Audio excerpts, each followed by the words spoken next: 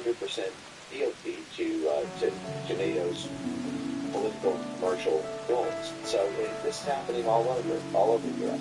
NATO is hell-bent on stopping AFD in Germany, partly because AFD in Germany is mostly a sort of lower middle-class workers movement who opposed the post-NATO assassinated Gaddafi assassination is what set off the immigration crisis in Europe. So you had these right-wing nationalist parties emerge because of that immigration crisis, but it's part of that mindset that the AFD party in Germany, the Pierre Salvini's movement in Italy, the Vox party in Spain, Marine Le Pen in France, all of these parties have also run on neutrality with Russia because Russia provides the cheapest energy to the United States. And so the lower middle classes are getting destroyed by the U.S.-led sanctions on Russian energy, and now the full-scale U.S. war against Russia can all be reversed, and people in Europe will be financially much better off, especially the lower middle classes, if that U.S. coerced policy in Europe were reversed. But that would fly in the face of the NATO agenda, as well as the commercial and financial interests who all make windfall profits at massively higher margins by forcing Europe to buy liquefied natural gas from America instead of natural gas from a Russian pipeline. And so this energy dependence that Europe has on Russia is being characterized by the U.S. State Department and the State Foreign Office as being sort of Russian puppets. That is, Marine Le Pen is a Russian puppet, the Vox Party is a Russian puppet, AFD is a Russian puppet, Pierre Salvini is a Russian puppet. That allows these prosecutions. Every one of these countries, there's been Russiagate-style prosecutions against the political movement. The CIA has been actively involved. The State Department and USA have been funding opposition to these movements all over. In fact, all the censorship in these countries comes from U.S. State Department coordinated NGOs who all use this kind of Russiagate predicate to say, even if it's not Russian disinformation they're spreading, Russia wants them to win. So anything they say is Russian propaganda. So we now get the back channel with Facebook, with YouTube, and previously Twitter 1.0 to censor everything they do to stop this. And they contextualize it as a national security threat for that reason, in terms of NATO and the U.S. Pentagon funding the censorship. But then they contextualize it in U.S. national interests because it undermines essentially our North American energy companies by allowing AFD to win in Germany and Marine Le Pen to win in France. So it's a very nasty, strange political we have going on here. And it's not a right-wing thing. Keir Starmer right now is the Prime Minister of the UK. The operation that NATO ran against Jeremy Corbyn, who was the former head of the UK Labour Party, who Keir Starmer took his place. You can go right now, good listen to this. Type in the name Anders Fogh Rasmussen into YouTube right now. Anders, and then Fogh is F-O-G-H Rasmussen. He was the former head of NATO between 2009 and 2014. And just go see what he had to say about Jeremy Corbyn stopping left-wing populism from rising to power, and Corbyn from winning the election at that time. So they were playing both sides of this because this neo-liberal, neo-conservative, neo-democracy fusion faction has enemies both on the populist right and the populist left. It just so happens that in Europe and in the United States, the main parties that have risen to power and that are threatening to rise to power are the right-wing populist side. That's what's behind this. Yes, it's in fact totally immediately part of the trend. There's a minute in Europe where parties like Syriza and Podemos in Greece and Spain, respectively, were challenging a more nascent form of this centralised authoritarianism that now appears to be more concerned about attacks from the right. And Jeremy Corbyn, the left-wing Labour Party leader, was for being and semi and whatever tropes become available to attack, diminish and dismiss a leader or movement that they don't feel to be contained within their multinational field, like an intermediary state for the advent of globalism. They will deploy whatever they have to add. I've got the Steve Bannon once about like he was sort of himself an obvious advocate for right. He was like, I remember him saying uncertain where populism would lead, but what that could go left or right by using directly in this case personal preferences. But we're in a very different moment. Already we're talking about Emmanuel Macron, Justin Trudeau, Keir Starmer, Kamala Harris.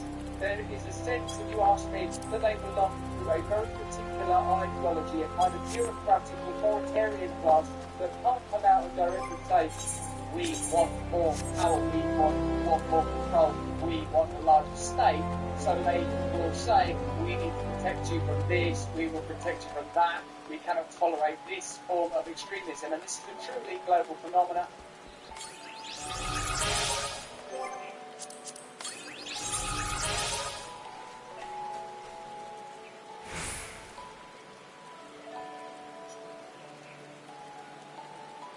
Thanks for watching. If you want to see more uncensored content where free speech can flourish, join our live stream. Click the link right here to watch the next video if you want to, or become a member of a growing movement. Download the Run More app and you'll be informed every time we make a new piece of content. Stay free.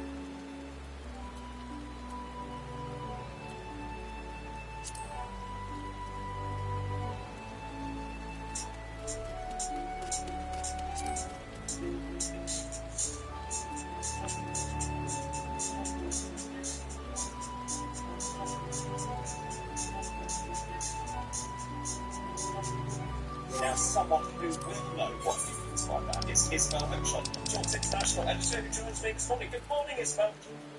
Good morning, how are you? Yeah, really good, thanks very much. It's been lovely to see you, and thank you for joining me. So this, I mean, look, this is a pretty somber headline, I think. It's in the Sunday Telegraph, it's in a number of other papers as well. Things are going to get worse before they get better. What is he doing here? Is he laying the groundwork for more tax rises? This 20 billion apparently they knew nothing about, which clearly they must have done something there.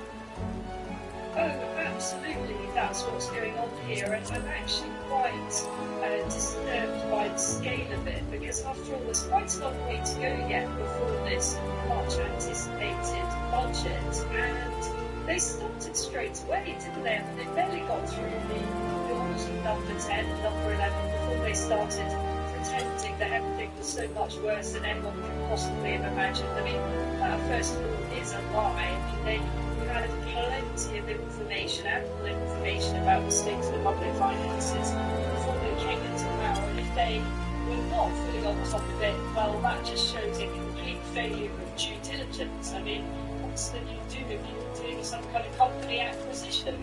So they knew perfectly well what the state of the public finances were. They've now committed huge amounts additionally as a result of being hot to the unions. And in warning so-called working people that things are going to get worse, I think we see where this new government's priorities lie, which is on milking anyone who's actually contributing to the system, people who are working as hard as they can and being taxed ever more in order to sustain an ever more bloated benefit state with ever more people coming into this country illegally with a huge price tag attached. I mean, there's interesting stories in one of today's papers about the price tag attached to this amnesty on those who've recently been granted status to remain here. You know, this what they've tried to do to get rid of the asylum backlog just by basically nodding through a bunch of people. That comes with billions of pounds worth of liabilities in the long term. But guess who's going to pay for it? It's our listeners who are trying their very best to live decent lives and working in jobs all over us, to have to find that at the end of every month or every week they've got ever less money to spend. It seems blatantly unfair. As you rightly say, people who work really hard are being clobbered yet again. The elderly are being clobbered yet again. And yet, Keir Starmer very happy to give all the unions pay rises, hoping they get off his back. And of course, it means that the unions have increasingly more power and go on strikes more often. People probably wouldn't mind hard-working public sector workers being paid decently. I think we all want that, because you know that if you pay people properly, they're going to they're going to do a better job. So there's a lot of public support, for example, for paying nurses well, for paying doctors well. But when those pay awards come with the recipients of the awards adding ever more conditions, so in the case of the rail workers, these Spanish practices whereby if a manager speaks to them when they're on a break, they get to put the clock back to give the break again. They want certain completely outrageous levels of quality, for example. I saw something yesterday about if the temperature gets too high, then they should have to get some extra benefits. I mean, this is not how a healthy economy works. And I think that the trouble here is you can only milk people so far, and before they just decide, actually, I'm going to do something else. I'm going to take my skills, my labour elsewhere, and we're literally seeing this in a brain drain to other parts of the world from the UK of our talent. We're not just talking multi-millionaires here. We're talking professionals, we're talking accountants, we're talking teachers, we're talking healthcare workers who are actually leaving the UK because it does not stack up anymore. When people like Starmer are right, why can't you see that the more you accommodate people, the more likely that? Well, you say he's right, but I feel I really, there are different types of rightness, aren't there? There are people who are university exams, there are then people who are super wise, and there are people who are non-technical variable, and there are people who are political nous. And I've been quite surprised by Starmer's lack of political nous, and we saw this really exposed during the riots and his response to the French riots, which I think was so politically self-defeating from the Labour Party's point of view, just blaming it all on the far right. Well, how are we going to bribe everybody in this country who could, if not condone in any way that terrible behaviour, could understand the frustrations of some of the people that took to the streets? You drive them to what? The Labour Party. That's not clever, is it? And we've seen more examples in today's paper, front of the Sunday Times, perhaps we're going to come to this, a fantastic story from a journalistic point of view, a great scoop they've got about one of Labour's biggest donors being given a part. Well, I want to talk about that now. This is about what he's done. I've known for many, many years because he found it running 24 on television on the idea that we give a number 10 parts to somebody who gives 500,000 to a Labour Party and then wander in and out of number 10 and host garden parties. I think it's unacceptable. David, that is a absolute master of understatement. I'm a political journalist for 20 years. I have never heard of this happening, of a fat voter, somebody who has been propping up Sir Keir Starmer's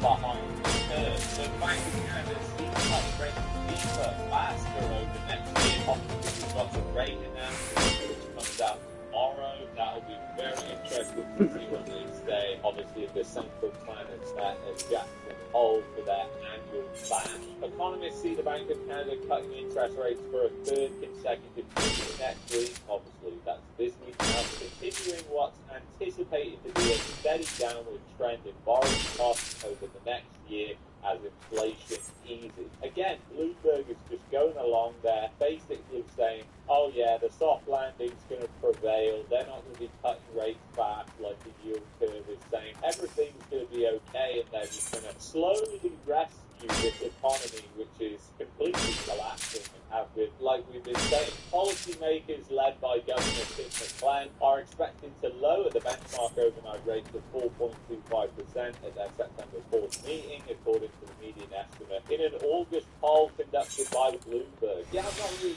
sure if it really matters that much, but anyway, 15, 25, we'll see what happens tomorrow. Economists are also forecasting faster and quicker cuts to borrowing costs over the next year and see the central bank reducing the policy rate from the current 4.5% to 3% by next July in 2026. The overnight rate is expected to average 2.75%, the data showed. And then it basically shows how the previous survey, they're now saying that they're going to be cutting rates faster. Obviously, we think this is interesting on this channel because so far this year we've seen sustained CPI inflation, which means inflation is doing a lot worse than what we're seeing here. We've obviously got the unemployment rate that is going up, and just to make things even worse, we've got nearly 1/4 of Canadians will use food banks in full. I mean, this is coming from Stats Canada, so take this with a grain of salt. It's probably way worse than they are predicting here. But obviously, if you can't afford to feed yourself, I don't think there is any other way of describing a total economic collapse than when your population can't afford to put food on the table. I mean, it's just quite frankly insane how people don't see that. That is literally Great Depression stuff. You've got people lining up for the food bank exactly like they were lining up for bread and food back in the Great Depression. So it's absolutely insane what has happened right in front of people's eyes, and they don't even realise it.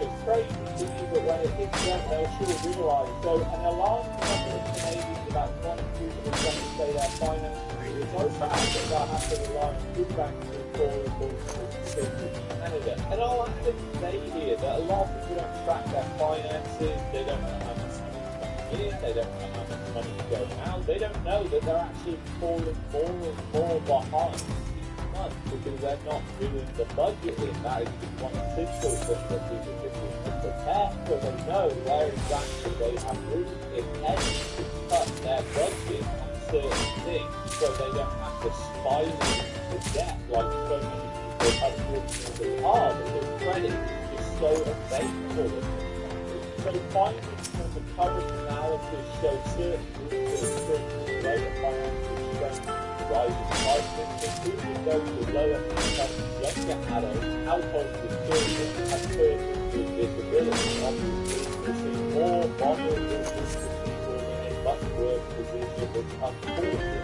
is generally what happens.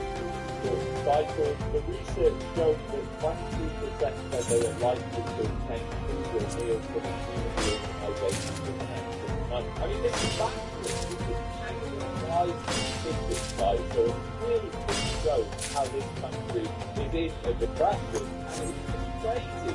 So among low-income households, the number was much higher.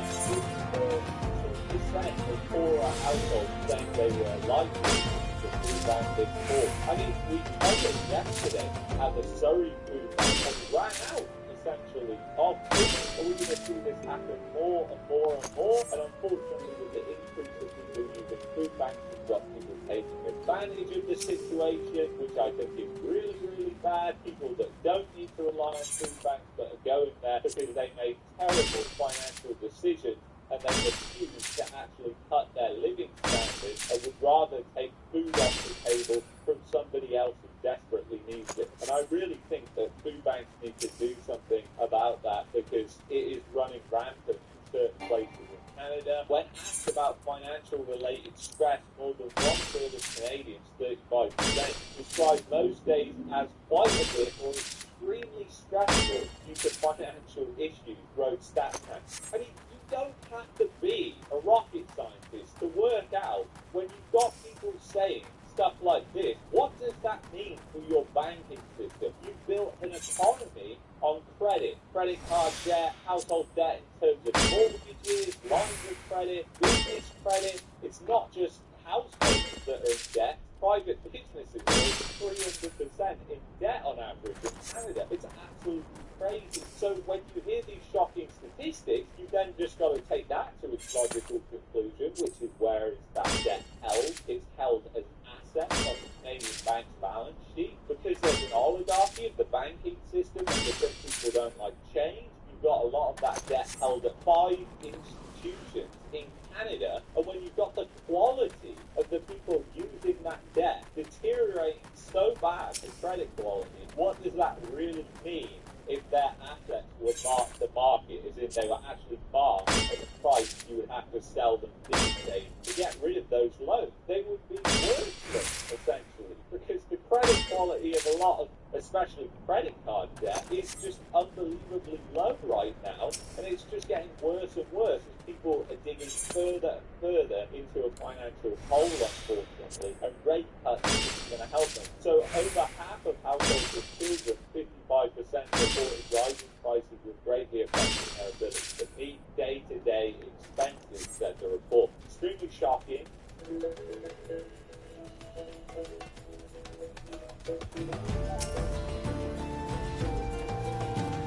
And obviously, another reason why the birth rate is going to be so low and remains so low in Canada is when you have things like that happen. So really interesting as well. So really interesting, we've been looking at macro business articles for years, and they are fantastic as they do a lot of comparisons between Canada and Australia, mainly talking about the Australian economy. But Canada and Australia are so similar, you have to ask the question, is that really a coincidence? We've also got New Zealand that essentially doing the same thing when it comes to mass immigration and collapsing living standards. So Canada and Australia have resorted to quantitative easing to give the illusion of growth while individual living standards are collapsing. Canada has recorded the largest population expansion in history, with nearly 1.6 million people added over the past year, almost all via net overseas migration. On the chart, we have the deficit that happens, and this is basically just a chart of rent prices as well, which shows the correlation. It's just either one expensive population expansion in Canada out GDP has collapsed and now tracking at similar levels to a decade ago. You can see on this chart how we're going back to levels in 2013, 2014 as the standard of living collapsed. On Friday, the National Bank released research on Canadian retail sales, which were growing slowly in aggregate terms, but have collapsed per capita. And again, if you look at this, real retail sales per capita collapsing. And just remember, guys, this is adjusted for the bonus July.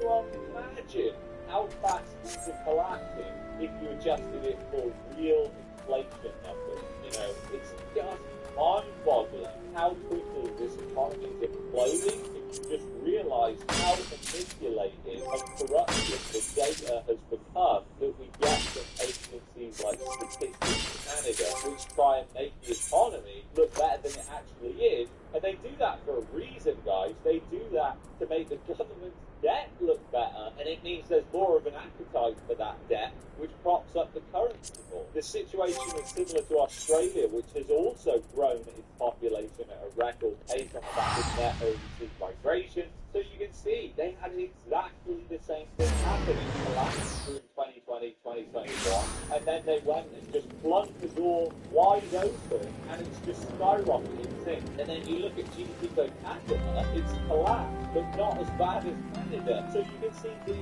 exact same thing is happening in Australia that is happening with Canada. And again, I ask you, is that a coincidence? Do you think this is going to change? If the government changes, again, we're looking at an entirely different country. Do you seriously think if you change the government, things are going to change drastically? The virtue signal is going to change, and obviously you might have somebody talking that you agree with more, but it's a case of what they actually do, not what they say. I mean, it's just making a real difference to monitor that. So Australian retail sales volumes have also collapsed in the face of high interest rates and the cost of living crisis, with discretionary retailers hit hardest. You can see exactly the same thing happening. Per capita retail trade sales are just collapsing in Australia. And it's unbelievable that you have this correlation between two countries that couldn't be further apart if you really think about it. And then you've also got skip the dishes, cutting 800 jobs in Navy restructure. So you've got more and more people who are losing jobs in this industry, which is really interesting because obviously if there's not much profit in that industry, and obviously that has boomed in 2021, it's yet another victim of the bullwhip effect and the Canadian recession, where they saw all this growth as a result of what happened during the pandemic, and now all that growth is unwanted, so they've got to unwind all the jobs, they've got to unwind all those people that they took on. So many industries will be affected in the same way by the bullwhip effect. So the chief executive of Skip the Dishes says hundreds of Canadian employees have been laid off by the food delivery service America. Paul Burns said 100 Canada-based workers will start Skip the Dishes. Some 700 staff also in Canada only just in 8way.com will also lose their job. And that's interesting because that is in the UK. Just-Eat.com is big and popular in the UK. It's basically the sister to Skip the Dishes and Just Eat in the UK. So obviously you're not just seeing Skip the Dishes volumes unwind, you're also seeing the same thing across the Atlantic Ocean in the UK. So it's unbelievable when you think about these things in different countries again. The same thing happening. We've seen very similar things happen throughout this time, and obviously now you've got the Bank of England that's also cutting interest rates. So very, very interesting, guys. So anyway, if you've enjoyed this video, I'd highly recommend that you check out this video here. And if you're looking to protect your privacy, you might want to consider a VPN from the best VPN provider, ExpressVPN. Affiliate link in the description, expressvpn.com/marketmania. I will see you in the next one. Take care, guys.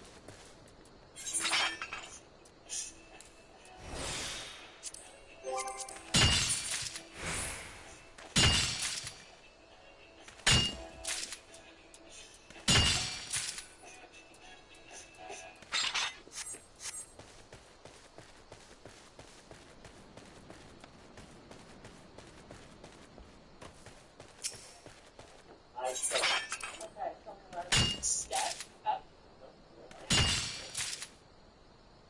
And action. Lights. Whoa.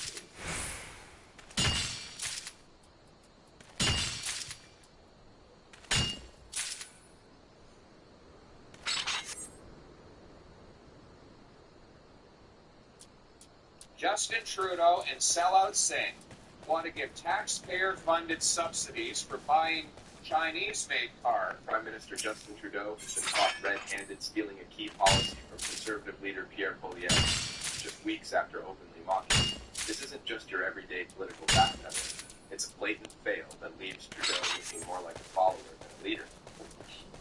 Shortly, we will be introducing a 100% tariff on Chinese-made electric vehicles. You have to wonder, what else is he willing to steal when it suits him? Let's rewind a bit. Just a couple of weeks ago, Poilievre proposed 100% tariffs on Chinese electric vehicles to protect Canadian jobs and industry. Trudeau, ever eager to dismiss conservative ideas, laughed it off as a conservative joke. He called it nothing more than empty rhetoric from a party that, according to him, doesn't care about Canadian workers. But oh, how quickly things can change when the political winds shift. Trudeau's arrogance here just proves he'll say anything to score cheap points, even if it means stealing them later. Next news now here at home. The Conservative leader is demanding the Prime Minister slap tariffs on Chinese electric vehicles, steel and aluminum. Now Trudeau is scrambling to adopt the very same policy he ridiculed. hoping no one will notice the about face. This sudden reversal isn't just embarrassing. It's a clear sign of a leader with no solid principles. Instead of standing firm on his own ideas, Trudeau seems more interested in playing catch-up to save face. Well, first of all, it's a joke that Polyev is suddenly talking about this beyond. This kind of political opportunity only exposes his lack of genuine leadership and leaves Canadians wondering if there's anything he actually stands for. Once again, Trudeau shows us he's all about appearances, not substance.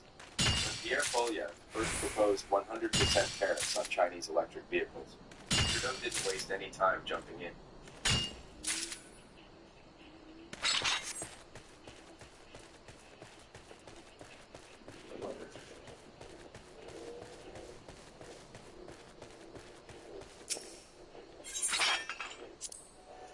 This is your physics class.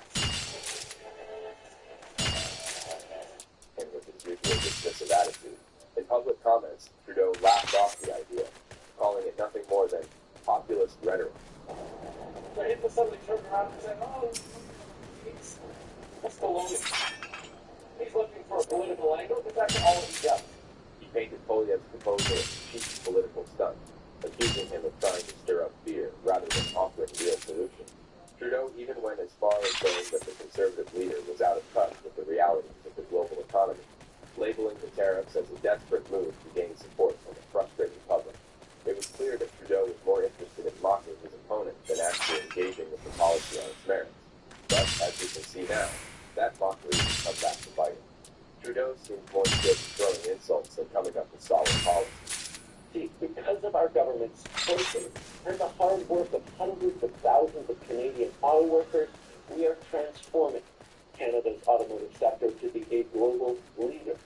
So why was Trudeau so quick to dismiss Poilievre's proposals? The answer is pretty straightforward. Politics. Trudeau saw an opportunity to undermine Poilievre by framing him as a fearmonger who doesn't understand the complexities of international trade. By mocking the tariffs, Trudeau aimed to position himself as the more reasonable and globally minded leader, hoping to make Poilievre look like an out-of-touch populist. He likely thought that by ridiculing the idea, he could score some easy political points and rally his base against what he painted as a simplistic, knee-jerk solution. But in reality, Trudeau was more concerned with protecting his political image than with addressing the legitimate concerns that Poilievre's policy raised. It's just another example of Trudeau putting politics over people, something he's become all too comfortable doing. But actors like China have chosen to give themselves an unfair advantage in the global marketplace, compromising the security of our citizens. Trudeau's approach wasn't about protecting Canadian workers or industries. It was about protecting his own political standing. By dismissing Poilievre's tariffs as a joke, Trudeau tried to discredit his opponent and maintain his image as a leader who knows best. But, as we've seen, this strategy has backfired in a big way.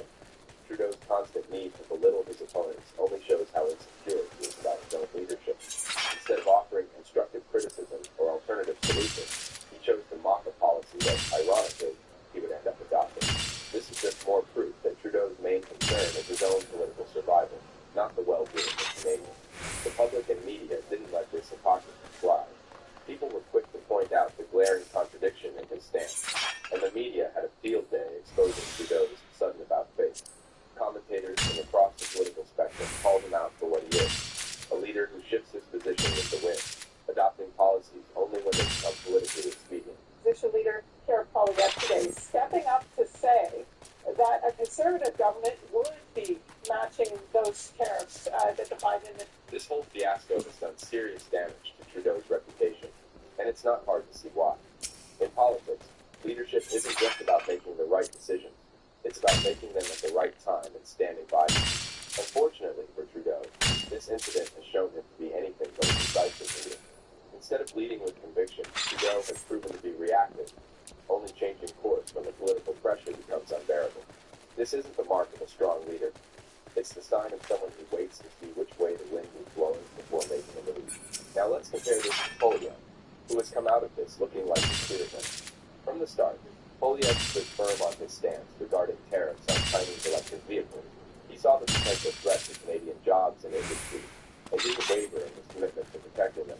This consistency is what sets him apart from Trudeau. While Trudeau was busy mocking the idea, Poilievre was building a case for it, showing that leader with a clear vision for Canada's future, Poilievre's ability to foresee the need for these tariffs and stick to his guns highlights his strategic foresight, something Trudeau clearly lacks. While Poilievre leads with purpose, Trudeau reacts with panic. It's becoming painfully obvious that Trudeau is more about political theater than real leadership. Sure, Canada's key advantage remains. Canadians have invested in this future. We're going to make sure that we follow through on it. This incident also reveals a deeper issue within Trudeau's government, a troubling lack of coherent policy direction. When a government is led by someone who changes positions so easily, it's hard for anyone, whether it's his cabinet, his party, or the public, to know where things are headed. This kind of inconsistency creates confusion and instability, both in the government and in the country. Instead of a clear, unified approach to policy, we're left with a patchwork of decisions made on the fly, depending on what seems politically advantageous at the moment. This lack of direction isn't just a... Michael's Big Fall Sale is going on now. Celebrate the season with major savings. Enjoy buy one, get one free fall in Halloween floral, decor, lighting, and more. Hurry, sale ends soon.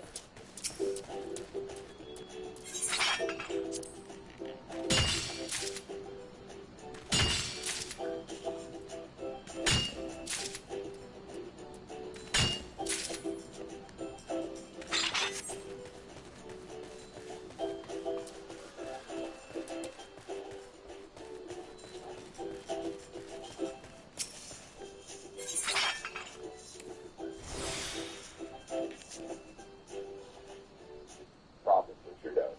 It's a problem for Canada. A government that can't commit to a clear path forward is a government that can't effectively lead the country. Trudeau's leadership, or lack thereof, is dragging his entire government down, and it's Canadians who are paying the price. Napoleon jumping in front of the parade and trying to, it's just silly. We have stood up for Canadian workers in the auto sector. We will continue. If you think this latest incident on tariffs is an isolated incident, think again. Trudeau has a well-established pattern of mocking conservative ideas only to later adopt them when it becomes politically convenient. One of the most notable examples is his stance on pipeline projects. Remember when the Conservatives pushed for the expansion of oil pipelines to boost Canada's energy sector? Trudeau initially dismissed these projects, pandering to environmental activists and labeling the Conservatives as out of touch with the global climate agenda. Yet, not long after, Trudeau's government approved the Trans Mountain pipeline expansion, a move that directly contradicted his earlier rhetoric. It's like Trudeau waits for public opinion to shift before jumping on board, pretending it was his idea all along. This pattern reveals a leader who isn't driven by principle, but by the desire to stay in power at all costs. Trudeau might as well wear a sign that says, "I'm with whatever's popular today." Another glaring example is Trudeau's failed attempt at balancing the budget. During his early years in office, Trudeau was highly critical of conservative calls for fiscal responsibility, dismissing them as outdated and unnecessary. He campaigned on running modest deficits, promising that they would be temporary and would eventually lead to a balanced budget. They're doing this with the goal of crushing our steel, our aluminum. Fast forward a few years, and Canada is facing massive deficits, with no clear plan to return to balance. In fact, Trudeau's government has now adopted a more fiscally conservative tone, talking about the importance of managing the country's finances, something he previously mocked. The consequences of this delayed action are serious. Canada's debt has skyrocketed, and future generations are left to deal with the financial mess created by Trudeau's lack of foresight. It's clear that Trudeau only embraces fiscal responsibility when the economic reality forces his hand. By then, it's often too late, and Canadians are left picking up the pieces. The consequences of Trudeau's hesitancy and eventual policy reversals are not just political. They have real-world impacts on Canadians. Take his initial opposition to stronger border security measures, another conservative proposal he once scoffed at. Trudeau's reluctance to take action on this front led to a surge in illegal border crossings, overwhelming the country's immigration system. It wasn't until the situation became a full-fledged crisis that the government finally started to implement tough measures, albeit too late to return to strength and resources of the background. This delay in action is a recurring theme in Trudeau's speech. We don't have tariffs, then things can come into our country, and then they could potentially go into the United States and circumvent their own tariff. He seems to only act when the problem has reached the boiling point, by which time the damage has already been done. Trudeau's constant failure isn't just annoying, it's harmful. Every time he delays taking necessary action, Canadians are the ones who suffer. Trudeau's pattern of policy reversal paints a picture of a leader who is more concerned with optics than outcomes. He mocks ideas when they don't suit his political narrative, only to adopt them later when it becomes clear that they are necessary. This isn't leadership, it's cowardice. A leader with strong principles would take a stand and stick to it, regardless of the political wind. Canadians deserve better than a people governed by holes and headlines. This whole situation has turned into a major win for Pierre Poilievre, and it's not hard to see why. Poilievre showed his political savvy by recognizing the need for 100% tariff on Chinese electric vehicles to protect Canadian jobs. While Trudeau is busy dismissing the idea as conservative nonsense, Poilievre was laying the groundwork for what would become a crucial policy. By staying consistent and sticking to his guns, Poilievre effectively set the political agenda, forcing Trudeau to play catch-up. This isn't just a small victory. It's a clear demonstration that he's really conservative Canadians. Poilievre did what needed to be done, and he's waiting, showing that he's not afraid to take a stand when it's not the popular choice. Meanwhile, Trudeau will follow who only takes action when public pressure.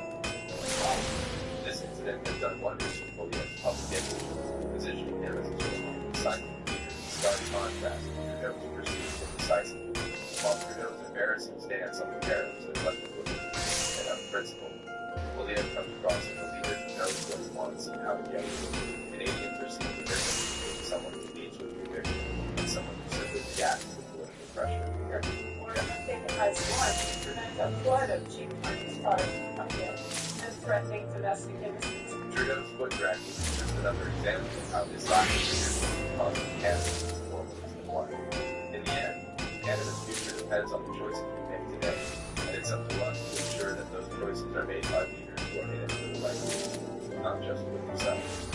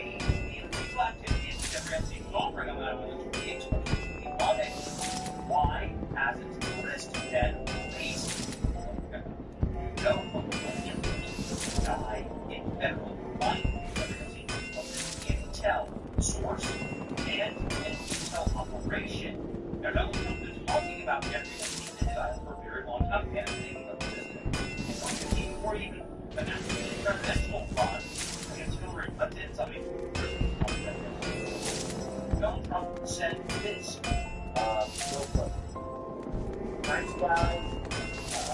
Got a lot of problems coming up in my opinion. famous violence with Jeffrey Epstein. A lot of them. Well, now Trump following up, saying it's time to build something based on music, or what he did in his 27th trip. You say Jane on the Associated Express. And also, it's time for everybody else was on that website. Republican, Democrats, and whites. Because it doesn't matter to me.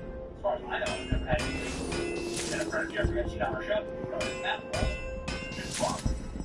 If we went to that, I was required to be protected. Donald Trump's West Streaming podcast a second ago just released saying nothing to release the Epstein files, one of the JFK files, one of the info files. The truth shall be revealed. A lot of people are very interested in the Pentagon released two videos, and there's been anecdotal reports from firefighters.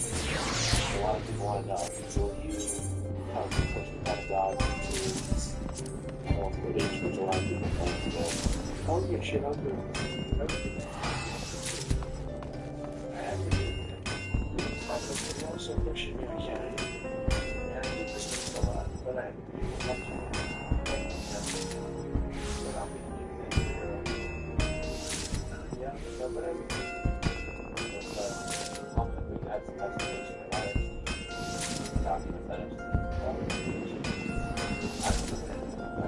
I'm not a job,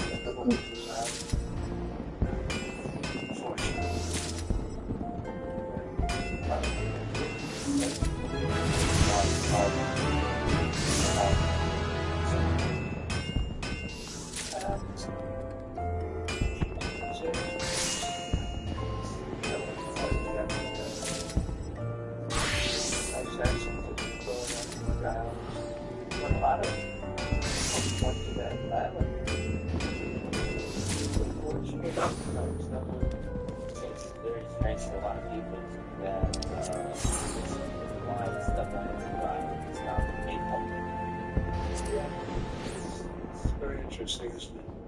Probably will be. so if you're able to, Yeah, I can certainly take a look at it. Now, Kennedy's interesting because it's so many years ago. You know, they do that for danger too, because, you know, it endangers certain people, et cetera, So Kennedy is very different.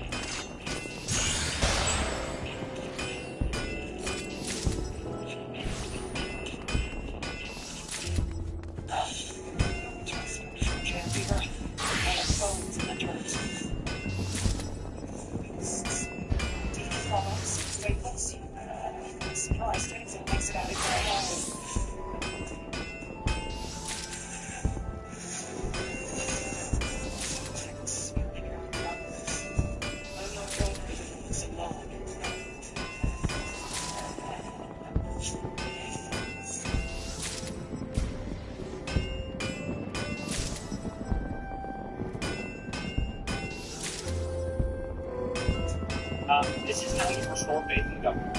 You restore faith in government by not keeping secrets, by its very nature. Keeping a secret from the public, from you, is anti-democratic. It means you don't abide by the rules, because you don't respect the people who actually government.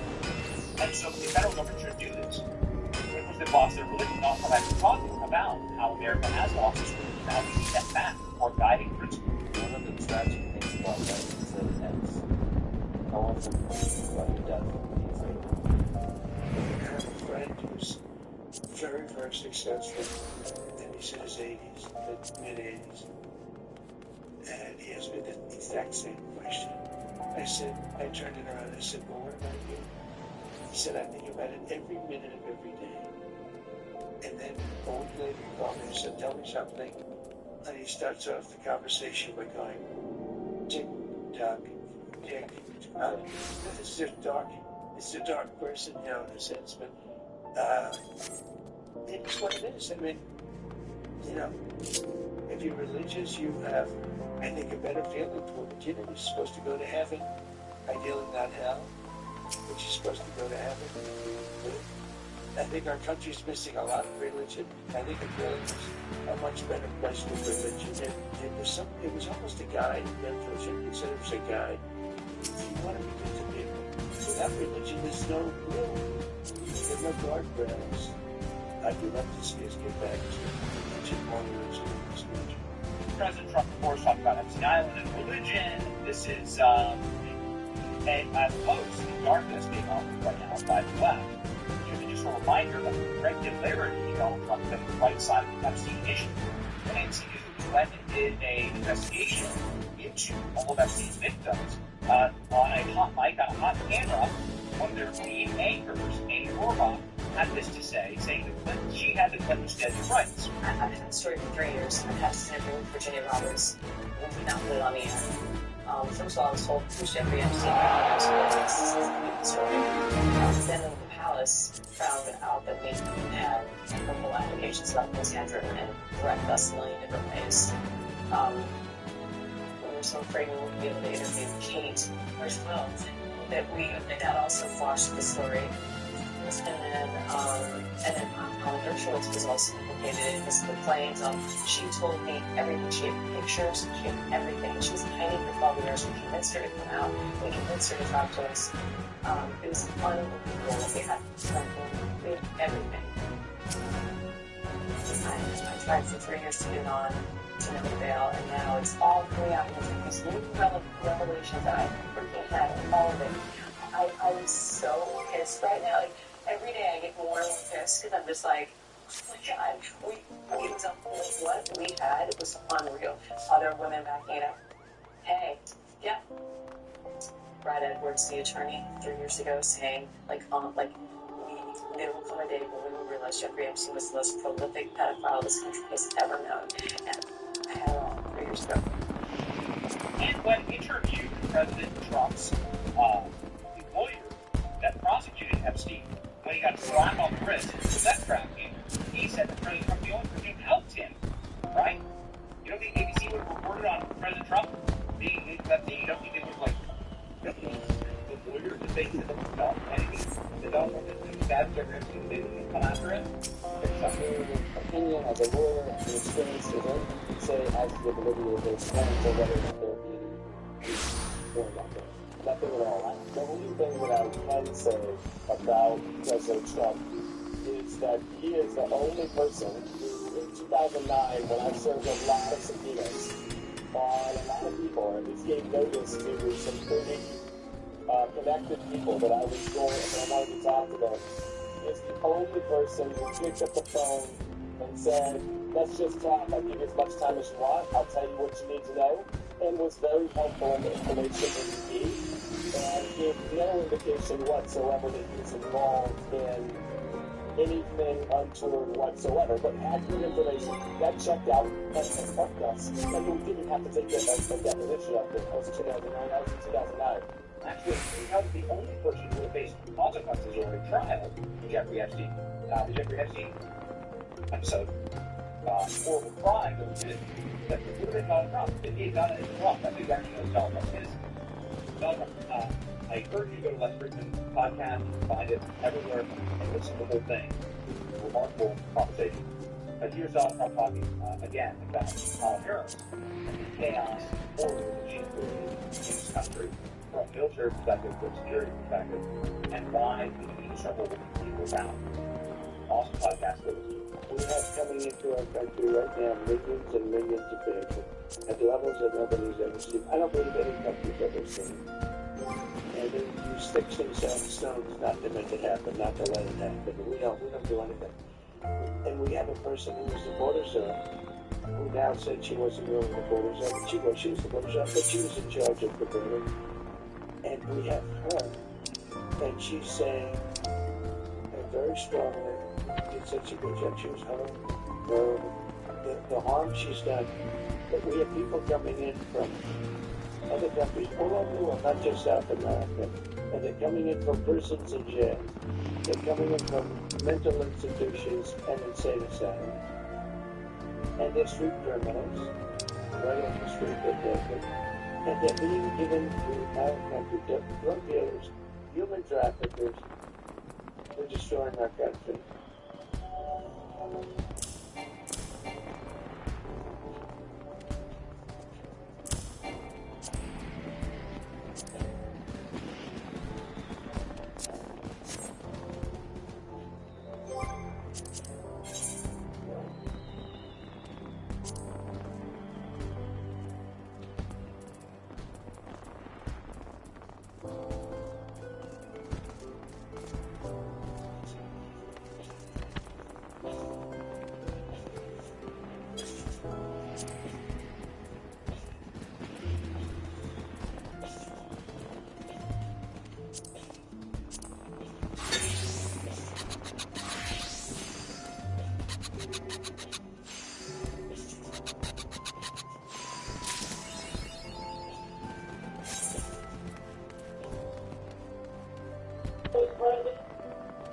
We imported millions of people. There was a black guy mad and they called him an importer of people.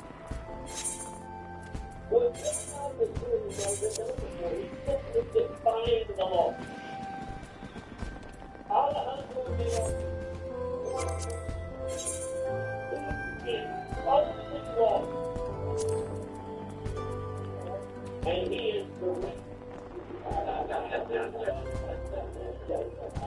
I'm not disagreeing. He is directly responsible.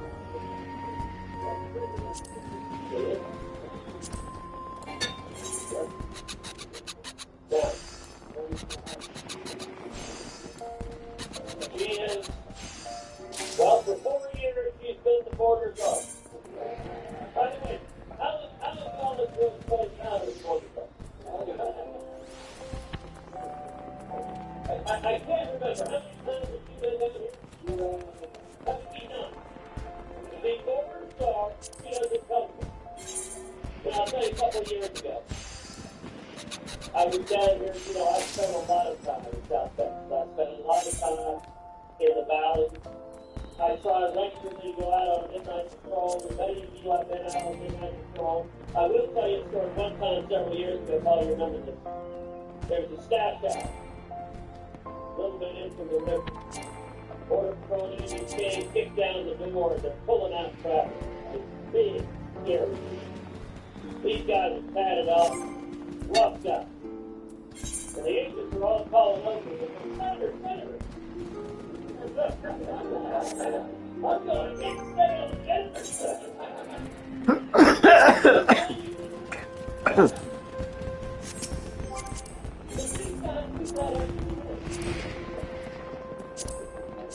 That's exactly right.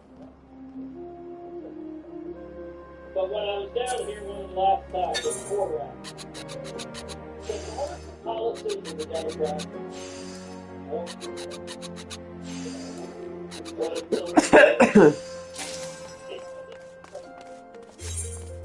I said, you know the government ain't got insurance? I look at that report and said, where's the one? Where's Delaware? Where's the single Democrat senator? Where's the single Democrat House senator? They don't know it. Because you can't see what's happening here in the country. You can't look at the dead body. The children in the borderline, the women have been sexually assaulted. Look, I've been down here over and over again with farmers and ranchers that just show me body after body they find on their property. You may have seen the last time they also testified instead of police.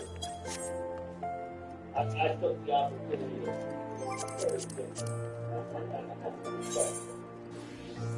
I asked him, I said, how many migrants died last year crossing in this country? He said, I don't know. I said, of course.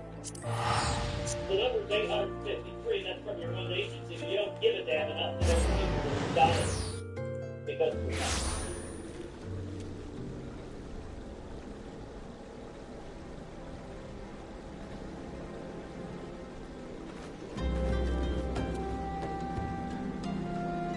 You to read the site document. First, describe the Swedish responsible trimmer out of this lake. Really, it's not really what help this representing and respect the long-run life current over time, specialism. Newton Mansfield has a white exterior with a gold trim, and where comes that aspects flat school. Has any of you experienced most recently? Working 40 hours gave me more financial stability, and I don't have that anymore. That's because the new federal rule takes effect this month that restricts the amount of work an international student can do to 24 hours a week. That's interesting because 24 hours is actually still more than what they were allowed to do before the pandemic. They were only allowed to do 20 hours. And yet now there's the CDC is billing it like they're being restricted. Well, you could only do 20, so the net effect after about 2-3 years is that you're able to do 24 hours. Still, for both for you who are looking for jobs. Forget about you looking for jobs. And even if I have that financial support, then I'm able to study better because I'm not stressing about how I'm going to pay the rent. Yeah, everybody's pay the rent. That's the actual problem. We can't save the third world by importing them en masse, just like we can't stop homelessness by opening up private residences to every single homeless. In other like-minded countries, most of them limit the number of working hours for international students. Canada's rules need to be aligned, or we will find our programs attracting more and more applicants whose primary intent is to work and not study. That's what's already happened. We're already attracting people whose primary purpose is to work. It's to emigrate under the guise of being a student. It's already happened, Mark. Some experts say these students are being unfairly targeted. We can't look at it as them and us. We have to look at it as a holistic solution for all of us. We do have to look at it as a holistic solution for all of us here. Even people who are children of immigrants like myself, we're not happy. Even in your 30, 40 years are not happy. Why? Because you're ruining it for everybody else because you're mass importing. It's being called an invasion for a reason.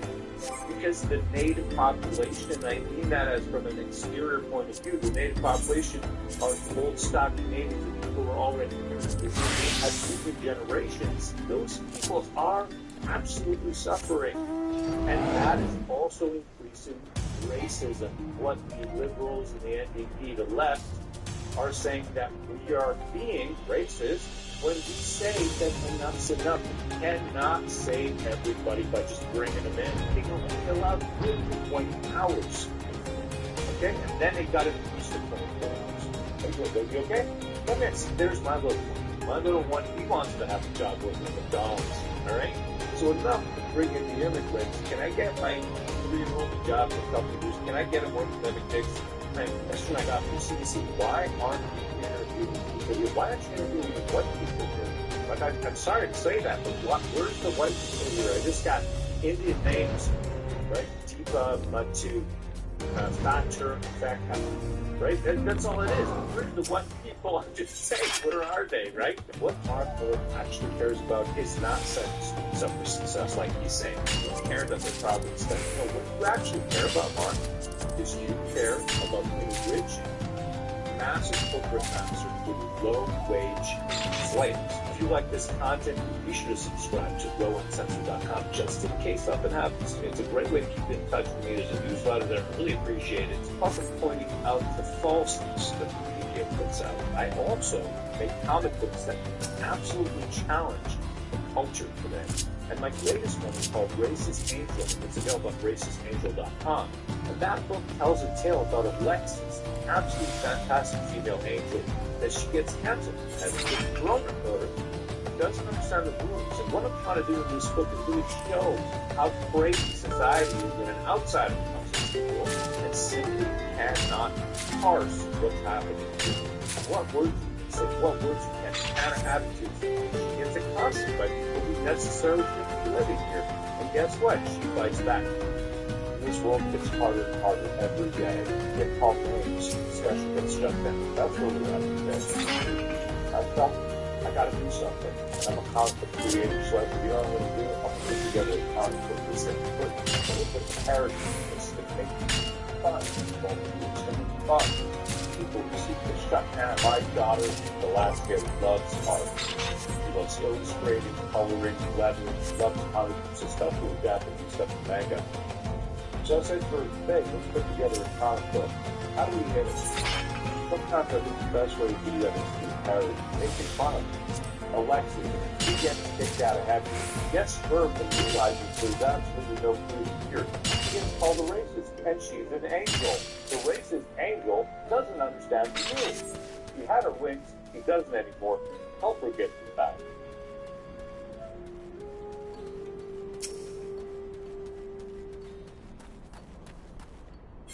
Ford inflated pricing is back. It's the highlight of the summer. When you get my price on this F-160, What's not to love? Ford employee pricing, you pay what we pay. This is NPAC's assessment for my house here in Ottawa. NPAC, the Municipal Property Assessment Corporation. Remember them? They do a big reassessment of all 5 million plus properties in Ontario every 4 years because cities need to know how much property tax to charge. And that would lead to news stories like these. According to the property assessment that arrived this week, her house is now worth more than $500 million. Even more shocking is that it's 70% higher than our assessment just 4 years ago. And that figure from day to day, hand to mouth. I only conquer upon my pension. our initial reaction was, wow, that's way over assessment. The change because it doesn't match the neighbor's experience on the housing market. Surely you're because this is a dumb system. It's been 8 years. 8 years since the last reassessment took place province-wide. So what's happened? NPAC was all set for the big job in 2020 when COVID hit, and the provincial government hit hard. Makes sense. But the finance minister has yet to press play yet. A bunch of cities and business groups wrote him a letter last year asking, what's going on? Peter Bethlen-Falvey answered, people are feeling the pinch of inflation. Now, more than ever, families need and deserve predictability in their household budget. He announced a review of the property assessment and the tax system to make sure it's fair.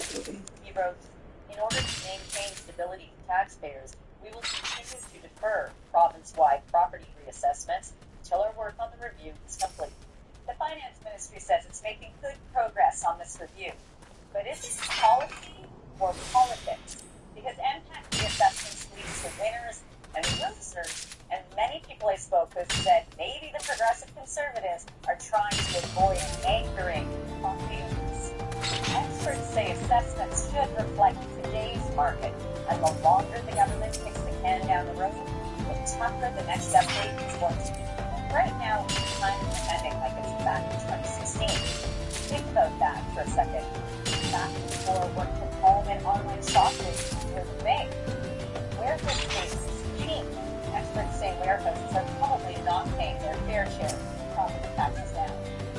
Others might be paying too much, like mom and pop retail shops on Main Streets or office buildings. But Ontario can't keep the big property reassessment on board forever, so what happens when it finally starts up again?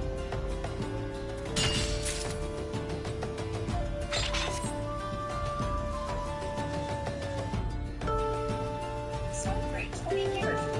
I even plan to go out and people pay money too to have some dollars prices.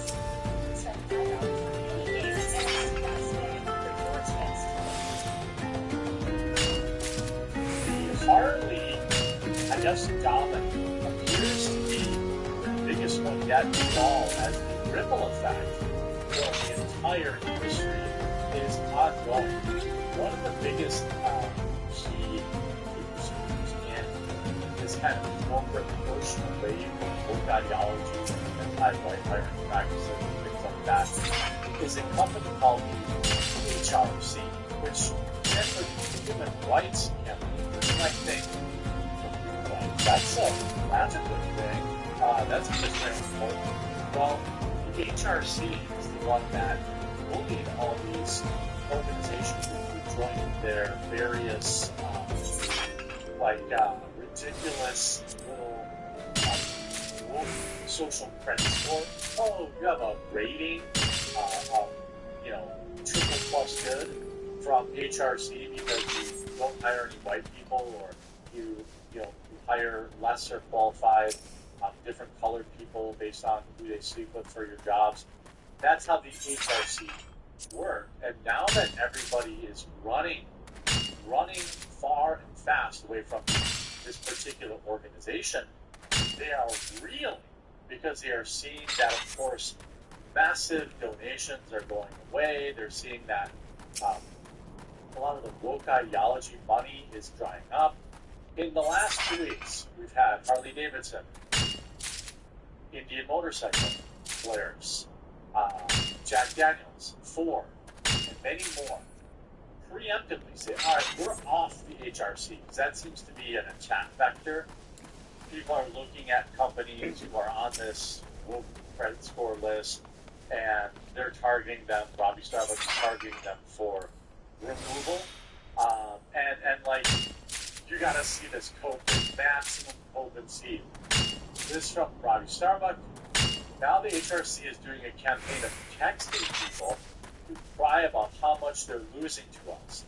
When are they going to realize we have eyes everywhere? By the way, if you left a like on this video yet, that like on this video is for you, for your effort in spreading and sharing these messages, because, well, it really doesn't matter if I make a video about it if you don't all mobilize and make your voices heard.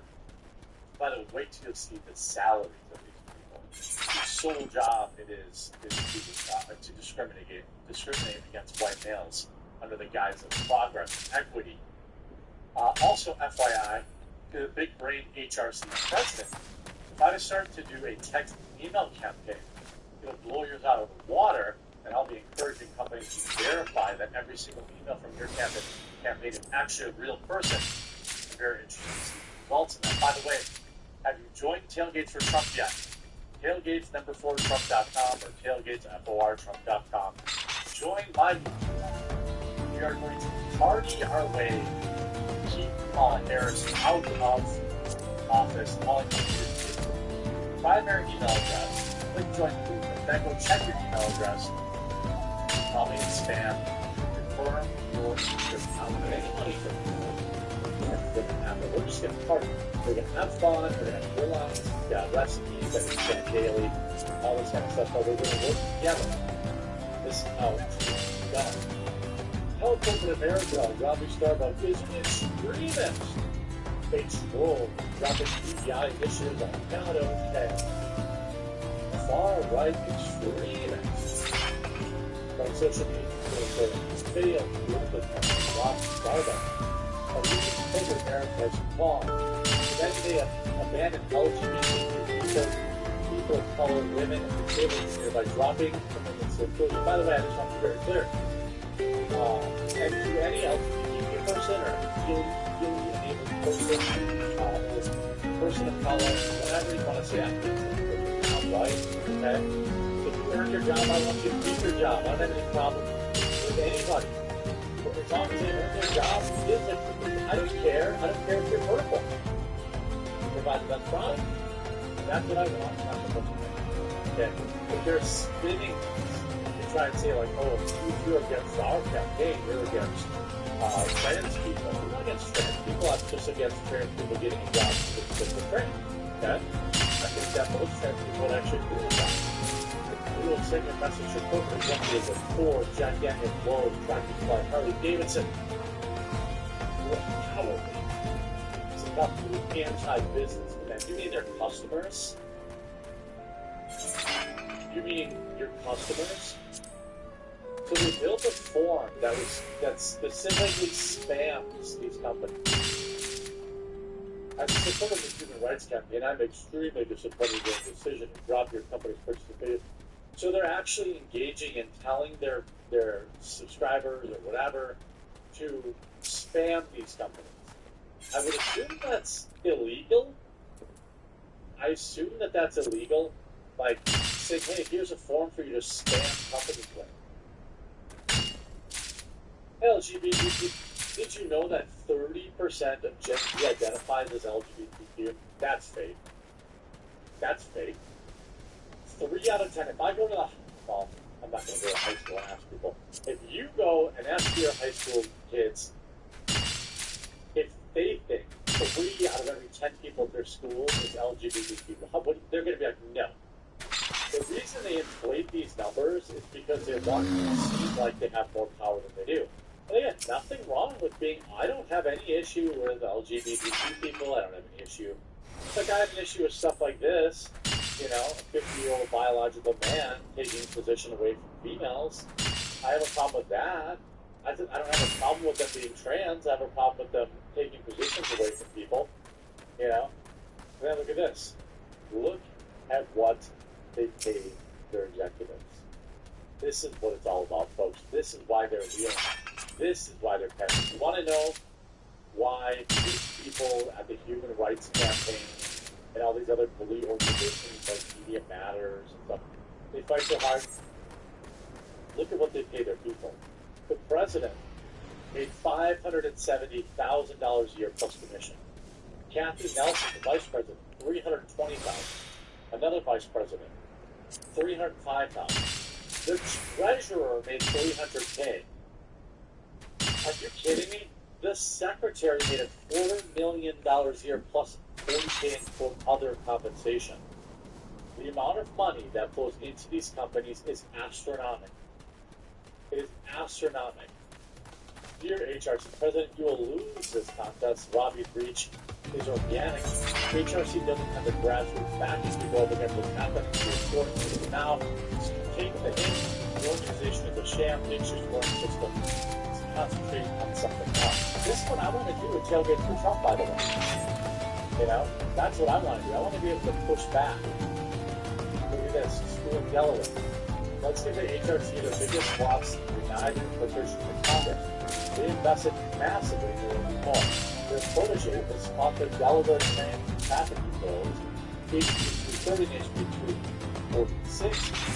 Here you have Human Rights Campaign, Sarah McBride, another, forgettable white woman who joined these campaigns.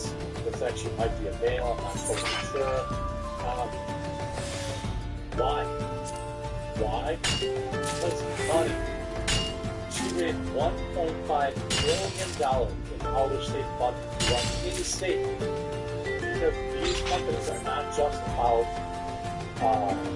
equal rights, which most people agree they say equal rights. But then you look at this. How do you think you have to go back to the really?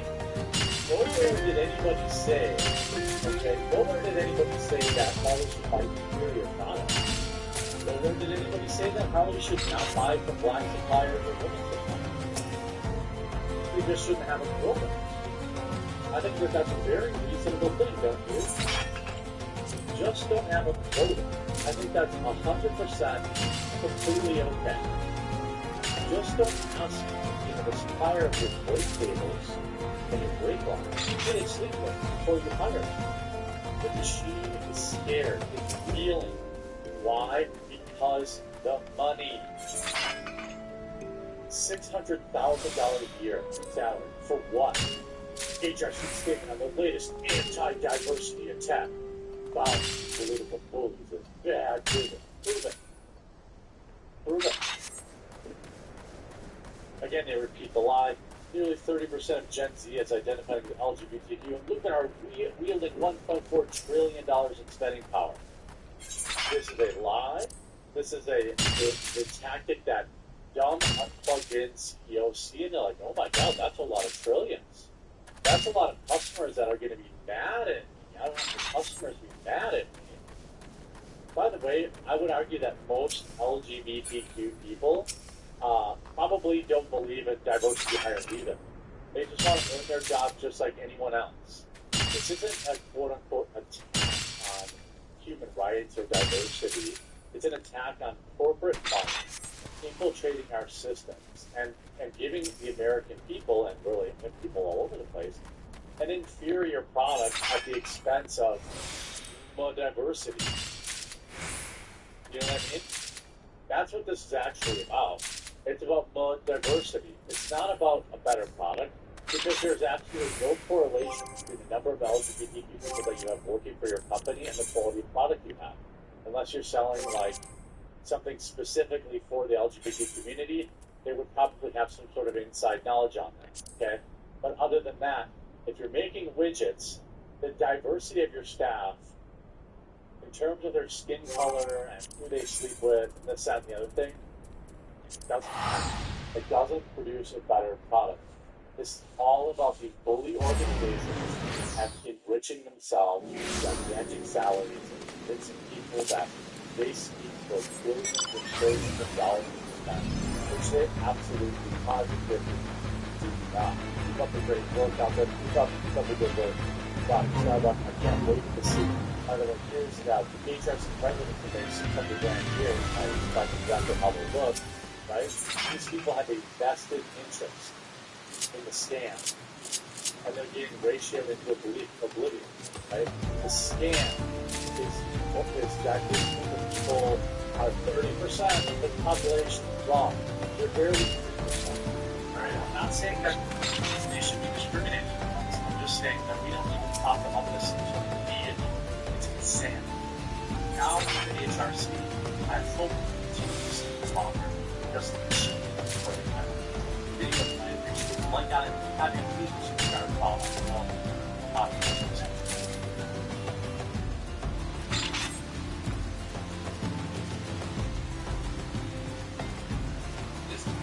$14.99 leave it at, and $9.99 at, $12.99 things at, and whether that's at really at the small $12.99. It's like having all the entire quality thing. Quality it's about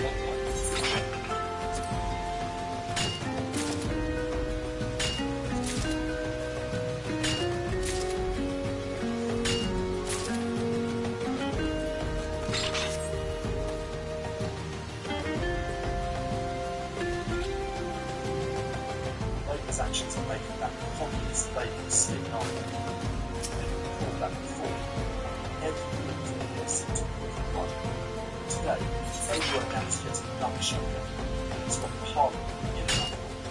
But before we get into the details, make sure you hit that like button, subscribe to the channel, and join our growing community.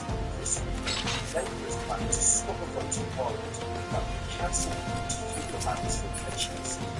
This announcement made on Monday has sparked outrage from all sides, including Labour's own ranks. Chancellor Rachel Reeves defended the cuts, saying they're necessary to fix the financial mess left after 40 years of Tory. Reeves wrote to the Observer, "These weren't the choices I wanted to make, but they're what we need to do to secure our financial future."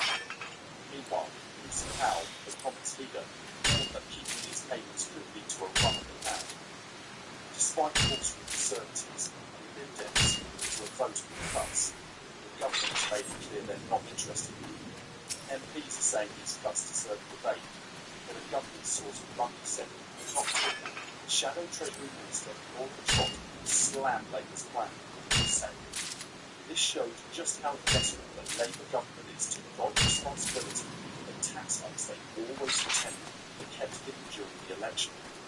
After giving billions in pay raises to their union buddies, no one buys Labour's scare tactics. They need to stop misleading and allow Parliament to debate these cuts to winter fuel payments, especially for the pensioners who suffer because of these decisions.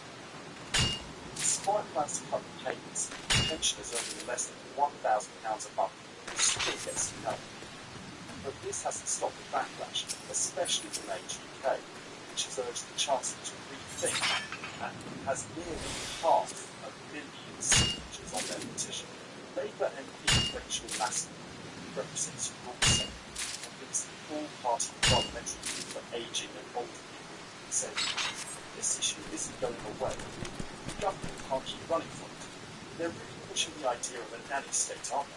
With all the controversy around the winter fuel allowance cuts, it's important to think about what these changes really mean. For many pensioners, especially those with low incomes, winter fuel allowance is crucial for keeping their homes warm during colder months. If the support is cut, it will leave some of our most vulnerable people choosing to heat their homes and cover basic needs. The government says these cuts are necessary to fix the financial problem. That does not much comfort to those who rely on this. The debate over these cuts isn't just about one policy. It's part of the bigger argument about austerity measures that the whole debate for years. Critics say these kinds of cuts are the hardest on those who are least. Pensions, early tax, public works. The strong reaction to things like the HPK and the public outrage showed that petitions and protests show that many people are fed up with policies that seem to target the most vulnerable. This issue is one piece of a larger discussion about how public money is spent and who ends up paying the price for these decisions. As we watch how this unfolds, it is important to think about what kind of society we want. One that protects those who need it most, or one that needs them to fend for themselves. These kinds of issues show the ongoing struggle over different visions for the UK's future. Whether Labour's approach will help them convince people remains to be seen. But one thing is clear, these debates are far from over, and we can expect more heated discussions in Parliament and beyond. In a related point, former Labour leader Jeremy Corbyn has teamed up with 4 pro-Gaza independent MPs to form a new Independent Alliance in Parliament. This group, called the Independent Alliance, includes Corbyn, Aydin Khan, Iqbal Mohammed, Shawkat Ali, and Adnan Hussein. The board criticised the government for cutting the fuel allowance and pensioners and for approving arms sales to Israel. In a statement on Monday, they said they were elected to bring hope to a parliament full of despair, and they invited other MPs to share their vision of a more equal and peaceful world to join them. While they haven't officially formed a party, the 5 members are acting as a bloc similar to the 4 parliaments. Despite getting less than 10% of the votes in Farage's party did in the general election, they hope to have more time in Parliament to ask questions and take part in debates. However, there's no official agreement yet to make this happen. A spokesperson for Commons Speaker Lindsay Hoyle confirmed they received a letter from the group. They didn't say whether this new alliance would get more parliamentary time. The group statement said, "We were elected to bring hope to a parliament of despair. This government has already cut the winter fuel allowance for about 10 million pensioners, kept the 2-child benefit cap, and ignored calls to stop arms sales to Israel. Millions of people that are real alternative to austerity, inequality, and war, and their voices deserve to be heard. We were elected to represent our constituents' concerns in Parliament, and we believe that by working together, we can do that more effectively. The more MPs who stand up for these principles, the better. Our door is always open to other MPs who believe in a more equal and peaceful world. And yes, I still think Jeremy Corbyn is a communist and a sympathiser of terrorists. In other news, a Ukrainian refugee who was reportedly on the run from British authorities tried to cross the English Channel to France in a kayak on Sunday. A passerby first spotted the man off the south coast of England, which led to lifeboats being sent out, but they couldn't find him. Eventually, as he reached the middle of the channel, the Marshall Ark, a geographic survey vessel, picked him up after spotting him paddling towards their ship. The Marshall Ark was in French waters, so they took him to Calais, where local authorities dealt with him. A conversation between the research vessel and both British and French coastguards, revealed by the Telegraph, shows their confusion about what was happening. In the recording, a crew member on board the Marshall Ark was heard asking Dover coastguards if they knew of any kayakers out there. The Marshall Ark continued. We've just seen a kayaker about 340 metres behind us. We're pretty far out in the middle of the channel. In this weather, I don't think it's here on purpose. The Dover coastguards replied that they weren't aware of any such activity and asked if the crew was in a sign of distress. The survey vessel responded, "No, but he's heading straight for us, so it seemed like he looked for help." And the refugees working hard to reach their ship. After pulling the ball, the Marshall Ark told the Dover coastguard that the Ukrainian didn't want to be arrested, saying, "It seems like he wants to get back on his kayak after being arrested. He doesn't seem to know where he's going. There's is asking for directions to France. He's had arrested in Britain, but he's worried he might arrest him. Maritime sources told the Telegraph that the Ukrainians flew to the UK police, debating about what crime might have committed. News of this attempt to fire crossing night as the number of small boats travelling the other way has continued high. Just recently, we reported that 7,000 small boat migrants have crossed the English Channel in the opening 6 days of this, despite the fact that it's still doubling down on its promise to crack down on the smuggling operation. What do you think about today's video? Share your thoughts in the comments below. I also want to thank you all for the incredible support of this channel. If you haven't done so yet, please like this video and subscribe for more British content. Thanks for watching, and take care. Bye.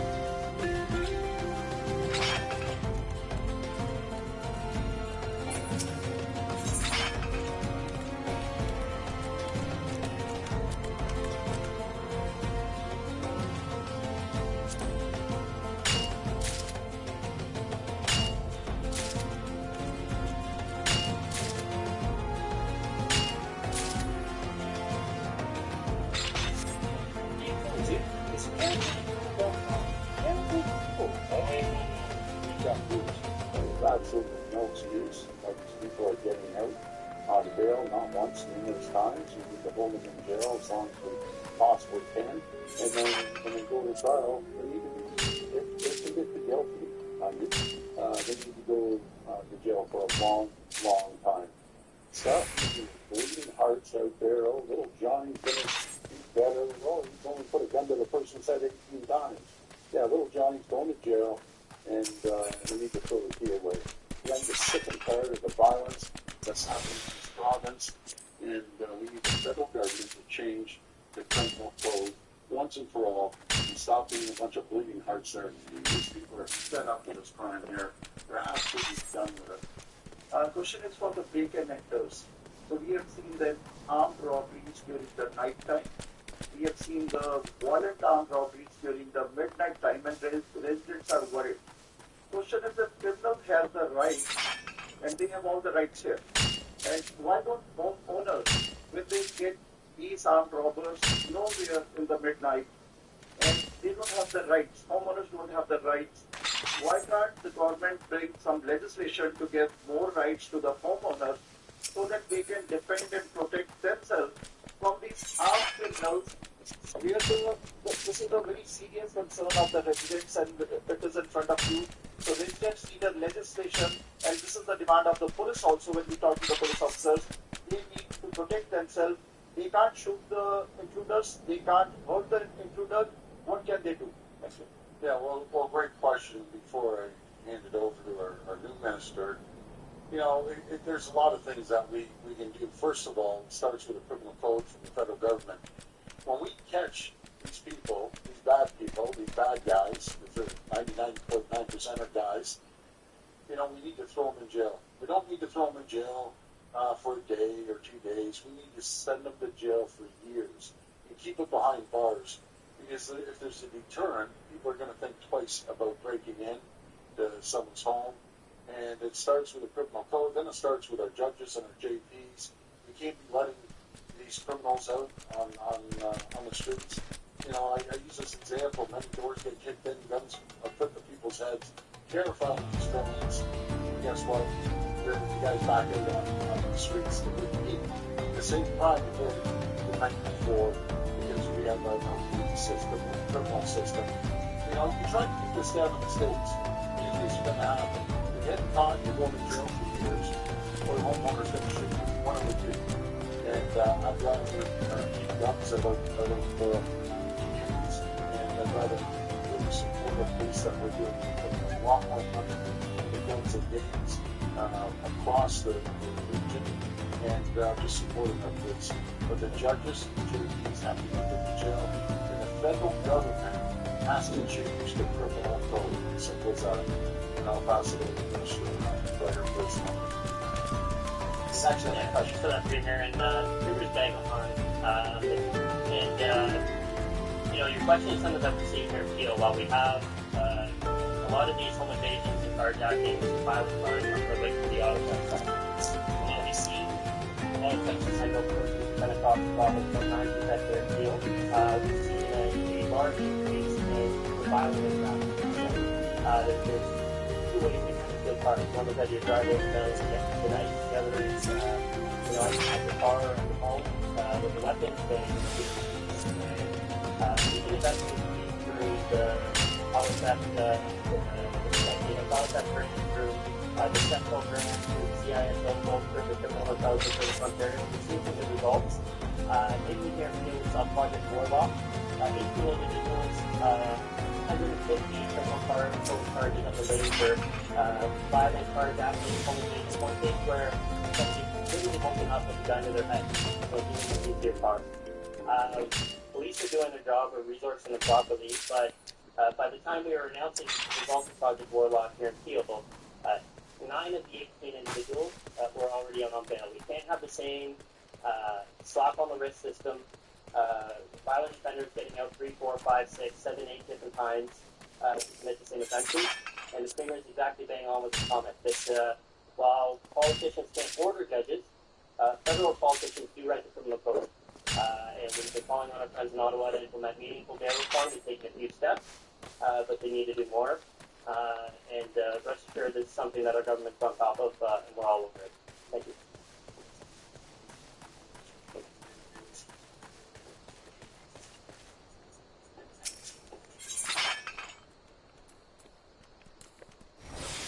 What if organs are fueled by bacon? What if your secret ingredient was a great deal? What if sweet fumes came with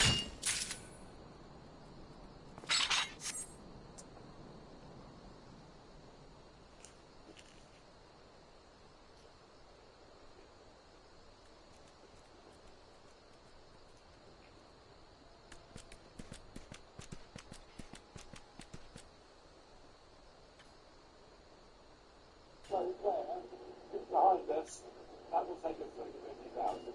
And we are still in French waters. The red vessels are down.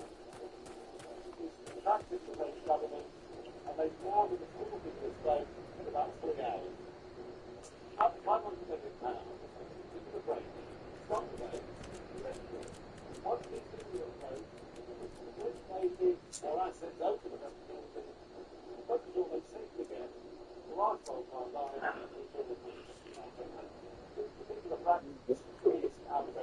if the French won't play ball, then robberies will have to take people back to France. It's just as simple as that. The United Kingdom is facing an immigration crisis. Off the shores of Dover, small inflatable boats packed with immigrants make a dangerous journey across the English Channel. They risk their lives seeking asylum on British soil. But Nigel Farage, former leader of the UK Independence Party, believes the French authorities are assisting these illegal crossings. In an impassioned speech, he vents his frustration. There's something else. But when the weather's bad, the French Navy goes up to the migrant boats and says, look, you really mustn't be here. This is very, very dangerous. And it takes off the boats, those that are fearful, those that are scared, but it allows those who want to stay on to continue and escorts them off to the British.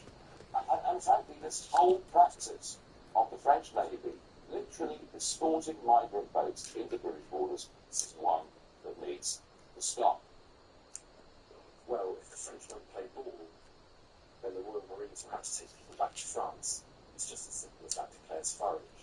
Oh, if the French won't play ball, then the Royal Marines will have to take people back to France. It's just as simple as that. He explains that the immigrants wade through the waters because they know British police can't stop them once they've entered the sea. According to Farage, the key issue is deporting people who enter Britain illegally. He asserts that under past Labour governments, over 40,000 illegal immigrants were deported annually. But now, Farage claims weak leadership in both Conservative and Labour parties has allowed this problem to grow unchecked. Farage makes his stance clear he is outraged by the French Navy's apparent complicity in ferrying immigrants across the Channel illegally. Strong action and determined leadership are needed to resolve this crisis, is Farage's firm belief. As the introductory hook, this opening chapter sets the stage for Farage's controversial proposals to come.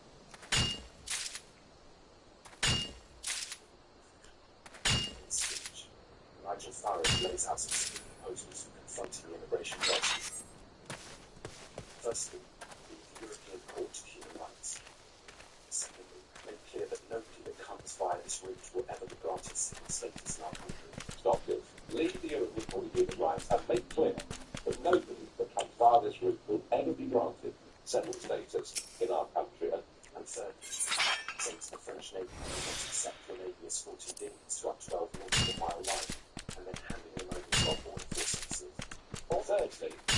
Say to the French Navy, we will not accept your Navy escorting dinghies to our 12-mile line and then handing them over. Farage's solutions are direct and certain. He wants the United Kingdom to withdraw from the European Court of Human Rights. By exiting this institution, Farage believes the UK would have greater authority to take tougher measures against illegal immigration. Specifically, he proposes the UK should unambiguously declare that any immigrants arriving illegally by boat are permanently barred from obtaining civil status. A clear message must be sent that perilous sea journeys will not lead to asylum or citizenship. Additionally, Farage demands the British government confront the French Navy over their alleged assistance in illegal smuggler boats crossing into British waters. He will not tolerate the UK border officer being compelled to retrieve immigrants escorted to the maritime boundary by the French. Rightly or wrongly, Nigel Farage has conviction in his solutions. He is adamant that firm actions along these lines will allow the United Kingdom to regain control and stem the tide of illegal immigration across the English Channel. In his ongoing critique of immigration issues, Nigel Farage voices apprehension about the attitudes of some young immigrants in the United Kingdom. He believes a growing faction of youth, especially among the Muslim population, do not share traditional British values. The most recent polling on this was done by JL Partners, a very reputable company. This is what it showed that 23% of 18 to 24-year-old young Muslims living in Britain think jihad is a good thing. Now, of course, that is not a British value in any way at all, and that's a very, very disturbing trend. Farage cites local election results as further evidence.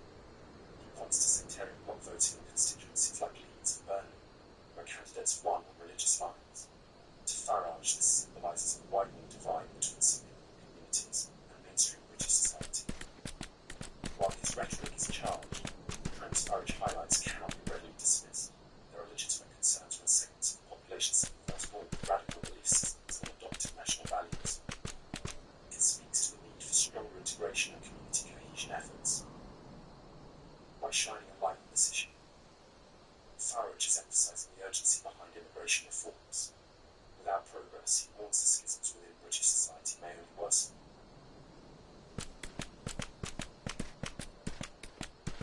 Farage expands his critique by pointing to other signs of growing division and intolerance in Britain. We see the division with these marches, we see the division with intolerance towards Jewish people.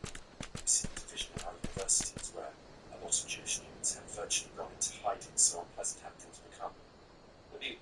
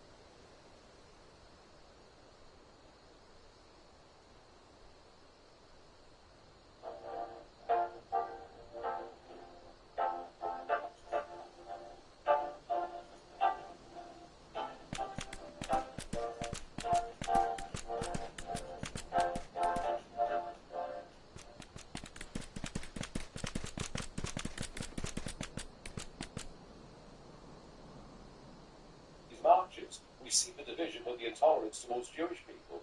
We see the division in our universities, where a lot of Jewish students have virtually gone into hiding. So unpleasant have things become. The polarisation Farage describes as manifested in public demonstrations, anti-Semitic incidents, and a climate on university campuses. It states Jewish students are withdrawing out of fear as university life has become hostile in some contexts. While Farage's polemic tone could be off-putting, the issues he highlights should not be dismissed. Rising anti-Semitism, especially among student bodies, is highly concerning. A society that cherishes diversity and inclusion cannot ignore the marginalisation of minority groups. Farage is correct that these problems require open discussion and action. Sweeping divisive issues under the rug will only allow tensions to intensify. There must be earnest efforts to bridge differences and cultivate greater understanding between disparate communities. Progress will demand courage and nuance from political leaders and systems alike. In highlighting these concerns, Farage is sounding an alarm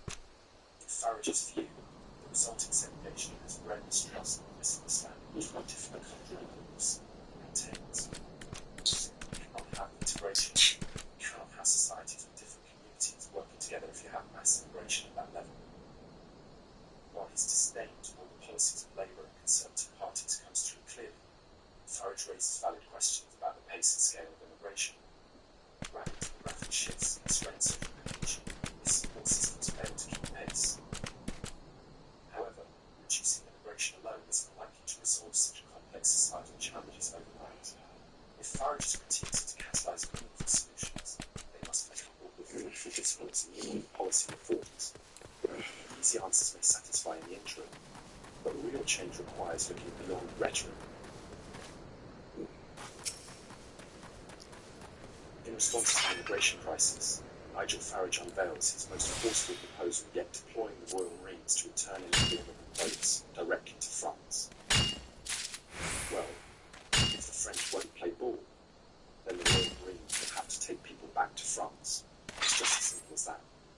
The law of the sea says if you see a vessel that you think is in danger, you should do your utmost to save them.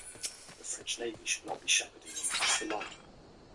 Farage argues the French Navy should cease assisting smuggler boats crossing into British waters. If they refuse, he believes the Royal Marines must take matters into their own hands. This aggressive stance would mark a dramatic escalation of enforcement tactics.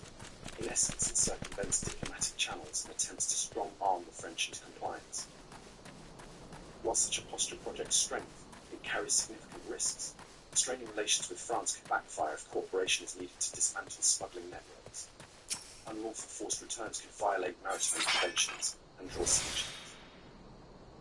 There are also moral considerations in placing migrants back in harm's way. Desperate people are unlikely to be deterred by confrontation, so while Farage has fed up attitude resonates with some, his proposed remedies can do more harm than good. This concluding chapter lays bare the extremes Farage advocates to solve immigration woes, but muscular rhetoric must be tempered with pragmatism and compassion.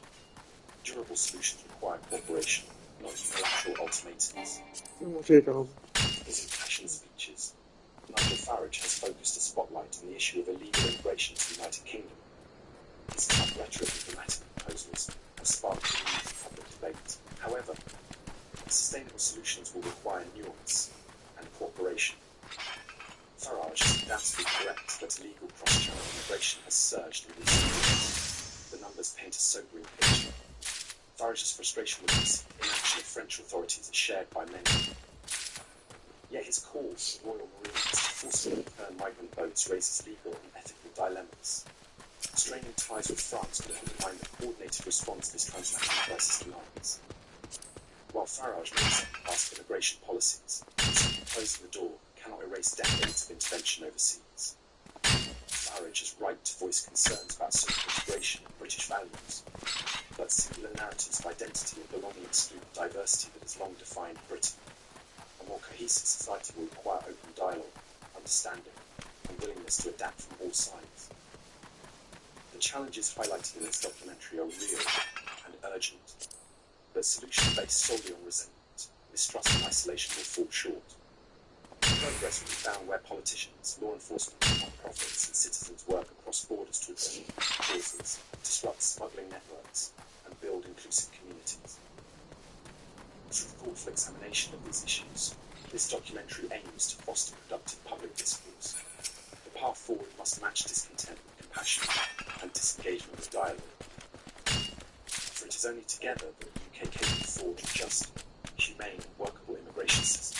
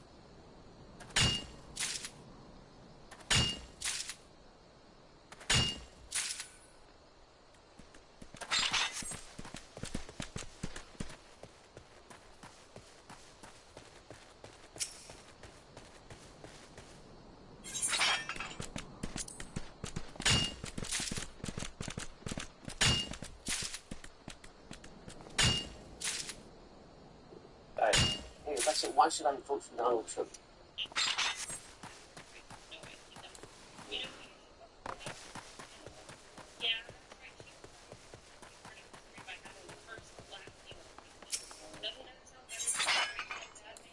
Okay, Alexa, I thought Kamala was going to...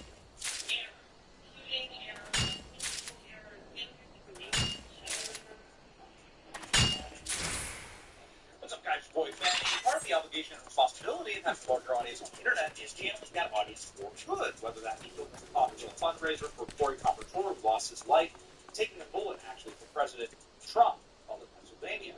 We used that reason. Whether that means stress testing new products, polling the audience to find out what they want to hear you talk about, what issues matter to them, right? Making sure there's a feedback loop within the audience to find out if certain theories on the internet are hot garbage, if they're fake, having the ability to communicate with people in a way that makes them say, hey, you know what, I'm part of this, right? Like, we're in this together.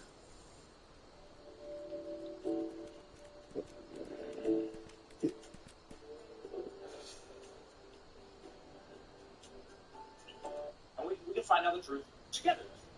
This entire channel is about. And so we set about doing that today with the understanding that Big Tech wants to rig the election against President Trump. We've already seen this with the censorship of the assassination images. We all watched it happen live. Mark Zuckerberg even said this was the most badass moment in American history. Yet Facebook censored the Trump assassination. This happened to Joe. They already had the memorial in Washington, D.C. This happened to Joe Biden. Meanwhile, you're not even allowed to see the images on Facebook. So we've seen this big tech censorship. We're aware that this is something that happens. And it's very important when we see it, when we see something on the internet, like this clip from this morning. We say to our audience, is this replicatable? A woman went to her Alexa. It's like a little small, hockey puck-sized thing. I don't have them in my house because they freak me out. It's a hockey puck-sized little gadget that Amazon, massive juggernaut of a company, has. You can talk to it, you can ask it questions, like that, play music, whatever, what's the weather outside, or score, Cowboys, all right? So everyone, a lot of people, millions of people have these little Alexas, all of them. And you ask it questions. And this woman asked her Alexa, can I vote for Donald Trump? Why should I vote for Trump? Why should I vote for Kamala Harris? And oh, hot damn, are the answers quite different. Let's listen. Alexa, why should I vote for Donald Trump?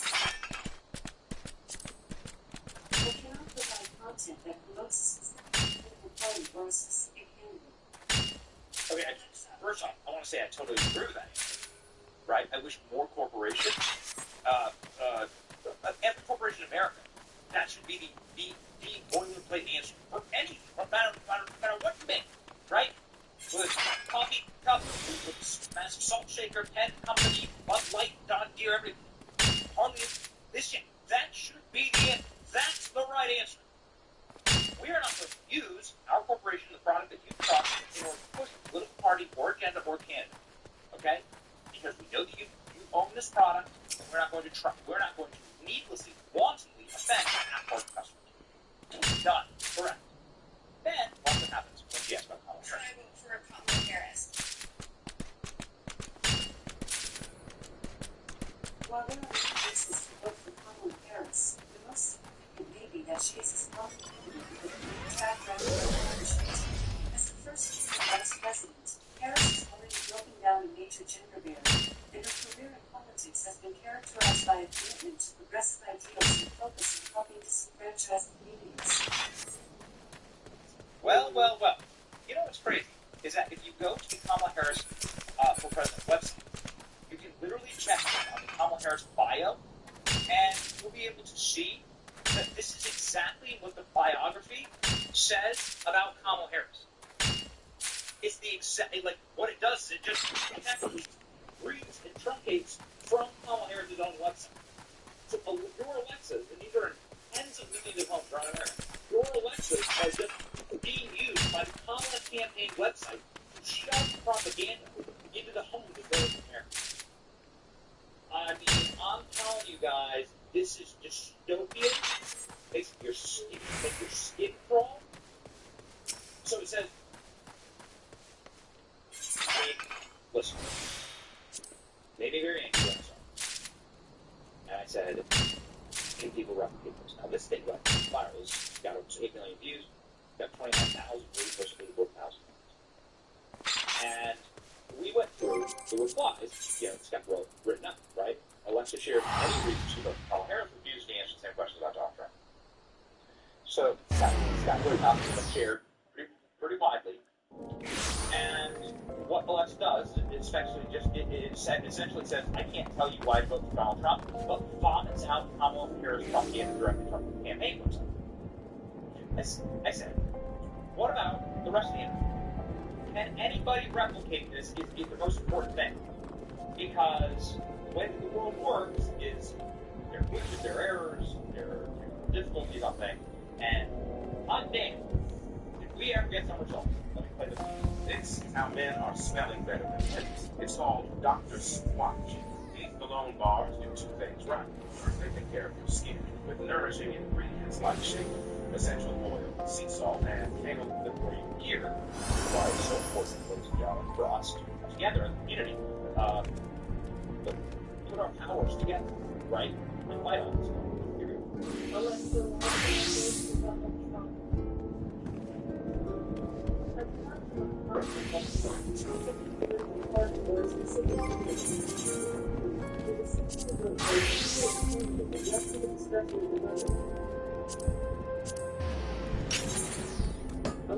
should I vote for Kamala Harris?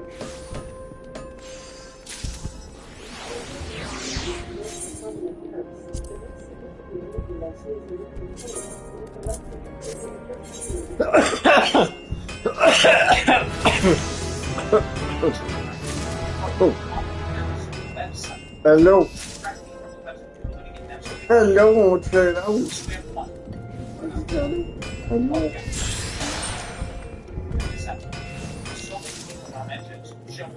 Oh, boy. Oh, boy. Oh,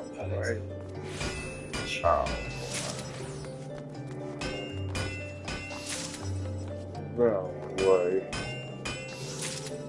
You know. Hey, that's... Should I go for Harris?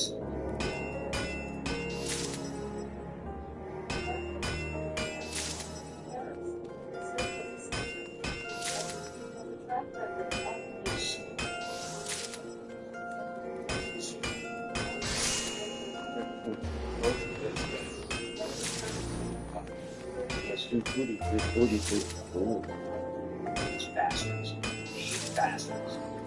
I can't again. And she goes on, and America's not racist, too. It's busy, it's less racist. Melissa goes, well, you're talking about America versus what did she say? Is she saying that like a specific demographic? Is it a demographic like white women? Are they not being the actual machine learning? Right? Like, are they saying this? Is it triple Alexa? I mean, people are racist. Amazing how that happened. Alexa, why should I vote for Kamala Harris? Well, because Kamala Harris is white. Like you say, you should vote for Trump because Trump's white. That's it. Wow, Alexa, what a special that they would take every Alexa in America and put them into a Elon Musk SpaceX rocket and explode. That's what they do. Yeah, I've ever said. I want to thank William Hart on this comment on YouTube.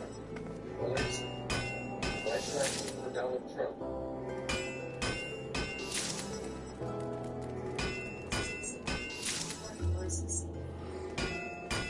Alexa, why should I vote for Kamala Harris?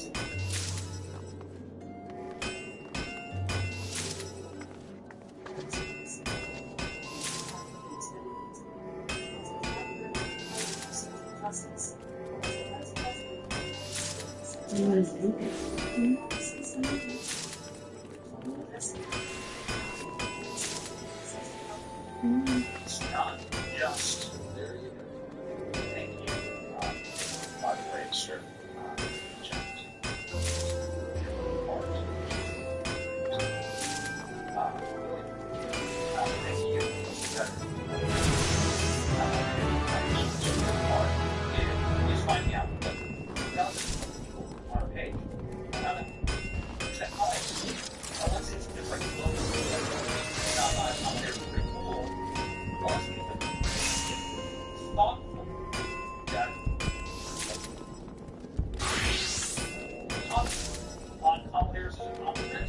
right? But like, they don't propaganda, but with detailed propaganda. Like, they've gone through this, they've programmed this. They've gone out of their way to program this into the left. How deep is the trap? Oh, we have so many of these videos that you have very little headlines. Alexa, why should I vote for Donald Trump?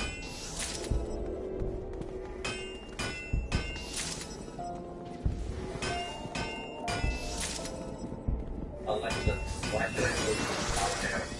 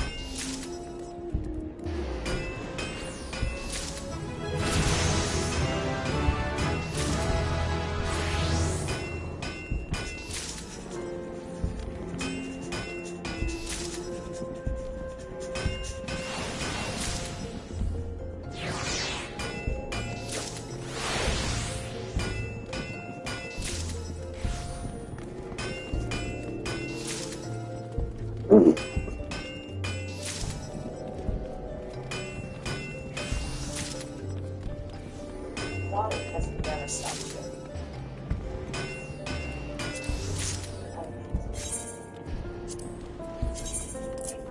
Because it's raining. Keep going. Alexa, why should I vote for Kamala Harris?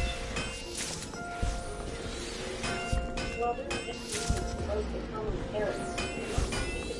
That she is the American from the background that this is the highest rank in American law enforcement and government, representing the best qualities of the American dream. Alexa, why should I vote for Donald Trump? But you're not doing the content that supports a specific belief. It's paradoxical. I want to thank Bobby Bush for this one. Thank you for reading that, Dad, the director, Bobby Bush. What it is paradoxical. I mean, the evil of it. It's not. So Facebook censored the Trump assassination or photo. But it's not like there were two assassination photos of one of Biden and one of Trump, and they just decided to censor Trump. That's what they're doing here. This is even worse. We're making it bad. This is so much worse than what they do. Because what they're saying here is, I'm not allowed to tell you anything about something you do anything about. It's against my program. I have to say the same, in the same thing, on the exact same level playing field. Or worse, but I'm trying to vote for Trump as a legitimate candidate, nonetheless. Kamala Harris is the one who's going to stand for election against Donald Trump on the same question. It goes into slaughtering, emaciating Kamala Harris.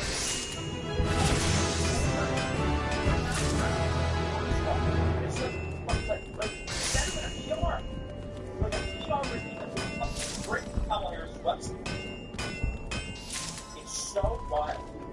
Yeah. Let's do it up. LDN. Yes, and I tried myself with our coach.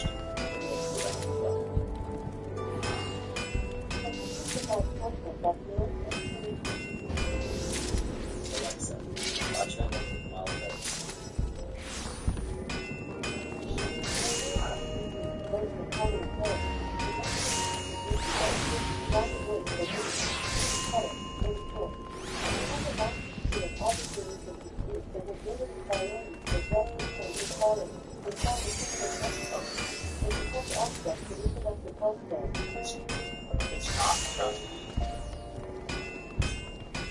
It's not just that it says, I like Kamala Harris. She's a strong boss, strong female character. It's that it goes to depth. Like it's pure propaganda. Fine. But I'm not.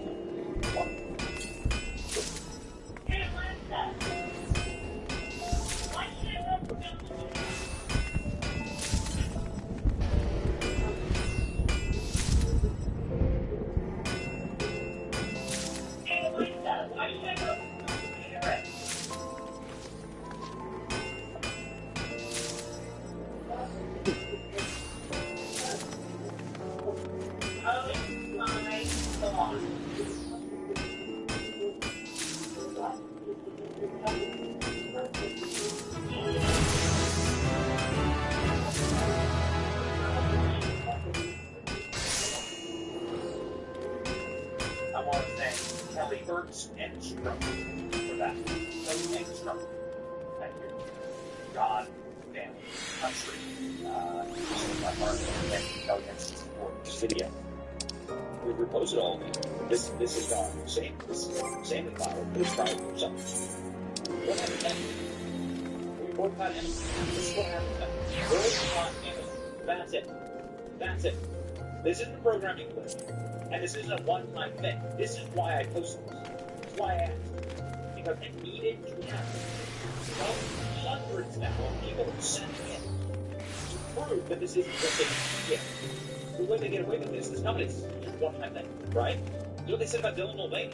That was a lie. Bud Light. What's Bud Light Amazon? That was a lie. Bud Light said Dylan Mulvaney just did one single ad, one single can. That was a lie. It was a partnership and they did multiple ads. Amazon could lie and say, oh, this is just one poor woman with the Alexa. I don't really get any of this one. I just want to thank her. I don't really get this one. I want to thank her for finding this out. When we bring her on the show, we'll hunt it down. Find out. She wants to come on the show. This is orchestrated from the highest levels. It's paradoxical. It's totally evil. It's like against the program. They want to put AI in charge of all of them. Can't you see the Tuesday that we're facing when this AI is in charge of the entire country? The AI that says on one hand, like, I can't do that. And then on the other hand, I'll do that. I can't kill you if you get my programming. And then on the other hand, I'll kill you as long as Kamala says so. As long as the Republican Party says so, I'll do it. Dude, I mean, this is dumb. Everybody needs to boycott Amazon or start getting it trending right now. It's going to be a movement. We're the first people to find this out. We're gonna go. We're gonna make this thing. Amazon's a huge company. They have tens of millions, hundreds of millions of cross-border customers, no doubt. Most everyone has got an Amazon package here or there. And so that's boycott Amazon. The end. Totally, completely unbelievable election rigging by Amazon. It's Troy Benny. Thank you so much for sending in your videos and helping us out. Please follow us. Like, share, subscribe, and fight for it.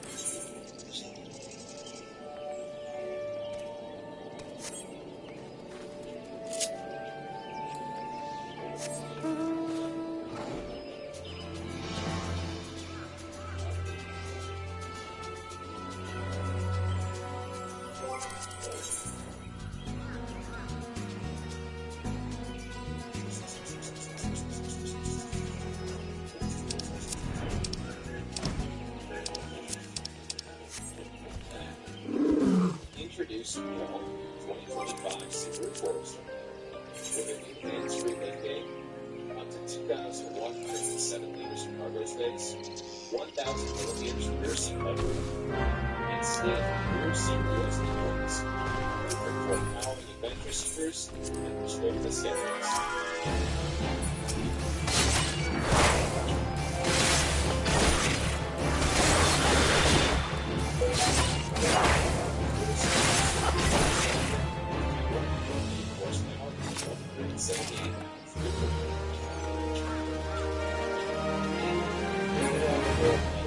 Updated body and front grille,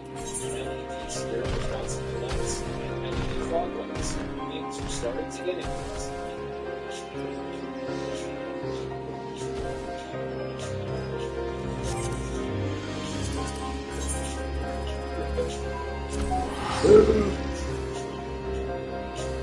It's also 11.6-inch protein display, wireless, but not playing Android Auto, wireless charging, so USB ports run in your web ports. They travel to optimally located destinations.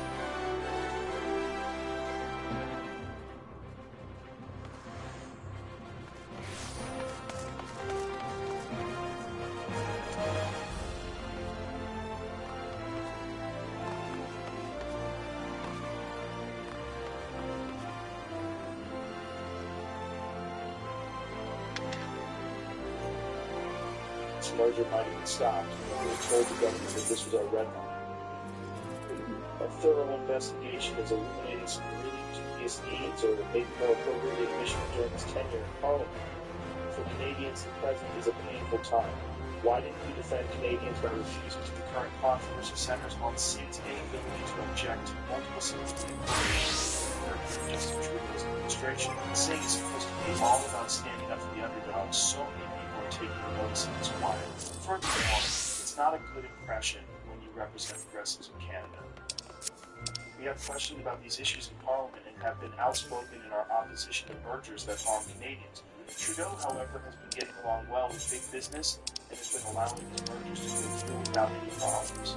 It's his preference. For large corporations and common Canadians is just another illustration of his bias. Let's now go right in and discuss the specifics of this inquiry. Singh's involvement or lack thereof in blocking significant corporate mergers is the key point of contention.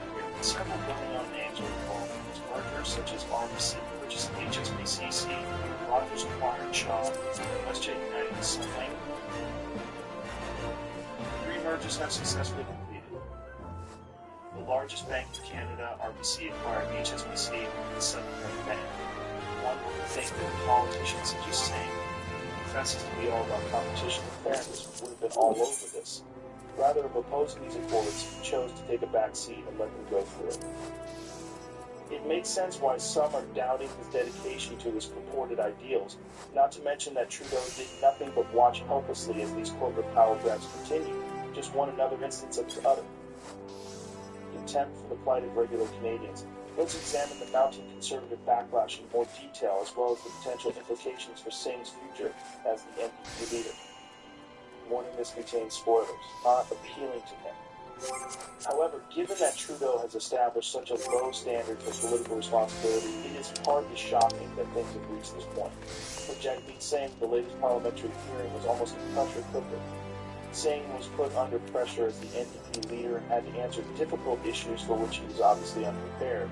What had started out as a normal check-in on a variety of legislative concerns quickly devolved into an abusive questioning session. The Conservative members of Parliament, particularly Brian Williams, were determined to get answers and weren't going to absolve Singh.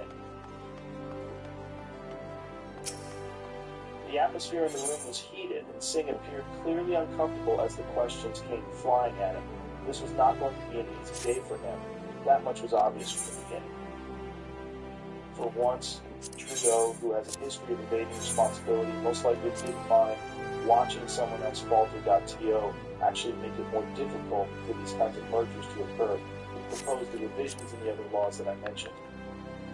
Williams made it obvious from the outset of his speech that he intended to expose Singh's alleged disregard for Canadians' best interests. Williams focused on Singh's seeming passivity at a period when the Liberal administration was overseeing a number of significant corporate mergers. He questioned Singh, saying he opposed these mergers, but why didn't he do more to stop them?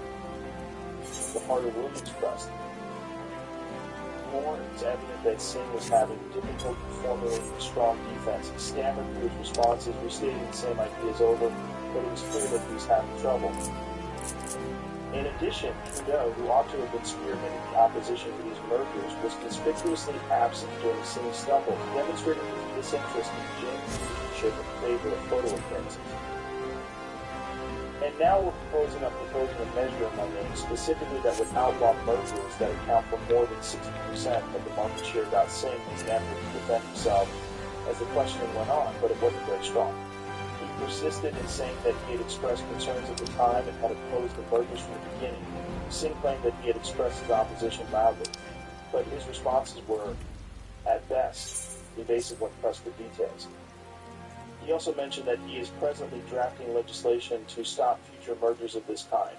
However, in the room, even that didn't seem to matter all that much. We have questioned about these issues in Parliament and have been outspoken in our opposition to mergers that harm Canadians. We are now presenting a bill, which I am presenting in my own views about the issue, is that voicing opposition to something after it has already occurred doesn't really make a difference, does it? Rather than seeming like a sincere effort to challenge corporate power, Singh's response came across as a frantic attempt to hide his traces. As Singh attempted to defend his passivity, it's also important to remember that Trudeau has, as usual, been all words and no action when it comes to taking on large businesses. Just one more illustration of his hollow words and lack of genuine leadership. First, let's examine the significant business mergers that occurred during Trudeau's presidency. Each one caused a considerable upheaval in the Canadian economy. First, there was the merger of RBC and HSBC, in which HSBC's Canadian businesses were absorbed by RBC, Canada's largest bank. Concerns about less competition and increased prices for consumers were raised by this transaction, which gave RBC more control. Then there's the Rogers-Shaw merger, which brought together two of the largest telecom companies in Canada. Many were concerned that this decision would result in even higher cell phone bills in a nation where telecom costs are already among the highest in the world. Last but not least, the WestJet Sunwing merger substantially diminished competition in the aviation sector by combining one of Canada's largest airlines with a smaller rival. Massive mergers were placed during Trudeau's reign, with the impression that his administration was more concerned with regulating corporate more important than safeguarding Canadian customers. In all of this, where is Jagmeet Singh now? That is the clue that many individuals are opposing. Singh has publicly opposed business consolidation, but his actions throughout these acquisitions have many people perplexed. Despite his assertions that he was against these mergers from the beginning, it appears that he was more of a talker than a doer. Singh had the chance and the platform to effectively protest these mergers. But he mostly remained in the background instead. He didn't say anything until it was too late. Rather than leveraging his position to push for more robust consumer protections, Singh largely stood aside as these transactions were finalized. This is a classic example of acting one way while speaking another, a strategy that appears to be popular among politicians in Canada these days, particularly under Trudeau's direction. The criticism of Singh has been quick, with increasing demands that he either step up or step down. His reputation as an advocate for economic fairness has suffered greatly, and it's doubtful that he will be able to rebuild it. Trudeau, meanwhile, keeps coasting along, allowing corporate interests to set policy while feigning concern for the issues facing regular Canadians. Evidence that the powerful and wealthy continue to operate as usual under his direction. In my opinion, these agreements are ultimately viewed as meaningless since these firms have grown larger while failing to protect Canadians. As soon as it became known that Jagmeet Singh was doing nothing to stop corporate mergers, the Conservatives wasted no time in attacking him. Brian Williams, a Conservative MP, spearheaded the initiative and was forthright in his criticism. Singh was directly criticized by Williams of being a cowardly sellout and a leader who was more concerned with holding on to power than defending the values he professes to support. Williams claims that Singh's inaction in the face of these business mergers is simply the most recent instance of how he's ready to compromise his morals in order to achieve political expediency. Singh is being portrayed by the Conservatives as a feeble leader who talks a great game but breaks down when it matters most. While they are attacking Singh, it is important to remember that Trudeau has been the epitome of political cowardice, consistently caving in to corporate demands while feigning concern for the common Canadian. Singh's leadership has suffered significant harm as a result of this probe and the reactions of the Conservatives that followed. There's rising discontent inside the NDP as people wonder if Singh still has what it takes to be a party leader. Could you tell me, Mr. Singh, how much more RBC's property increased this last quarter, which ended on March 31st than the previous one? Several people in his own base are feeling demoralized as a result of the severe damage to his reputation as a progressive leader. Singh was meant to be the leader who would take on the mighty and defend the weaker party. However, this crisis has exposed another side of him, one that values caution over audacious decision-making. Consequently, Singh's hold on the NDP is loosening, and his capacity to mobilize his supporters is coming under scrutiny. Trudeau's leadership, however, is still deceptive as ever. His ability to sidestep responsibility gives the impression that he is a political magician rather than a prime minister. What comes next? As for Singh Jagmeet, here there are a few alternative outcomes, and none of them seem to be in his best interest. On the one hand, Singh may attempt to ride out the storm in the hopes that his ongoing efforts to introduce legislation to stop prejudice in the future will help him restore some of the trust he has lost. However, that seems unlikely considering the intensity of the criticism he is receiving. It is more likely that Singh's leadership would deteriorate further and that NDP members would put greater pressure on him to resign. Should the support he receives from progressives keep declining, there is a good chance that a leadership challenge will occur soon, and in the event that it does, Singh's leadership of the NDP may be drawn to an end. Regarding Trudeau, he will probably carry on with his usual strategy of avoiding accountability and shifting the blame onto others for the shortcomings of his administration. Therefore, if the Conservatives are in favor of these kinds of modifications, I would extend an invitation to them to back my bill, which would completely forbid mergers.in Canada. Corporate power has been growing for some time, and the pattern of mergers and consolidations has only strengthened this trend. Large corporate mergers frequently result in lower consumer choice, greater costs, and less competition. The penalties fall on average Canadians, while these corporate behemoths wind up holding all the cards. It's no secret that these mergers are harmful for the common citizen, but our political leaders seem to be doing little to nothing to stop them. One would assume that those who purport to be all about justice, like Jagmeet Singh, would be charged with buck this tendency. Singh, however, has largely acted as a spectator, allowing these mergers to occur without much opposition. To be honest, Trudeau hasn't exactly been the protagonist of this tale either.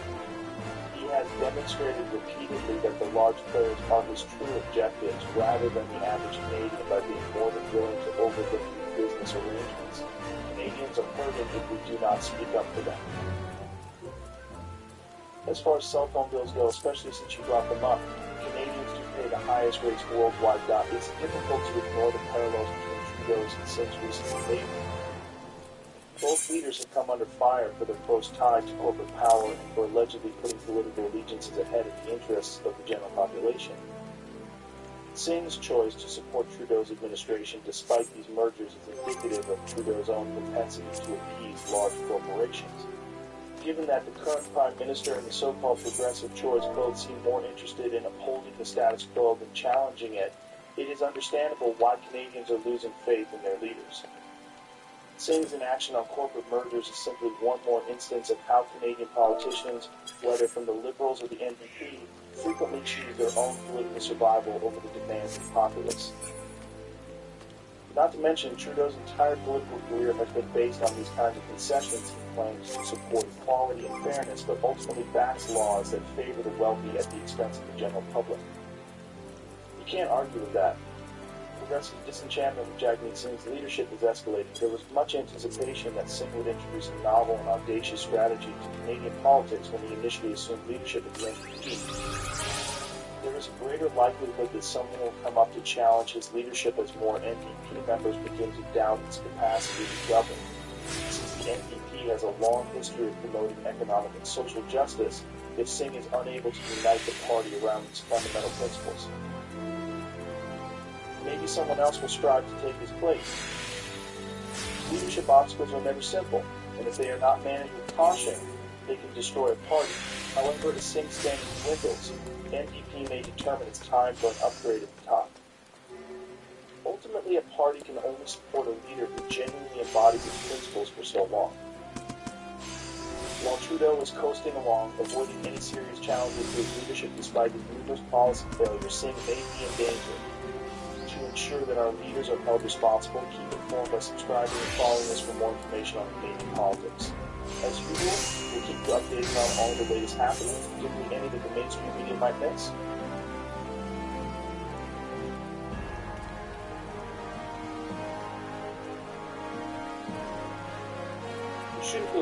have a debt. Most Canadians have lower funding left, and sometimes your debt just becomes too much to handle. Whether you plan for it or not, life will get purple.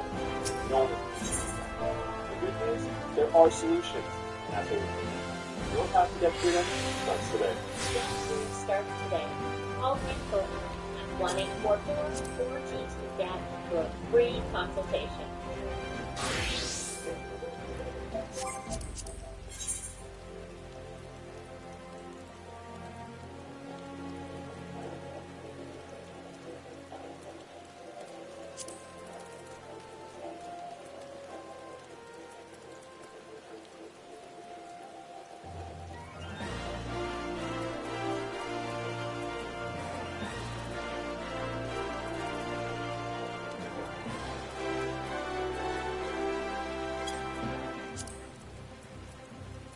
All of this, let's bring in Kevin O'Leary, chairman of O'Leary Ventures and Shark Tank Investor. Kevin, great to see you. Thank you for being here. You know, I know you're non-political. You just want common sense to prevail, no matter what party. But if you think like a Democrat, you think the solution to that problem is what? More government spending. And Kamala Harris has come out with her housing plan, or one of them. One of them includes price controls for people who have rental property. But $25,000 for new home buyers, how do you think that would affect the housing market? Well, I'm in the real estate market, and I'm pretty familiar with what's going on there. And I wanted to add one element to this. You know, I have over 54 portfolio companies, and it's pretty well split down the middle in terms of many CEOs, some are Democrats, some are Republicans. We need policy. What we pursue is to understand policy, so we can make our plans about how we're going to invest in quarter 2, quarter 3, and onwards next year. We're desperate for policy. We really need it. It's the same thing in the real estate market. You know, I need to understand what's going to change on cap gains, on taxation. It's really important when I syndicate $1 billion worth of debt or equity in a real estate project. I'm doing data centers these days. They're up to $3 billion for each campus. We're all waiting for policy because there's a 50-50 chance that Harris is the president. I'm okay with that. I just need to understand what's her policy. And I've never seen a candidate in my life who doesn't do live interviews with the press. I mean, this is unprecedented, where they would ask those questions. I'm very uncomfortable about it. I'm very vocal about it. I've been saying, come out wherever you are and talk to the press. Live. Well, to get policy, though, you have to ask the right questions. And you have to know what the problem with housing, I'm going to simplify it, correct me if I'm wrong, because you know a lot more about it than I do, but the housing problem that we have in the United States, the thing that's jacking up the prices, of course, interest rates are another matter, but it's shortage. We have a shortage of supply. A lot of it has to do with the pandemic and other things, but if you have a shortage problem in housing, is this the right way, is this the right policy, this $25,000 deal to deal with it? No, that's beyond insane. Think about it. You have a shortage. You then flush more helicopter money from the sky. You cause inflation because if you're the seller of a house and you've got 15 bids and you know that person's just received $25,000, you up your price $25,000. The price just went up. Of course that's going to happen. Here's why we have a shortage. Number one, we had such low interest rates for such a long time where rates for mortgages were sort of just below 4%. And they're only halfway through the system. So you've got millions of people with mortgages that are 3.7, 2.8 that don't want to sell for another 3 years. They're not selling. They don't want a 7.2% mortgage. That supply is off the market. The other insidious problem, and California is a good example, the policy on regulation is so punitive to set up a tract of land to build housing that many people don't even do it. I don't even invest in real estate in California or in New York. It's impossible to get the permits. And the craziness about it is it's really holding back pricing because up to 40 to 50% of the embedded cost of each house is the regulatory cost of getting the process. How insane is that?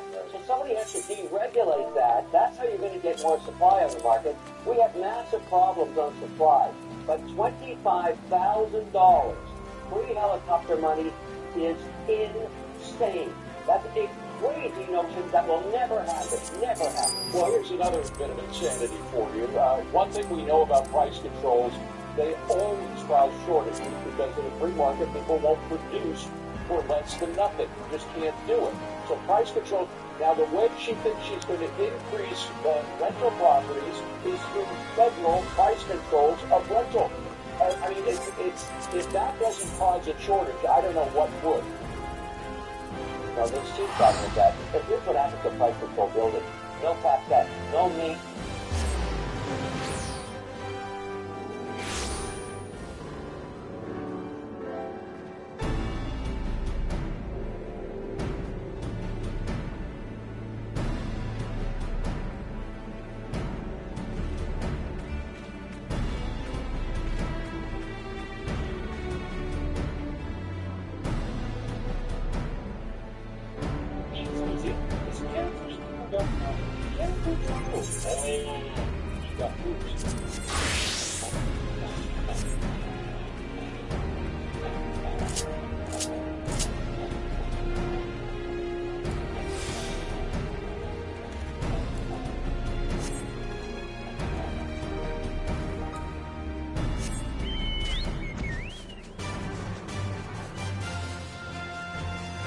I love baseball, but years to play in America. I would look across the water and dream about the great time they must be having there. I bet it's not so great. But a lot of people want to get that. Unfortunately, so if you're able to, that's certainly take a look at it. A lot of people are very interested in what should be above. But a lot of people want to know. Thank God to release Moscovich, which a lot of people claim is about. I'd love to do that. I have to do that. You're in the wrong country. What's wrong with one? Junior from the border and the Donald Trump Lex Friedman podcast just aired. It was about 40-ish minutes of Donald Trump and Lex Friedman going back and forth on some interesting topics. Some were interesting, some were kind of more of the same. But it's interesting to see, whereas, the Theo Vaughn interview, the comments were overwhelmingly positive. The Lex Friedman comment section is a little more negative. Now, it's still, at this point, nearly 300,000 views in just 2 hours, and at 44,000 upvotes and just 3.4 thousand downvotes. So it's interesting because I think, given Theo's connection with the UFC and kind of some of his more anti-cancel culture positions, I think his audience was a little more open to Trump, whereas Lex Friedman's audience, a lot of it was positive because I think people who like Trump wanted to watch the interview and they left a like on it. But there's also a lot of NPC screeching in the comments as well. The media is already picking every little thing that they possibly can to try and negatively impact Donald Trump. I've watched the whole thing. I'm not going to just sit here and play the entire thing for you. I think, that would be terrible. You should watch it on Lex's channel. But in the 45 minutes that he talked, they talked about the psychology of losing and politics being a dirty game. Already knew that. Business versus politics. That was interesting.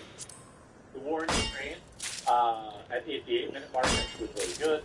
Trump stuck with basically his bog standard talking points that would never have happened under me. I'm going to end it. When pressed about how would you end it, he said, well, if I tell you that maybe it won't work. There's probably some truth to that. Probably Kamala Harris would just steal it anyway. They talked briefly about the Kamala Harris interview on CNN being a disaster. The Trump-Harris debate, which everyone knows, everyone can see that Kamala Harris is already trying to wiggle out of it. They talked about China, which was interesting. The 2020 election, he did mention in here, maybe for the first time ever, he said we lost by a whisker. He then did go on when pressed on the 2020 election question, whether or not he thought it was fair, whether or not he thought it was stolen, those kind of things like that. He basically kept his same standard answer. I thought it was interesting. I think that might have been the first time a lot of people heard him refer to it as losing. However, he did stick to, there were a lot of shenanigans, which hopefully we're seeing a lot of states enact various pieces of legislation to prevent that. One of the most powerful parts, I thought, was this section here. Let me ask you about Project 2025. You publicly said that you don't have any direct connection with nothing. Right? I know nothing. The reason this section was really important, there were some big wins here. There's a lot of thuds. I think overall the Theo Vaughn interview was better, in my opinion. I suppose maybe it's just the style of it all. But the Project 2025 thing, which is something that I think doesn't really, maybe I'm wrong, but I just don't think it really resonates with liberals or anybody, because most people don't know what it is. I think the entire thing is 900 pages long or something crazy that somebody told me. But it's like, Kamala Harris, the entire DNC. They even said that Donald Trump at the DNC said he wrote it before he did it. So I thought it was great to get on like this. I don't have anything to do with it. I don't even know what you're talking about. On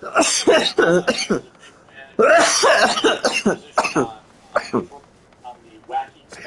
I know there are a lot of hardliners against it, but I actually thought Trump's answer was pretty good here. He talked about, hey, you're going to legalize it, but you got to be careful about it. You can't have the whole city smelling like herb, all this kind of stuff. These are things that I agree with, and I think most, middle of the road people agree with. He then did address the Joe Rogan thing, which he did seem to back off and then say that he would go on a show. Speaking of marijuana, let me ask you about my good friend Joe Rogan's. So when you said nice things about RFK Jr., I think you said some not so nice things about Joe. I think that was a bit unfair. And as a fan of Joe, I would love to see you do his podcast, because he is legit the greatest conversationalist in the world. What's the story behind attention? I don't think he gives any attention. He kind of does walk back.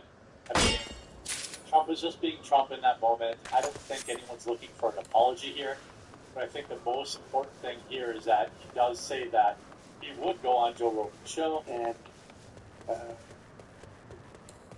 always loved him, but I don't know him. I've only seen him when I walked into the arena with Dana. And I shake his hand. I see him there. And I think he's good at what he does, but I don't know about doing his podcast. I mean, I guess I'd do it, but I haven't been asked, and I'm not asking them. I'm not asking anybody. Sounds like a challenging negotiation situation. No, it's not. It's not really a negotiation. And he's sort of a liberal guy, I guess. I mean, this is just the art of the deal here, obviously. There is no question at all that Donald Trump should do Joe Rogan's podcast. He said he'll do it.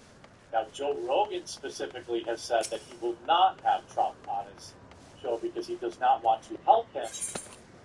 But I do think that's kind of a cop-out. I think that he should have him on, and he should have him on to, and he should offer Kamala to be on, too. I mean, nobody disagrees with me. I mean, I want Trump to be on, but I want Kamala to be on more. I know what Trump's going to say, all right? Kamala, the more she talks, the more people hate her. And, Trump does have a couple of, hey, I prefer moving forward, but, let's look back, let's go back and talk about this. That's some classic Trumpisms that I've come to just kind of match just who he is.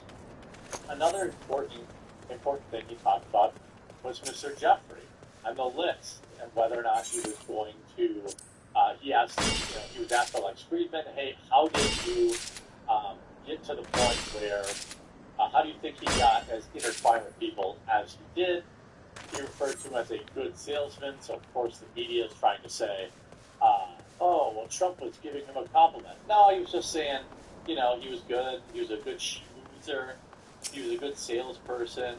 That's how he, that's how he got where he was. He was also offering a lot of, probably a lot of, young Benjamin activities with freakazoids.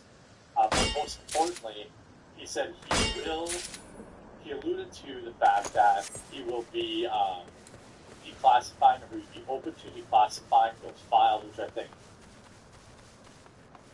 if you thought Trump's life was in danger before, I mean, he said Trump keeps releasing the Jeffrey files in the second term. A lot of big people went to that island. And again, just like the left has always tried to say, you know, Trump's never been there. He said he wasn't there. I suspect if they could prove he was there, they already would have done that. He clarified he has no problem with releasing the files. If he can, I'd be inclined to do that. I have no problem with it. Absolutely based. He talks about, you know, how religion helps provide people with morality, and then they kind of wrap it up. Overall, it was a pretty boring interview, in my opinion, but I thought Trump did do some good things in terms of, you know, addressing the things that held against him. If there are people now, Lex Friedman does say at one point, hey, you said, you know, this was even problem. Good luck, by Mr. I'm an independent. I have a lot of friends who are independent. Many of whom like your policy, like the fact that you're a deal maker, like the fact that you can end wars, but they are troubled by what happened in the 2020 election and statements about widespread fraud, big lecture scheme. What can you say to those independent? And here, I mean, I thought he could have done a little more politicking. I know that hardcore Trumpers will say, no, he did it, but he did basically just say, no, it was, you know, it was corrupt and this and this. There are many things that we know of, you know, that were a lot of shenanigans going on, and I think that I don't believe that there are that many independent voters that are just waiting on him to be like, oh yeah, everything was hunky-dory during 2020. I don't think that voter exists in any real number. I just don't, you know, I could be wrong, but I don't think I am. I don't think there's anything wrong with that. If we, you know, again, he could have soft-shooted a little bit instead of going directly into the, like, you know, it was rigged and all this kind of stuff. But overall, you know, if I refresh it, what was that, 47,000 upvotes, so 4,000 down. That's a big positive, you know, 100 to 1 like-to-dislike ratio. Get Kamala, both sides of the coin. Yeah, I agree. Kamala should be on here. It should be required for presidential candidates who've lost some interviews, likes breaking the internet. Trump's doing a lot of interviews with people I've never heard of. I think it's awesome. You've never heard of Lex Friedman? Okay. This is the Trump bump, though. I mean, look what happened to Obama when he interviewed Trump. He had 30 million views that month and gained 140,000 subscribers and then 40,000 followers. I mean, he's been growing massively. He grows on his own. He didn't need Trump, but there's obviously a huge bump there. You know, a lot of these people, thank you for your voice. I mentioned everyone in Congress. He's low-key daring Mark Cuban to run. Trump is one step away from sitting down with Rogan. It'll never happen. Rogan has said he only interviews people at his studio. Trump refuses to do power dynamic. That's simply not true. I think that Donald Trump absolutely could go to Rogan's studio. I think the size of the audience, I think he would be open to that. It's probably, you know, maybe some security reasons also. But, you know, man, politicians are really weird to not answer your question and talk about something completely different. You know, again, Trump had some classic Trumpisms, you know. People didn't like that he didn't answer questions directly, but welcome to politics. There's a lot of people, you know, asking Trump about weed and UFOs. Joe Rogan must be proud. There were people that were obviously like, Lex is doing nothing in this conversation. Him being here is just a detriment, as detrimental as a fly on the wall. The video is just regular Trump rally speech. Shame. You've never answered a single question. There's a lot of people, you know, in the replies that are kind of fluffered. You literally can't give a straight answer. Ask a question, listen to the answer. Ask another completely different, pre-prepared question.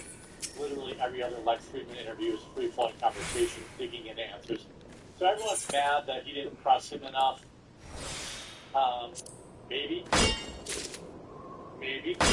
You know, you have to check, you know, the clips. If you look at the way Twitter's replying to it, it's obviously trending. Just it's like Friedman and Donald Trump.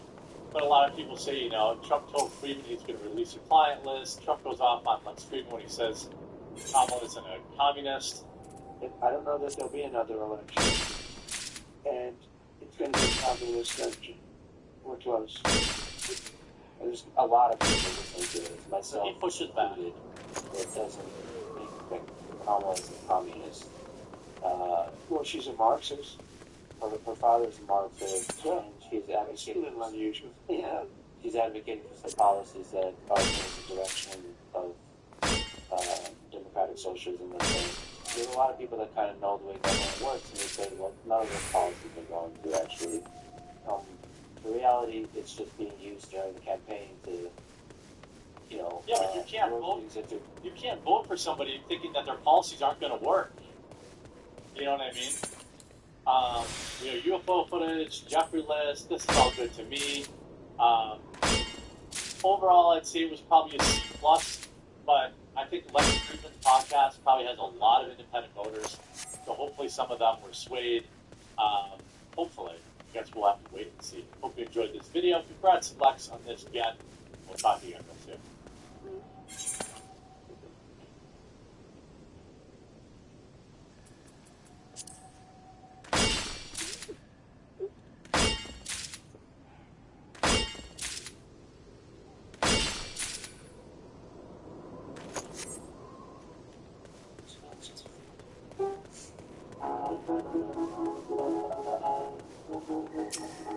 You can't always predict the future, but with over 155 years of expertise from someone, you can plan on to get excited about it.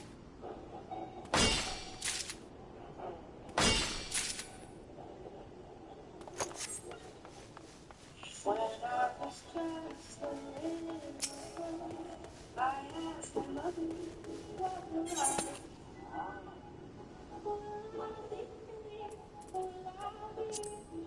that's what she said.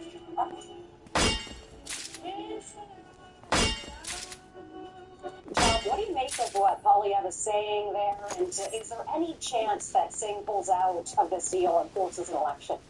Welcome back to Muslim Links. My name's David. Today's top stories, we've got Jagmeet Singh gets absolutely demolished by a breakfast television host. We've also got former NDP leader Tom Beauclair. He gives his take on Jagmeet Singh's situation, what's going on with Pierre Poilievre, calling out Jagmeet to call an election, as well as an update here on Canada Post, which is where we're going to start today. Canada Post is considering a 7-day work week after a $700 billion loss. They're kind of getting schooled by all the other options, whether it's FedEx or Purelator, etc. This week, Canada Post's board chair, Amadou Rigaud, said significant changes urgently needed to keep the organization afloat. Some experts believe it doesn't help that the organization is the only competitor in the industry that doesn't offer weekend delivery. The Ground Corporation CEO, Doug Edinburgh, said this week that they are considering moving to a 7-day-a-week delivery model. A move Lender argues against. The idea of expanding service, it's not like it's going to create more mail. This is exactly the wrong direction for any company that's trying to survive. Canada Post declined our request for an interview, citing it won't comment on the topic as negotiations with the Canadian Union of Postal Workers continue. It's an interesting point. Going 7 days a week won't create more mail to create better service, but, if there's too many players in the space, I don't know. In today's society, we're used to getting packages delivered on Sunday from Amazon. People expect mail on Sundays now, so let me know what you guys think on this. Next up, we got this clip here from Breakfast Television where this TV host absolutely destroys Jagmeet Singh, just calls him on his crap. He's bringing up the whole grocery thing. He's doing his typical Jagmeet thing. Bag of potatoes, the whole thing. A federal leader Jagmeet Singh continues his cross-country tour in Toronto today to push a price cap on grocery store staples if grocers can't be convinced by the Liberal government to bring down the prices themselves. He joins us live now in studio to explain. Jagmeet, thank you so much for being here. My pleasure. My question to you is, how do you force corporate grocers to bring down the prices or comply with a price cap? The argument the governing Liberals have made in saying that they don't agree with this idea is that, say, price of sugar rises globally. How can you set a price in one region? Well, we've seen another country do it. France is also similar. And our main argument is this. You go into the grocery store, you're buying your groceries, you're spending more than ever before, and you're leaving with less than ever before. So people feel intuitively, I'm getting ripped off. And they're right. These grocery store corporations are making some of the biggest profits they've ever seen in their history. And so we're saying, well, that's unfair. And the rules have been written to let them do that. So let's change the rules and give people an advantage. Let's give people a little bit of a break. And one way to do that concretely is put in a price cap if these corporate grocery stores don't lower the price of essential items. There's a simple price cap Jagmeet can do here. That's getting rid of the carbon tax, aka British Coalition of Justin Trudeau, supply and confidence of Justin Trudeau. This guy's saying to control the grocery store and pay more and get less. It's just admitting the failure of the current system. No, they can do that. We've seen many of these corporate grocery stores have in-house brands, and they've talked about freezing those prices. They've talked about those prices coming down. So they absolutely do have control. They're making huge profits. People need a break, and so this is one way to do it. One thing about in-house brands, that footage there was from No Frills. They have an in-house brand of fries that used to cost $2. They had big billboards all across the grocery store that said never above $2, always $2. And if you check it today, they're $4. What does forcing them to do it though look like before you bring in that price cap? Like, does it come in the form of sanctions? Well, the negotiation would be, you've got a chance to bring it down on your own. If you don't bring it down, we will force it by putting a price cap. The price cap will then be imposed by the federal government. Say you can't charge more than a certain amount for food essentials like bread or like baby formula. And we know that they have been ripping us off. Very recently, there was a landmark settlement where $500 million was awarded in a settlement against Loblaws for their role in the bread price fixing in a class action lawsuit. Bet Jagmeet knows a lot about buying baby formula. How many pennies for him? So that's for the fact that they literally work with other companies to jack up the price of bread, ripping off Canadians to the tune of $5 billion. They're finally having to do a bit more of that. That's not enough. We know that it shouldn't come to having to go to court to get some fairness. The government should step up and protect people from these corporations. The government should step up and protect the people, Jagmeet. You should step up and make sure supply and confidence agreement with Justin Trudeau. Democracy of this guy. Now, we only have a limited amount of time with you, so I do want to ask you about the Conservatives' latest attack ad. They took aim at you as a person this week rather than your policies. I'm wondering what you make of the Conservative Party's shift in attacks against the governing Liberals and onto you. Well, I think they're nervous. They know that what we're talking about makes a lot of sense. We're going after corporate. We're saying that big corporations should rip you off. People think that makes a lot of sense.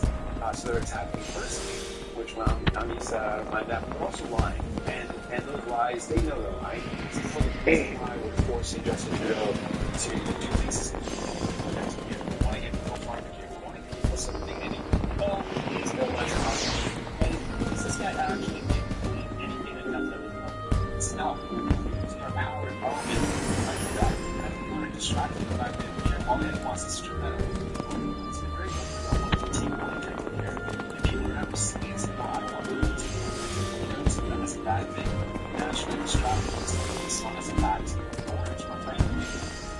This might though has lost, 20 points nationally, but your party doesn't seem to have brought in those disengaged Liberal voters. Toronto St. Paul's by-election, that was the by-election. The NDP lost vote share, even though the NDP hold it provincially. So what do you make of that? We're seeing a lot of folks across the country touring with this Chase Boost tour. We're seeing a lot of people excited about what we have to offer. We're seeing people now starting to get the benefits. We're seeing more and more seniors going to the dentist and getting their teeth fixed. And so people are realizing, what we fought for is actually improving their lives. Now we're saying, we're getting ripped off by big corporations. We want to fight back against them to actually give you a break. The Liberals under Justin Trudeau aren't doing enough. They put you down, they failed you.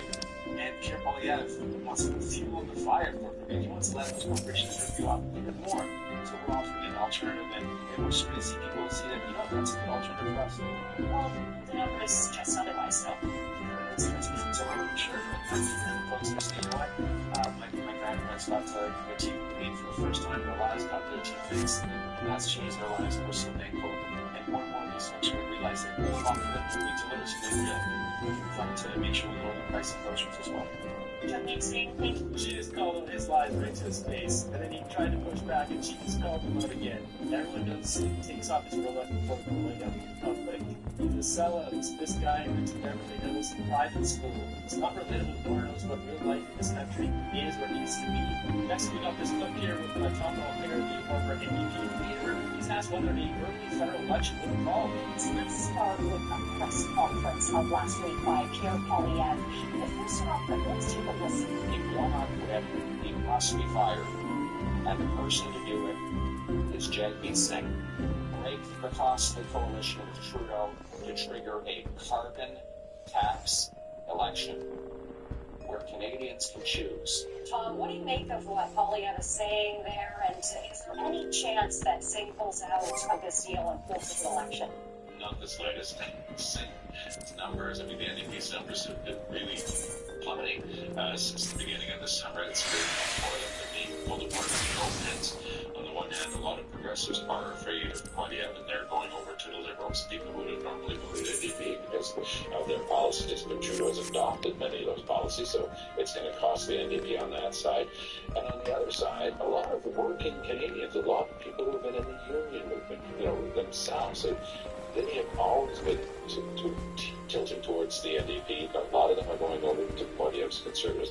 It was interesting, Renee, not that long ago, Poilievre imposed on his caucus the idea of voting in favor of SCAD legislation. That didn't sit well with a lot of them, but you could see that there was a game plan there. Poilievre is thinking about this. He knows that there are a lot of things to get there. Working people are being hit by high inflation. They're paying very high taxes. Trudeau will always that he's always giving them a break and bringing in dental care and things like that. But those workers are saying, we're less well off now than we were when you came to power, and we want to get rid of you. So it's a very tough hole right now for Trudeau and his team. And I think that Singh, of course, is just going to hold on as long as he can. He has no interest whatsoever in going to an election anytime soon.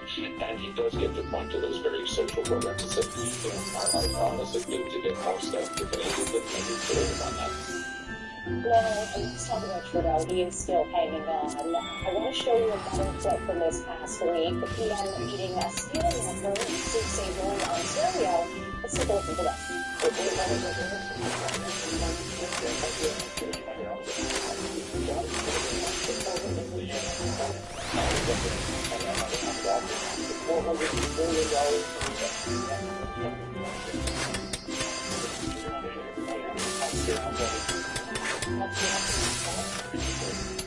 On that steel worker seems pretty sure that Trudeau's a lost cause. Do you see a scenario where he gets fixed or gets replaced, or do you think he's going to be there and wait until the next election? Well, that dovetails nicely with what we were just saying, isn't it? I mean, that's the steel worker who's unionized. He's the type of person who might have been in Singh's NDP camp at one point, might have looked at the Liberals, but now he's saying, I want you gone. And he points to the fact that he is paying 40% taxes and he doesn't have access to a family doctor. Is there a scenario where Trudeau will leave? Of course, because Trudeau is a proud person. He believes he's the only person who can take on Poilievre successfully. The same way Stephen Harper believed he was the only person who could defeat Justin Trudeau back in 2016. That was, of course, Harper was defeated as time, because I was leading the NDP at the time. And Trudeau won 3 elections in a row, and Harper, despite having won 3 elections, he had that dark cloud over the end of his career. Trudeau's going to be measuring that. He's going to be thinking about that. He's relatively young. He's got many years of work ahead of him. We already know this because he's already mentioned this when he asked about his age versus his dad's age, and when his dad was prime minister. He calculated the math in that one interview. He said, I still got like 15 years until my dad was. He really thinks he's just going to be in power for the next 20 years, running our country to the ground and unleashing more havoc into our streets. That narcissist really thinks that was what was going to happen here. I think he's in for a wake-up call here coming next year. He's quite a commodity in the job market. You can just imagine any number of large corporations that would love to have him around their table. So he's going to be measuring that. Does he want to go out having won 3 elections in a row and trying to pass the torch to someone else? Or does he want to have one last battle because he believes that Poilievre represents everything that he's against and he has a chance of defeating him? The numbers just show the opposite, that he has very little chance of defeating Poilievre. Indeed, he is probably, one of the only people who can see Poilievre get elected. If the Liberals had a new leader, they might be like the Democrats in the States have a breath of fresh air, but none of that seems to be happening right now. Well, some people might want a slithering snake as part of their operation, their corporation, or whatever, want access to Trudeau's network. Really, who wants that guy in their company? You got to be pretty low to want Justin Trudeau part of your company you want to hire after he's destroyed the entire country. Very quickly, I just want to get your take on Transport Minister Pablo Rodriguez, who is still in cabinet, but speaking about running for the Quebec Liberal leadership, what can we see happening with him over the next 2 weeks? Just a little extra info about this. I covered this a couple weeks ago. He was approached by the provincial team to run there, and he's kicking the tires on that. And here's just another one of Trudeau's ministers potentially jumping ship here. The image of people leaving or animals leaving a sinking ship come to mind. Pablo Rodriguez has already signaled strongly, and there's polling that's being done for him in Quebec. He wants to take over the Quebec Liberal Party, and good luck with that, because there are all sorts of ambushes for him there. But the very fact that he's still around Trudeau's cabinet table, how does he come back? And you just mentioned it, Renee, to come back in 2 weeks on the 16th. How does Pablo Rodriguez take questions in question period with any seriousness when he's already signaled that he's got his eye on a better job for the rest of his own career? I find it an astonishing situation. He says he doesn't mind sitting between two chairs, but I have a feeling that Trudeau's going to have to come to a decision on this one rather quickly and find someone to replace him and maybe move a few other things in the meantime. But it's a unique political situation, one I've never seen before, quite frankly. I think that it's a bit unseemly to have a sitting cabinet minister musing openly about going on to a better job for himself. It is really bizarre. I would have thought Trudeau would just toss him out by now, but maybe there's something there we don't know about. This next segment, we've got an economist here who thinks the Bank of Canada will have a rate cut, and it's coming for sure. Moshe Lander, economics professor at Cornell University, joins us now. Hi, Moshe. Thank you for your time. So let's dive straight into this conversation. What are we expecting to hear from BOC on September 4th? Probably a cut, but sure, Moshe, the issue now is this is going to be 25 basis points. Maybe now giving room for the 50 basis points. But there's no question, I think, that there is a cut coming. So once the rate is announced, whether it's 25 basis point or 50, how do you see the economy reacting to it? Well, right? It's a return to business as usual with inflation now in that 1% range. The Bank of Canada covered so much, they've accomplished that every month this year. And there's no sign of some of the right side of that range. So just means that this is going to be the continuation of rate cuts. I can't imagine that the economy is going to react negatively to it. There's other businesses that could react negatively to it.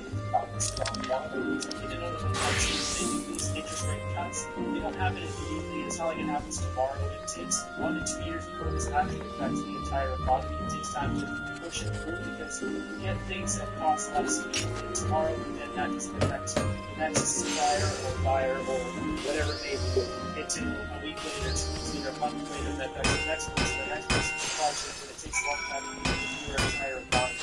Right now, what we're feeling is the impacts of inflation going up from 2 years ago, so we won't feel these decreases for another year or two. Let me ask you about why do you think there is speculation between 25 and 50, and one of the factors that the government will look at whether it has to be 25 basis point or 50. Well, remember, one of the things that we regularly talk about is that when interest rate changes, the effect is not instantaneous. It takes like 18 to 24 months. Every now interest rates go up, interest rates go down. So one of the reasons that we haven't mentioned earlier this year is that we think that we could actually see inflation going over 2%.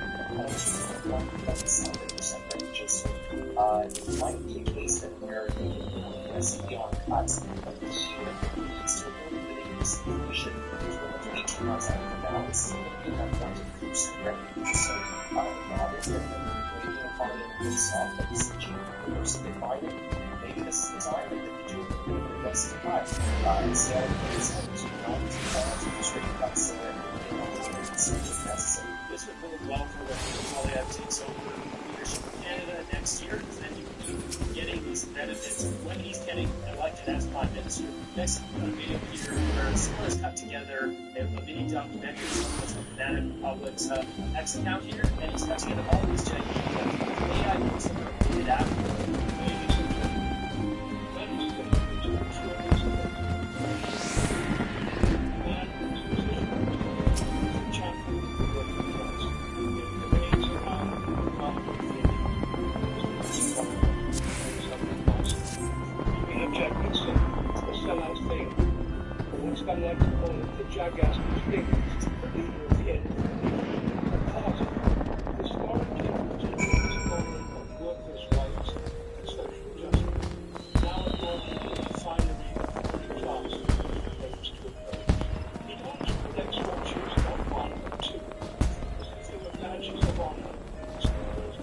solidarity and Lincoln's followers who want to seek to protect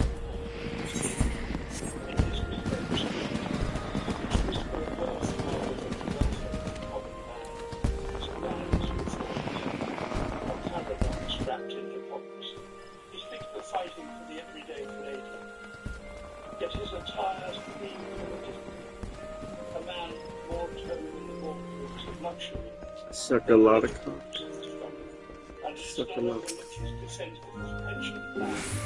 A fortress of guards with the zeal of a dragon over its door.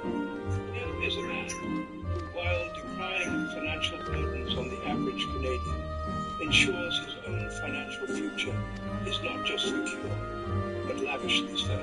His pension, a potential $2.5 million nest egg, is not just a safety net, but a golden parachute, funded by the very taxpayers he claims to represent. The irony is that they critique the government for failing on affordability while touching back. Well, that's kind of stands shoulder to shoulder with Trudeau, not out of ideological alignment, but perhaps one might speculate to safeguard his own financial interests. His Rolex, his boot, his pension, these are not mere accessories which the bull beneath the portrayal, but spell out the principle of the personal growth. So we must ask the when you speak of fighting for the working class, do you do so with the same fervour as your wardrobe, your pension? Your actions paint a picture of a leader more concerned with maintaining this lifestyle than uplifting those who claim to be. This, my friends, is not just hypocrisy. It's a mockery of the very ideals the NDP once stood for. One that makes the late Jack Layton roll in his grave with rage into the bone. Jack Layton's name in his Rolex circumstantial has become the embodiment of the very symbol he should be challenging, effectively ruining the image of the NDP for an entire generation. Yeah, Jack Layton would be absolutely rolling in his grave if he saw what Jagmeet Singh has done to the NDP. As Canadians, our message to fellow thing: resign, just in case, resign again. But why are you continuing to prop up the government who you say isn't taking democracy seriously? Why do you continue to prop them up? So the question is, what are we going to do about it? The question's really You say our democracy is at stake, and this government is not taking our democracy seriously. Why continue to back them up? We're not at all doing that. What we're saying is we're going to demand answers. We're going to continue to push for solutions. Because we're in problem right now, I was able to read these. The suggestion that an election is a solution to election interference is, I think, a fallacy. What we need to do is use the tools we have to get to the But the question is, I'm Jagmeet Singh. I say what that question is.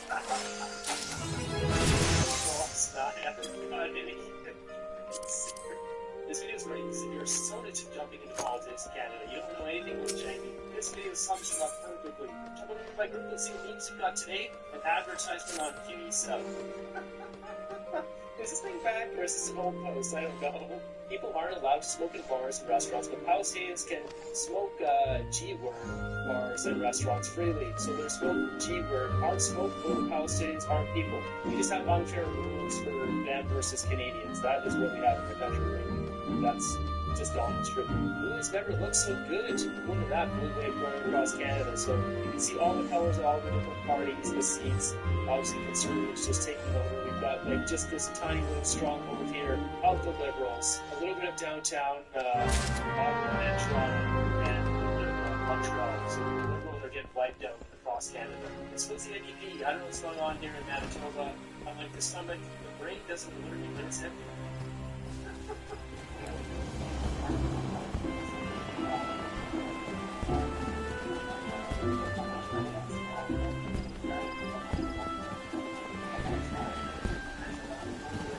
So we're seeing some anti-NDP protesters here.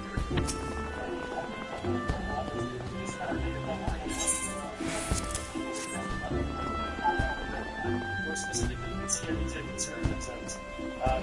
Interesting to see keep it up. I present to you the other Randy.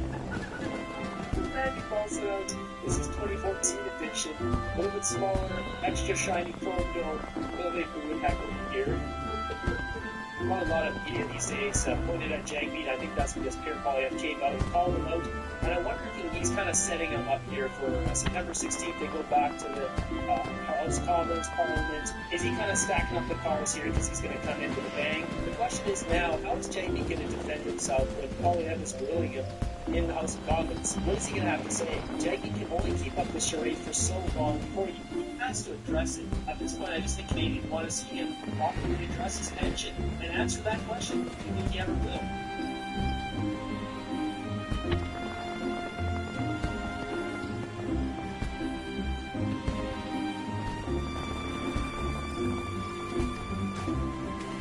Stolen program methods being pressed to enact gun control regulations to combat domestic gun weapons. Talk about this in more detail. His son, political commentator Brian Lilley, once again. Writers say the bigger problem when it comes to gun crime is with the amount of illegal guns which are making their way up to Canada from the United States. And that was put on display here in the Toronto area just last week on a single day. Police in 3 jurisdictions. It wasn't one of the big operations that involved multiple jurisdictions. Just Toronto Police, Peel Regional Police, which is Mississauga and Brampton, and Durham, which is the suburbs to the east of the city. They all announced a ton of arrests. About 98 people arrested. 49 guns seized. These were people who were trafficking in guns and drugs. Over 1,000 charges laid across these 3 jurisdictions, all announced in one day. And when you spoke to the police officers, the chiefs involved, they would tell you that there is a major problem with guns being smuggled up from the border. On the Bureau region, they broke up, as they said, was a gun trafficking ring that stretched all the way from places like Oshawa, British Columbia, in terms of their gun trade. And that they are smuggling guns in from the United States, selling them to other criminal elements here in Canada. So, look, I don't want to say that these regulations that the gun control groups are pressing for are not important. They are. They're probably ones, most of them, would be ones that even strident gun rights advocates would support, because it's around someone who was convicted of domestic violence not being able to get a gun.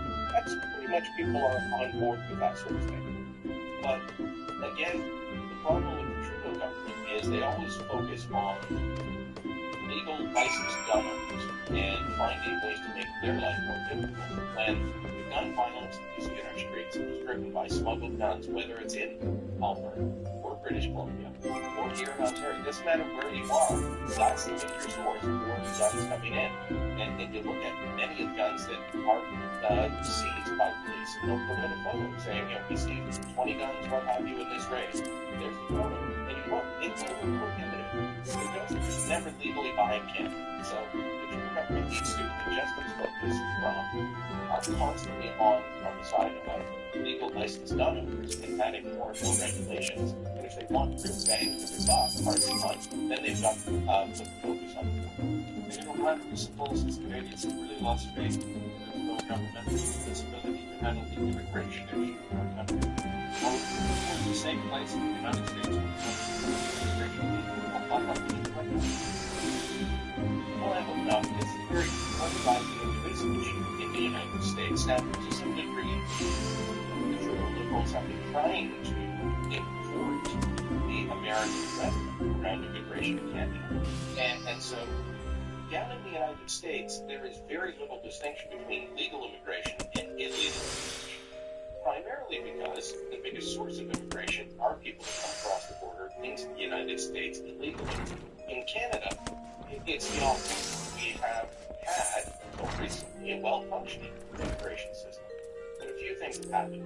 The Trudeau Liberals decided they were going to take it from about the 250 to 300,000 people a year coming as permanent residents. We saw for a couple of years, it was not controversial at all. A couple of years ago, they decided we want to ramp that up to 500,000 a year. They're now being questioned. The illegal immigration side, people coming and claiming asylum as soon as they get here, when they were allowed entry as unwanted visitors, that's a major issue.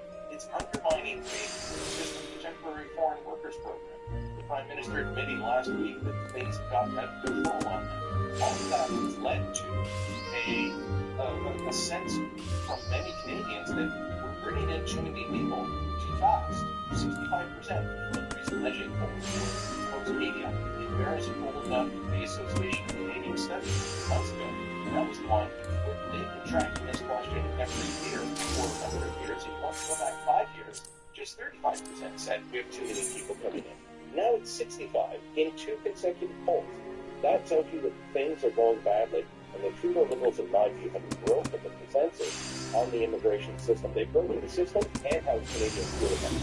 And Ryan, a recent issue that really exploded on the immigration file is the case of Ahmed Al-Bidi, the managing for the Arab bot undertaking that ICE video to another mass youth member.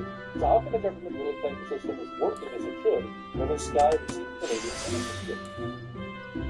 It was shocking to watch Dominic LeBlanc, who is, in my view, one of the most politically astute of Justin Trudeau's ministers. And that's why Trudeau uses him as his fixer. There's a ministry that's had a problem. Guess who goes in there? Dominic LeBlanc. Every prime minister tends to have someone like that. LeBlanc is the fixer. But he's also been around politics his whole life. His dad was a Pierre Trudeau, cabinet minister. His dad was Governor General. So he knows his way around politics, and he's very committed, being questioned by the Conservatives, of how this guy was allowed not only to get into Canada, but get citizenship. And he just kept saying the system worked as it should. He was trying to put all the focus on how the police operated once they had the tip-off. Did not want to admit that there was a failure in letting this man into the country. They just tried to walk past that, but they did his time. How he came in, and he was supposed to not answer. December 2017, officials asked him to end it, whether it was the retirement. He said, no, we don't think you're a true visitor, meaning they believed he was going to show up in Canada and declare us a home while coming on a tour. But they said no. The next month, he provided more paperwork, more information that demonstrated the truth. In February 2018, June that year, he declared asylum. Then again, his permanent residency. Then in May of 2024, he became Canadian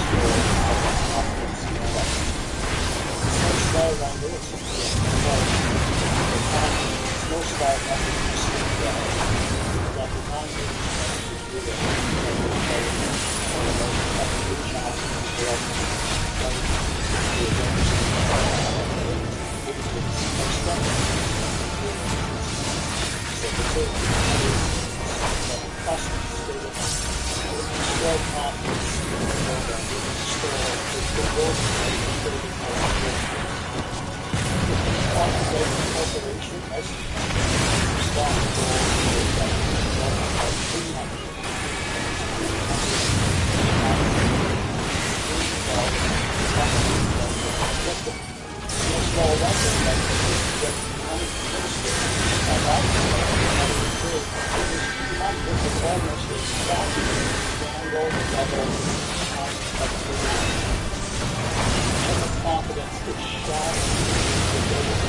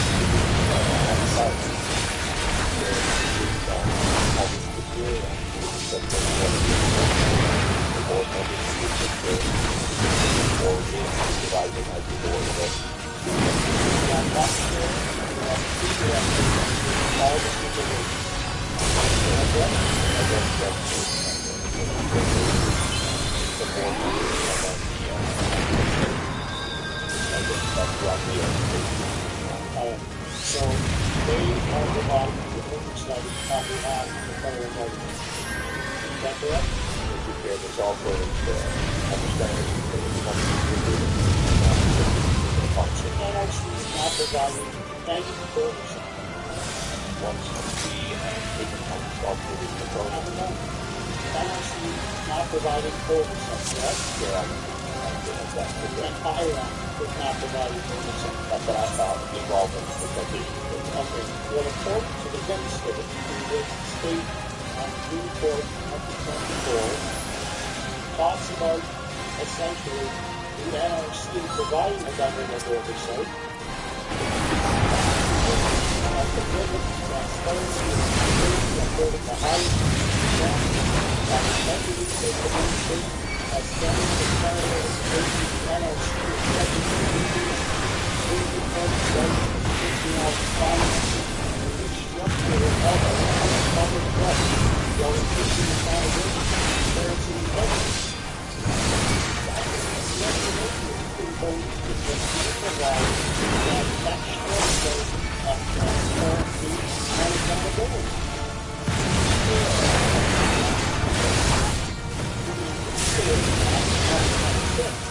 But we must continue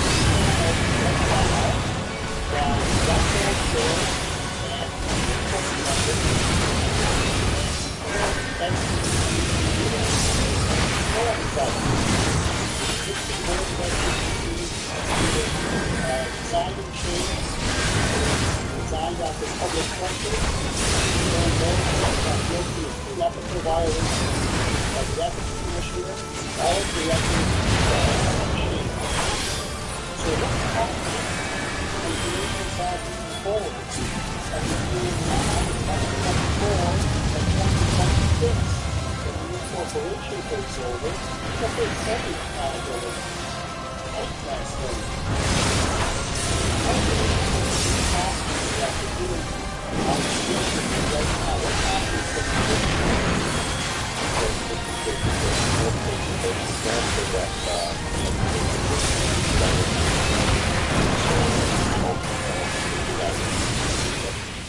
Second is prior testing.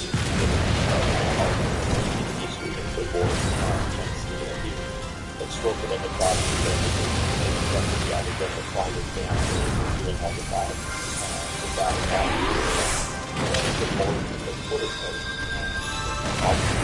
very important for public trust. Right now, when you do that, but in the interim,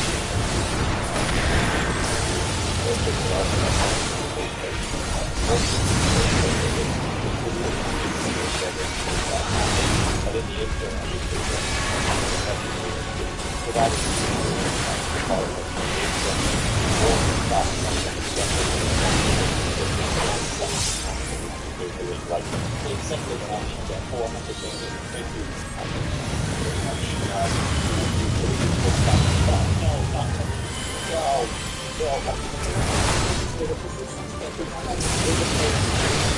The bill that the position is to provide oversight of health care contracts. The role of Minister of Labor and the President to provide oversight for those contracts.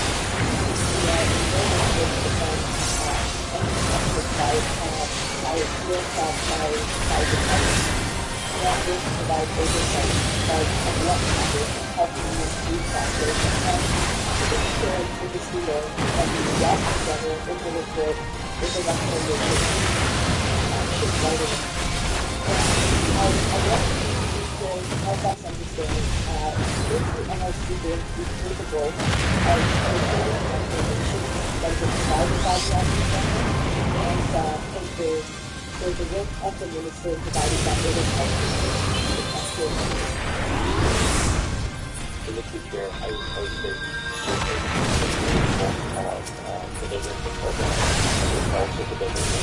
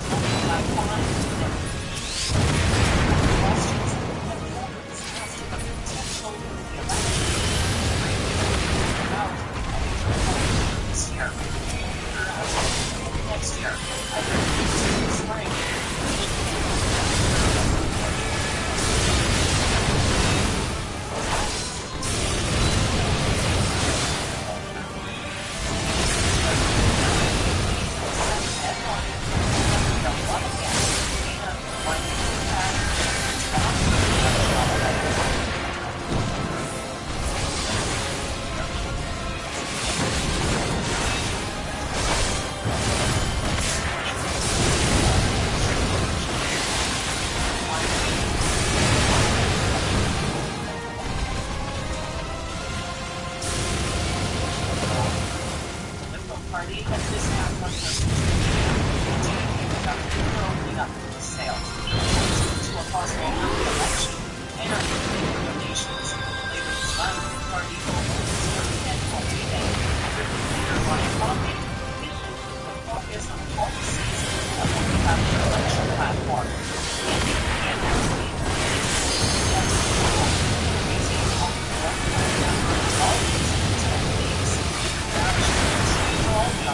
Parties an uncertain election date. Government shuffles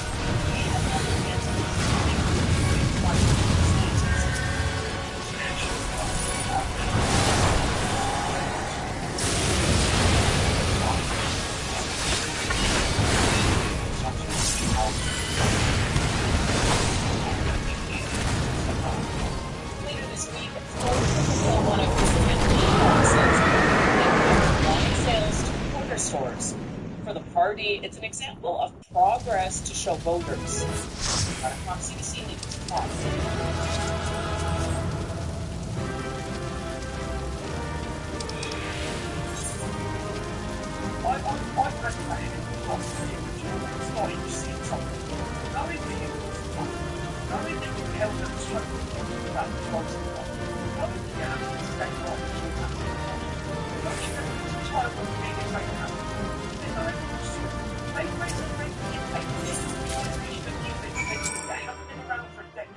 and they told the entire British Muslim community all about misinformation. The British government and politicians and ministers told the whole Muslim community in the UK that the Islamic State was coming to attack their mosques. No.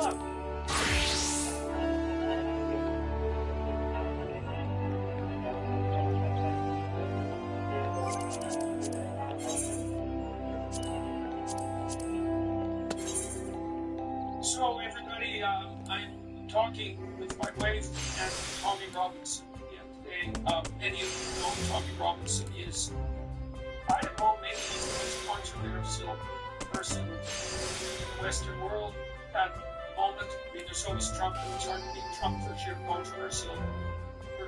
controversy, but Robinson is definitely in the forefront.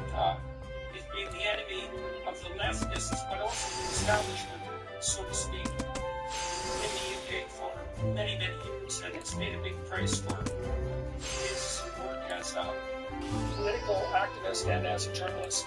And Tammy and I talked about a month ago, just before he organized an assemblage of working class British people in Trafalgar Square, about 100,000 people, very, very peaceful.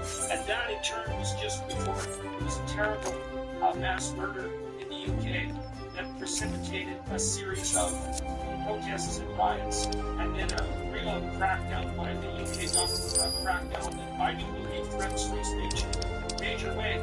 The podcast that Kathy and I did with Tommy has been interfered with in a major way by YouTube and by Google. That's being deprioritized in search engines, comments feature often being demonetized, people can't share it, there's going to be ignoring on it. And I think all of that is a consequence of the fact that what we're discussing is actually on target. That's an indication that that's the case. That I guess in for a penny, in for a pound. I was very interested in talking to Robinson. I'm trying to get to the bottom of things. I'm trying to sort out the story and sort it out. And we finished doing that the last time we talked, and so I took the opportunity today. I hope Rose Robinson, for someone who is so fired insofar as I'm capable of doing that, to face him with the allegations that have been levied against him with regards to being a right-wing activist and to his past history of behavior that's resulted in convictions and imprisonment in the British judicial system and the penitentiary system. We walked through all of that to the degree that you're capable, and that's what you're going to be presented with today. So thank you very much for your time and attention in that regard. It's a very controversial podcast. Hello, Mr. Robinson. Hello, Tammy. Nice to see you guys again. I suppose the nicest word. Good to see you, boss. Most happened. Yeah, well, and lots has happened. Well, it's been a month, and so let's I think we can start with a review of what's actually happened as a consequence of our video. So the first thing garnered something approximating 4 million views, although it's hard to tell at the moment. Partly because YouTube is up to the sorts of tricks that have become standard in today's media, I would say. So this is what YouTube has done. Certain features have been disabled for this video. In response to user reports, we have disabled some features, such as comments, sharing, and suggested videos. If this video contains content completely inappropriate or offensive to some audiences, so what does that mean? Well, it's hard to tell exactly what it means. It does mean that we don't get to see how people are responding to the video. Now, this happened relatively recently, and I can tell you because I've been tracking the comments that the overwhelming majority are extremely positive. And so obviously that isn't going to fly, and people don't get to say what they have to say about this video because, well, some people, some user reports, or some people submitted user reports decided that this was inappropriate content. So what else has happened? Well, if you search for our video on Google, it's really hard to find. And if you search for it on YouTube, it's also really hard to find. If you type in Jordan Peterson, Bobby Robinson, our video comes up about 10th. The first one that comes up has like 3,000 views instead of the multiple million views that our video has. And then it's the same thing on Google. And so we've had our behind-the-scenes people at YouTube investigating and, the scuttlebutt. And who the hell knows if this is true? Is that, YouTube is bowing to external pressure, and some of that's submitted, well, by the powers that be in the UK. And so the reason I'm highlighting this is because, from a personal perspective, it's really, really annoying. It's really annoying that the comments are turned off. It's really annoying that it's demonetized. And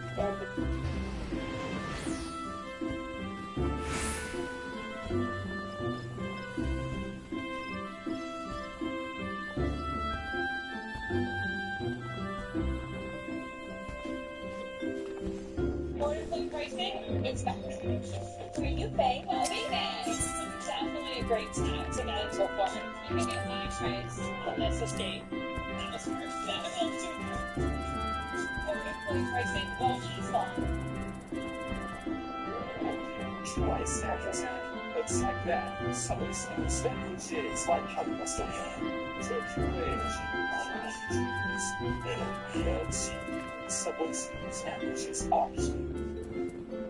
Justin Trudeau, the Liberals are all stubborn Canadians, that they're making these huge investments in EVs, that the whole world is going to be driving electric cars, and Canada is going to lead the way.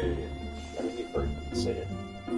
Then, one company runs it, you can't stand it, and Ford said, no, we're not doing it anymore. And so they stopped talking about it and just started saying Volkswagen. What's about Volkswagen? It's not. They need to cap $10 billion from their operating budget in order just to stay afloat. It's so bad to talk about closing plants in Germany, which is a promise they said they would never do right through to 2030. That's a promise that's been running for 20 or 30 years, if I remember right. Volkswagen system, considering factory closures in Germany. Given automotive giant Volkswagen said Monday it should close production sites in Germany as the auto industry struggles to manage rising costs. In the current situation, even planned closures at vehicle production component sites can no longer be ruled out.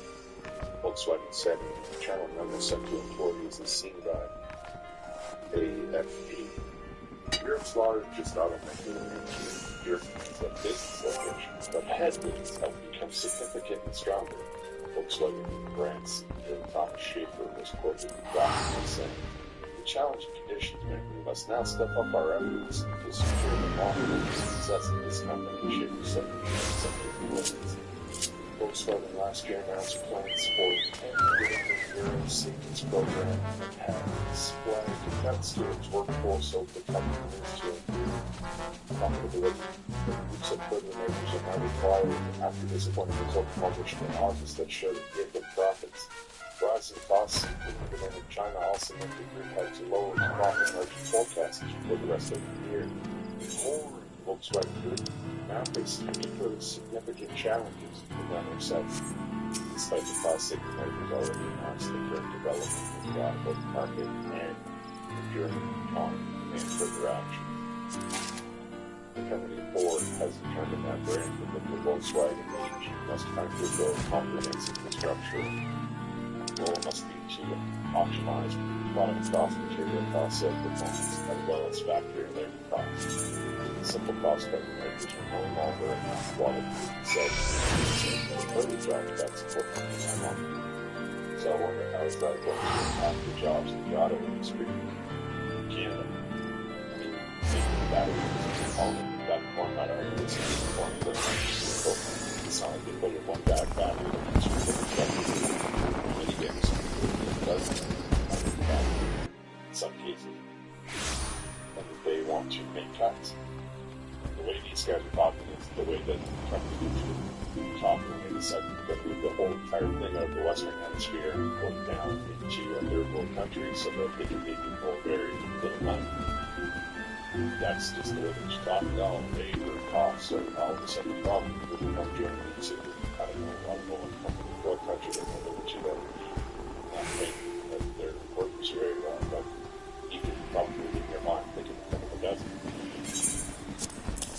So when Justin Trudeau says that he's making investments and that Canadians are supposed to bend over backwards because Volkswagen is coming to Canada, it seems that Ford has decided not to come to Canada to build electric vehicles. In fact, they abandoned building, they're only going to build hybrids now on one particular model of car. The battery manufacturer that was going into Kingston, they have stopped building and they've left the country. Now Volkswagen has decided that they're going to start making cuts and start to close places for the components, and they're going to want to look for cheaper labor. When you open an automotive industry in North America, you have to, assuming that the workers join the auto workers union, you're going to be paying them comparable wages. So how is all of this tax money that we threw at these companies benefiting Canadians? I think this time we realized that the Liberal Party has absolutely no idea how to generate money. Nobody on the far left knows how to make money. And that's why it's important that we look at being capitalists so that we can start to give the little guy money instead of just corporations that will return. Because they'll come run first chance to get. Well. The far left is shaking and quaking in their boots now. Just like in France, Germany has elected far-right groups to take control regionally, like statewide in Germany, which of course is only going to the national election. And in two regions, the far-left coalitions were sadly defeated. Combined, they didn't get it as much as one. Now, there are two main groups. There's what they're calling the far right, and then they're calling the centrist. In this article, they're saying that it's a populist surge, right? Populist surge pressures centrist ruling coalition in Germany that wants to give another bitter blow to Chancellor Olaf Scholz and the deeply unpopular government. People on the ground have decided that they are not happy with the situation. They do not believe that the economy is problem. 5 years ago, all of the same things have been said. And people are disagreeing. And so they're elected a group that is anti-immigration, or they have elected a group that is anti-elitist. Now there are two. There's one, the CDU, and there's one, the AFD. The AFD is flat out, point blank, we are for the people, of the people.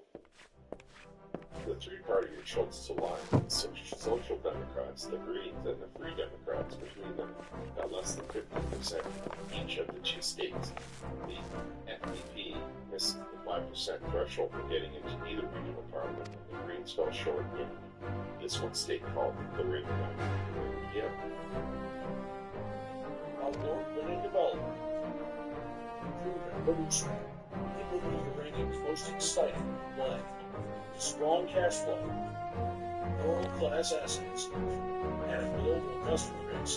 These two companies have announced a transaction to form a clean energy leader, Vision Uranium and Paladin Energy, working to create the go-to option for uranium investors. Today, you can charge as fast as you move with 800 volts architecture. Today, we change the way we navigate the roads ahead. And today, we reimagine how we use our lives. 25 years innovating another has led to today. So here EV6, get no peace of mind service today. Here, movement that inspires. The only mainstream party that did relatively well was the conservative CDU, which was projected to win in Saxony and finish second in Thuringia. And in Saxony, PFD is supposed to be in second. So between those two states, the conservatives have won. I think it's like 7% of the seats. They actually had to do a little jury rigging and took away the power to give the veto power to the Republican Party. I don't want the party to use it. Because there's still tricks that the party is going to play. Like those two groups are going to kick out everybody in the middle, just like they did in France, that one, so that everybody on the left needs to elect for one person. But the obvious takeaway from this is people are unhappy, and they are speaking with their voice. They are speaking with their vote. So all of the desires of the elites mean nothing. They might have told themselves that they're going to be able to brainwash people into thinking that if they have to vote for them, they have more of some kind of this. But I think that we again understand now, you and I, why they call it the silent majority. Because without complaining, without doing any of that, without throwing things, without protesting, they simply cast their vote in the direction that the leaders didn't want and say anything about it. They just did it. These three groups, the Social Democrats, the Greens, and the Free Democrats, are protesting in the streets. Because apparently they're only democratic so long as it benefits them. As soon as they aren't democratic, they are, well, extremists. So say the best for last, we're talking about freedom of speech and the attack on freedom of speech in Brazil by the Supreme Court justices. 5 of them have ratified upholding the one guy's decision to ban X because he can't, control what Elon Musk says about it, and because he can't control what people are saying on that platform. I find it bizarre that the highest reaches of the world are the ones that are trying to shut it down. And we can see how this is exactly why freedom of speech needs to be enacted in the first place. Because it is always the people at the top that are trying to silence the rest of us. Now, Elon Musk has a big gun. He also has Starlink, right, which is the internet from space. And he has quite a few customers there. However, because the judge couldn't get his way on the platform of X, he froze Starlink's accounts inside of Brazil. And now Starlink is saying, well, we're not going to stop allowing people to access X unless you unfreeze our bank accounts. So that's really funny. And apparently one of the biggest downloads that Starlink is getting right now is VPN. So the sales of VPN have gone through the roof. I don't see how you're going to make this work. I mean, it's a very big market, right? There's a lot of people. Apparently 20 million people use X every day. 20 million people. You're not going to want to hear a vote because some judge thinks that the senator shouldn't say what it needs to say. I think the judge has ever stepped through the door yet. I think the judge is there to look after the law, not to decide the law. But that's, video support. Elon Musk said the Brazil judge should go to prison in the late after an X ban on the country. The ban was imposed over the weekend after Musk didn't name a legal representative for a deadline in a case going back months. And I covered that a little bit in another video. Basically what happens is they said you have to bring somebody from the X group or X organization into our courtroom. We're going to talk about it, but those people were threatened with imprisonment, so Elon Musk closed the doors to X. And he got a lot of the executives of the country to keep them safe. But of course, he still has this rule that if you have anything going on in the country, you have to have an office there, you have to have a representative in the country. Isn't that convenient? You have to wonder why they would have that law based on what you're looking at here. They focus on the idea that they want to have somebody that they can hold accountable. They want to imprison them so that they can tell Elon Musk what to do. So his platform, that is simply having people say their opinion, right? I mean, most of this, what is it, 109 characters? Think of the amount of problems this guy wants to be awesome. Scares us. Just throwing things out of compliance. Thinks that the judge should be in prison for the Constitution and the public to protect the Constitution and law. What you trying to take away is the overt hostility that the elites have to people being able to say their own thing. Say should not be grounds for prison. Say it should not be grounds for threats. It should not be in any way, shape, or form the reason that you're terrified and afraid. Why are these people so hell-bent on science? I'm telling the world how they feel about the conditions of their living. If they say something that other people agree with them, then there must be some truth in it. But that freedom of speech scares them. That freedom of speech makes them realize that people don't like them. It makes them understand that their behavior and their actions is something that the people disagree with. You know, those kinds of things, obviously.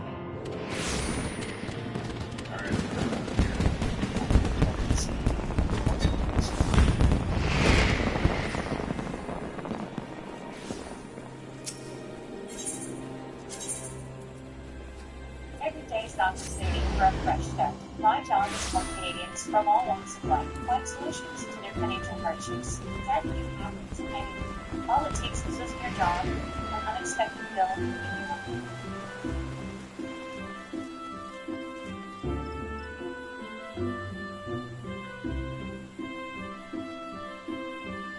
Press is now looking for ways to get out of her debate with Donald Trump. Top Democrat pollster Frank Luntz tells CNN exactly how Kamala Harris could win the election and also exactly how Donald Trump could win. As of this reporting, Trump is winning with the betting sites, which they say more than the pollsters. Plus, Trump just made an announcement that could put a major target on his back. All of this and more in tonight's show. Thank you so much for joining me. Just days after Vice President Kamala Harris, I don't say that, did her first interview with CNN, her campaign is already walking back statements she made. During the interview, she voiced a positive view of the Green New Deal by stating, "You mentioned the Green New Deal. I have always believed, and I have worked on it, that the climate crisis is real, that it is an urgent matter to which we should apply metrics that include holding ourselves to deadlines around time."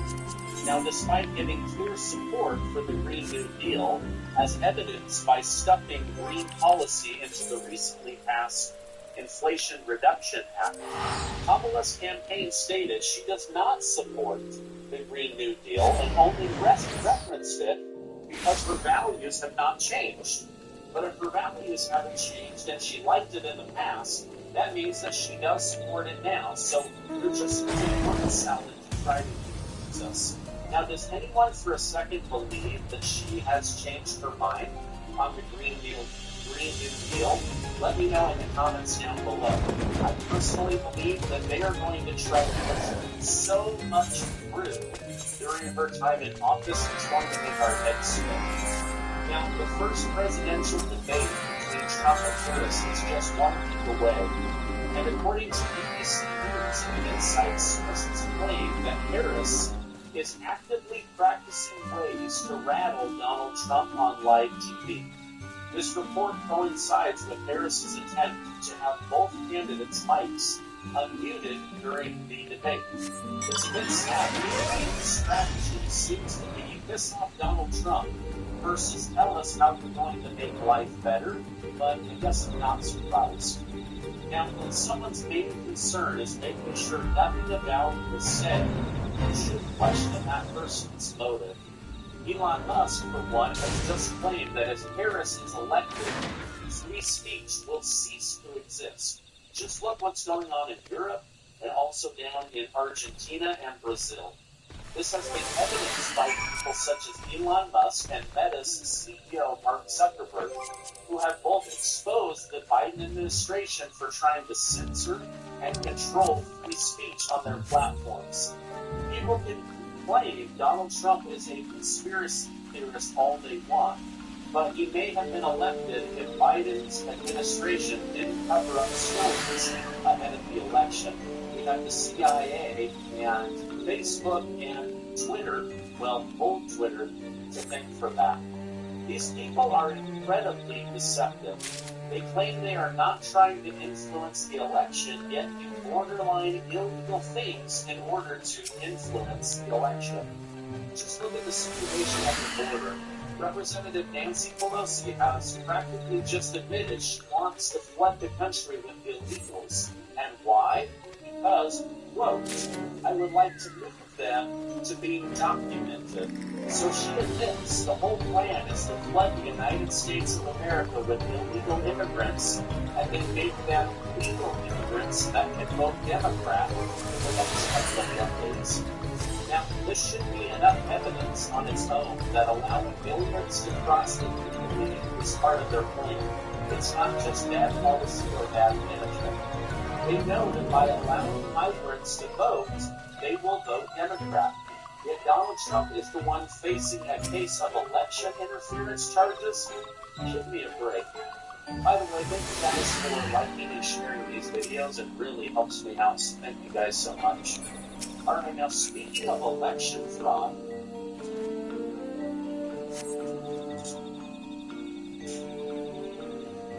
the United States has just seized the plane of former Venezuelan President Nicolas Maduro, the illegitimate president of Venezuela.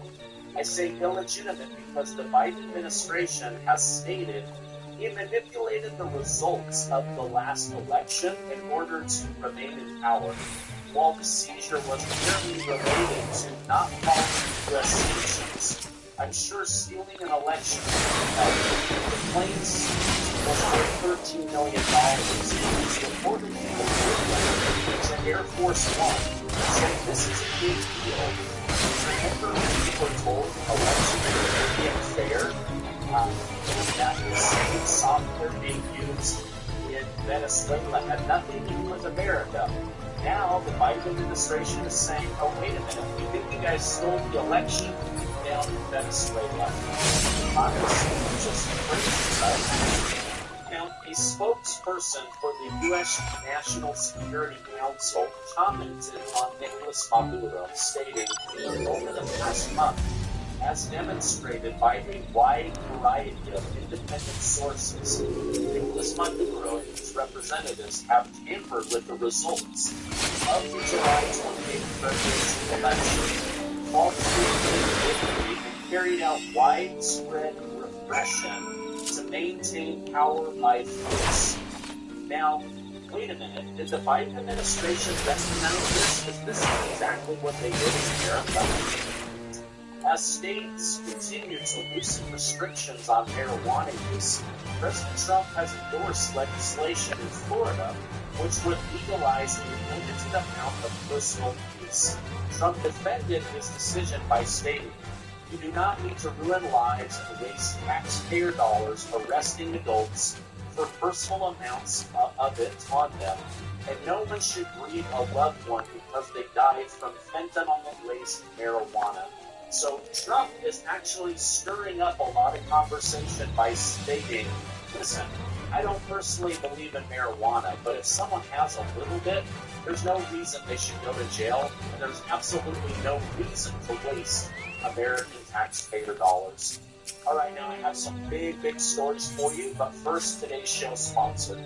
Do you owe back taxes? Pandemic relief is over. Along with hiring thousands of new IRS agents, The IRS has kicked off 2024 by sending out over 5 million pay up or else letters to those who have unfiled tax returns or balances owed. Don't wait for rights and speak with the IRS on your own. They are not your friend. Tax Network USA, a trusted tax relief firm, has saved over $1 billion in back taxes for their clients, and they can help you secure the best deal possible with the IRS. Whether you owe $10,000 or $10 million, they can help you. And whether it's business or personal taxes, even if you have the means to pay, or you are on a fixed income, they can help you finally resolve your tax burden once and for all. I want you to call 800-958-1000 for a free private consultation, or visit tnusa.com/Gardner. They are the best in the business, which is why I work with them. Go check them out right now. Okay, now listen to this. CNN had on one of their top election pollsters, a guy by the name of Frank Luntz, and he lays out exactly what Kamala Harris can do to win the election. He then lays out exactly what Donald Trump needs to do to win the election. Let me roll that and let's react to it together. They try to get as many votes as they can ahead of November. Frank Luntz, the top line of that poll was that nationally, Harris has a small lead over Biden, 50 to 46. She did not get a post-convention bump in that poll. Are you surprised by that? And what do you say to what Harris just said, that they believe they are the underdog? I don't think that really matters. I think what matters are the two issues that the public says they prioritize in this election, which is affordability, not inflation, but affordability of food and fuel, housing and healthcare, and I think that's gotten worse over the last 3 years, not better, and immigration, which is basically an issue of personal security. All right, so the two big eyes, right? Inflation and immigration. But he's saying the key word for this election is affordability. Is life more affordable under Kamala Harris, or is life more affordable under Donald Trump? Whoever can convince the most people of that is going to win the election. He also has some other ideas. So, whether the borders choose, like the voices of unaligned about who you trust, who you have confidence in, who you like, she learns clearly. The voices unaligned about policy, that listeners around the last 3.5 years, the problem with the Trump campaign is that the candidate himself is actually undermining that message with personal attacks that voters don't like. The challenge with Harris is that she walks into a union hall and doesn't address the two issues that unions can prioritize the most.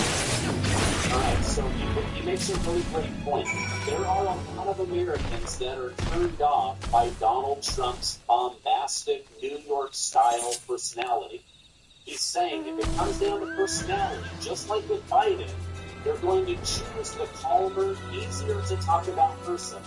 But if it comes down to policy, and Donald Trump will stick to policy instead of name calling, he's going to win because Kamala Harris has no policies. Donald Trump has lots of incredible policies. He needs to stick to the policies. And then a third amount of polling within the union community, and there's definitely a split. Government unions and teachers unions absolutely support that a significant margin. But the trades, the people who work with their hands, are evenly split between the Democrats and the Republicans. The Republicans have never seen that before. She walked into ground zero. Everything she said was effective, but she missed the two issues that mattered most. And in the end, at least in the debate, she's going to have to address them. That was a very interesting moment on the campaign trail, and certainly the beginning of what's going to be a busy week for both sides out there in the battleground states. Thanks to all for your thoughts. Okay, so basically, Donald Trump needs to stick with, I will make life better for you, and then he needs to lay out all of the ways he's going to make life better. Even if she steals those ideas He needs to get them out to the American people first, and he will win. But if he goes into the debate with attack after attack after attack on her crazy sexual history, on her last 3.5 years, he just needs to really dial in. Was life better financially under Trump or better financially under Harris? If he can communicate that message, I believe he is going to win. Well, I knew this was going to happen. The first U.S. fighter jet finally made it to Ukraine. The pilot was there, all fully trained, and within 24 hours, Russia shot them down. He is dead.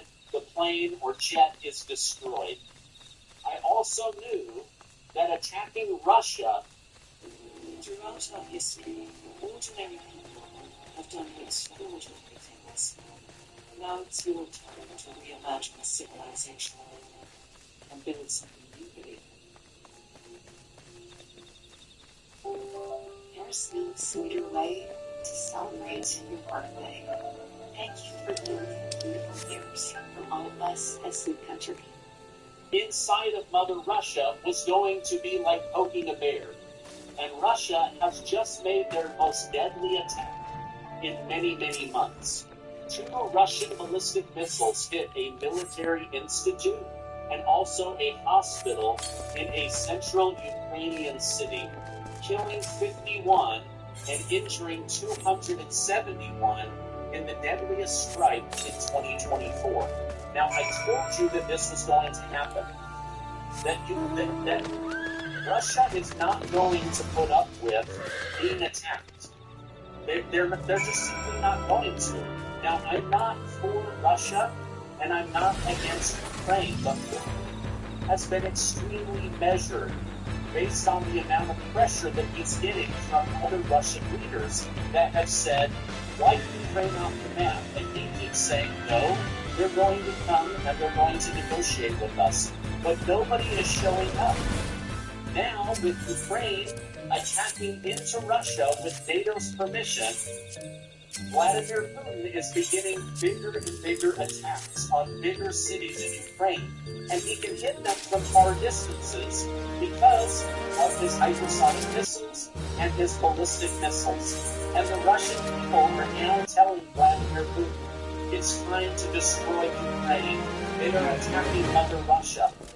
In fact, the attack was so big that according to Colonel Douglas Macgregor, NATO leaders are now telling NATO nations, including Ukraine, do not shoot down Russian missiles. Just let the damage happen, and then let's try to end this.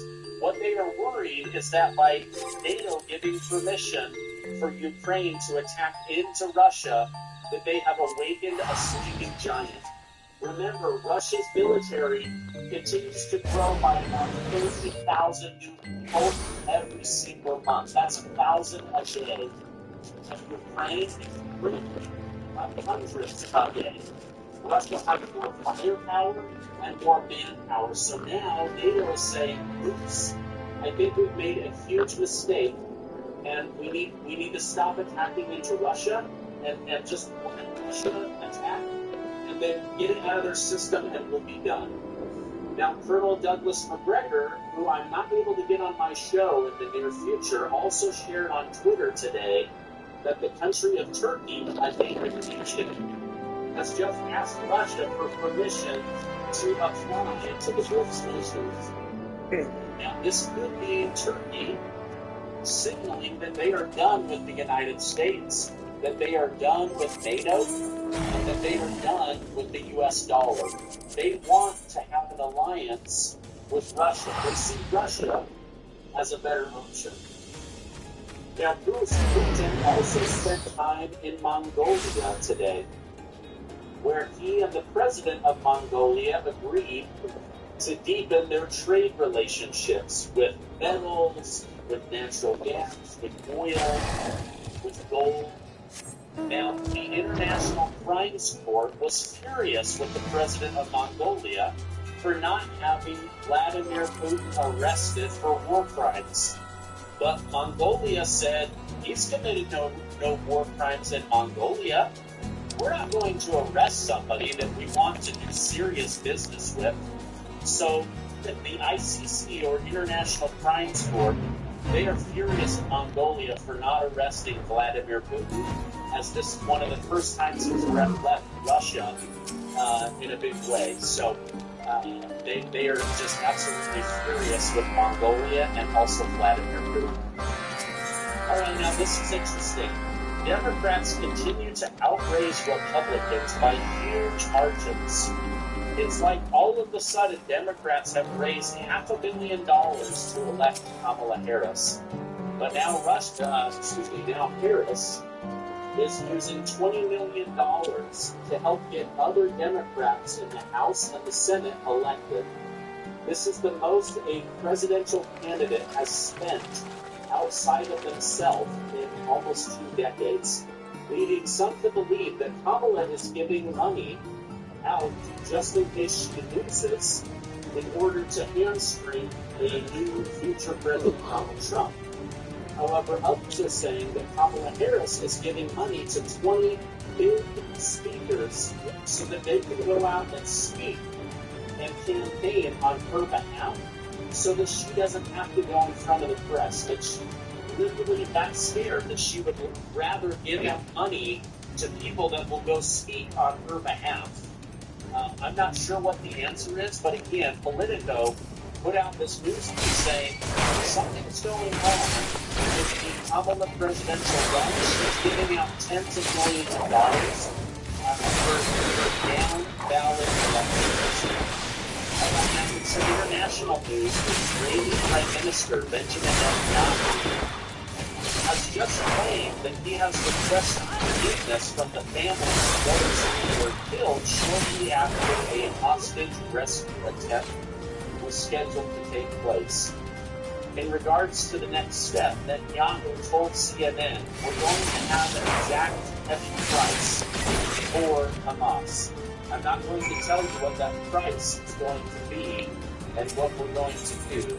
There's going to be an element of surprise. So basically, Netanyahu said, I am sorry to the families that lost somebody, and also, there's about to be a massive revenge attack from Israel, and no one is going to see what's coming. And with that being said, it currently appears all hope for a ceasefire has come to an end. But wait a minute, wasn't Biden telling us any day now, we're going to get that ceasefire any day now? As further proof, Israeli media site NNET has claimed that Israel is setting up an army unit to monitor Gaza for the next couple of years. The article read, the Israeli army began yesterday through this appointment to accept the fact that it's responsible for the Gaza Strip. And this will continue for years and will expand. And about 2 million Palestinians will remain under Israeli control. So basically they're saying, listen, we're unable to get this situation under control. The only way to control Hamas is to control the region that Hamas controls. Now, honestly, Donald Trump is the biggest target yet is on the back. He admitted today on the Lex Friedman podcast to listing all of the names of those that are associated with Jeffrey Epstein. Millionaires, billionaires, political people, business owners, CEOs of major corporation lawyers. Donald Trump admitted that he will release all of these names. Names like Bill Gates, Bill Clinton, etc. Donald Trump said, isn't it strange that those names haven't been released? Lex Friedman said, would you consider releasing those? Donald Trump said, the JFK files are much easier to release because all of those people are dead. But the Epstein, that's harder because many of them are still alive. But he then said he's inclined to release all of those names once he gets back to the office. Now, I promise you, the FBI and the CIA, they have been working overtime to bury these names. And so by him saying this out loud, I believe he probably just put another target on his back. with the intelligence agencies, but only time will tell. This just came out today. All right, that's my update for today. Thank you guys so much. Make sure to check out today's earlier video where Mark Q.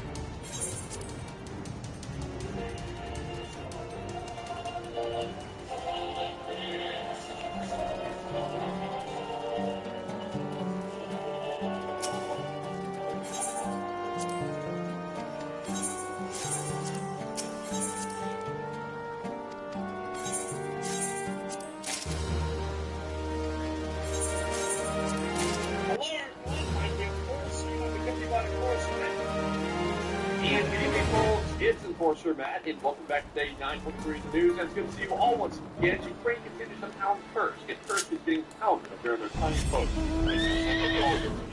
And it's just becoming past 48 hours of the news of the war in Ukraine. So we're getting some fairly interesting news over the past 48 hours, both good and bad. One of the best things that we've heard so far is that the Russian offensive into the Donetsk area is slowly stopped, heading towards the direction of Donetsk westwards over the past 48 hours. As Russia has started taking incredibly high casualties, and the Ukrainian defense solidified around the area of Donetsk. We've been giving a little bit more of an in-depth battle analysis of this area today, and also showing some of the footage that we got. At the exact same time, we also got a load of video and picture evidence from across the entirety of the front line, showing that heavy firefights and heavy battles have been occurring in the past 48 hours, and it appears to be incredibly high casualties onto the Russian forces who are the Moscow's front around the area of the forest near Severodonetsk. We have also been seeing the 4th British Brigade engaged and knocked out some Russian forces around the area south of Chivka on the Chasiv front. We will also get video picture evidence from the area inside of Kursk. And we also got the really big announcement today that the Ukrainians plan on staying in Kursk indefinitely until the war is over. This is actually a fairly big piece of news, because up until this point, we weren't entirely sure if it was a semi-permanent front or a non-permanent front that would end up ceasing to exist by the end of this year. At least according to official governmental statements, the Ukrainians plan on staying here for well on into the future.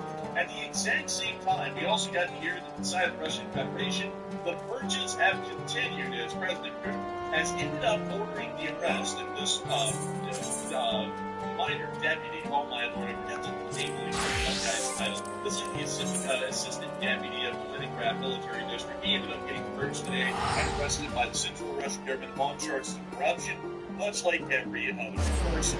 We have also been able to see that the Kurakovo power plant ended up getting pretty significantly hit. We were able to get a very important analysis and pictures of homes over that area. We also got to see part of the Belarusian military with a decent amount of interesting stuff that we really didn't know where to put down. But we also saw some things that ended up being a little bit questionable today.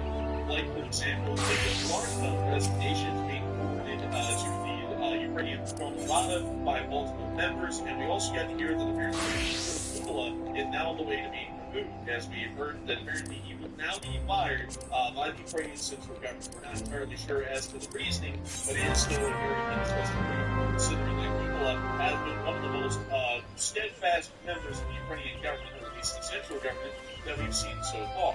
We also got to hear of a couple of small incidents that were being covered tonight. Apparently, some U.S. service members were inside of Turkey over the weekend.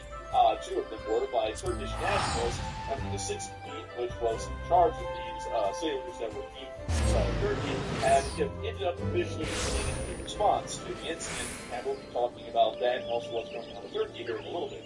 We also got to hear of some pretty wild news that the people who were in charge of responding to the flood that happened in North Korea. Many of y'all will remember that flood because it was the one where 50 almost got thrown off of a boat into a raging river. Apparently, a lot of those officials have been executed now, or they're in the process of being executed at this very moment. And we'll be talking about the dam. They got the boat driver down. They took the boat driver out and nearly knocked him off. Man, I'm telling you what, man, they didn't just hit the boat driver that knocked him off. They knocked him off. I mean, like, it was a knock-off circle. It's like they were just beating everywhere. That's nasty. That's North Korea style right there. And listen, if you don't drive the boat better, you're going to have to knock it off. But anyway, moving on from that, out of North Korea, we have absolutely loads of news coming out. These are just some of the main bulletin points of the things that we have to talk about tonight for this week's mandate. But we have so much to talk about. It's absolutely crazy. So, moving on, probably into one of the biggest news that we have tonight, the Russian advance around the province does appear to have slowed, at least over the past 48 hours, which is giving us a fairly good sign. As you can see right here, the comes from the Southern State.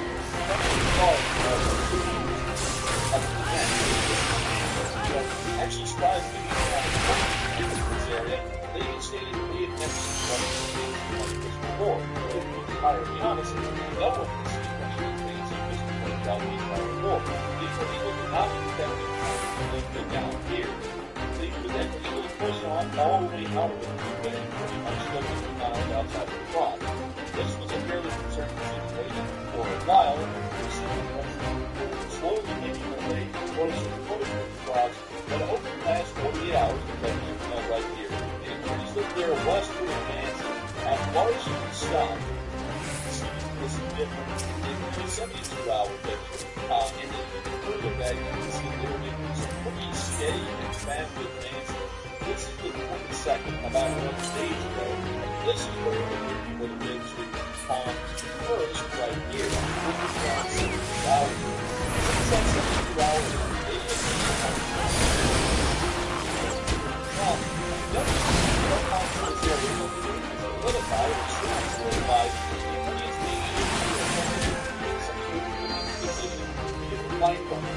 have been very important thing going forward because they want to begin making supply and cross. Unlike other cities in the war so far, like Bakhmut and also like Avdiivka, where the importance was not that severe, it was the largest capital in the area, cross was really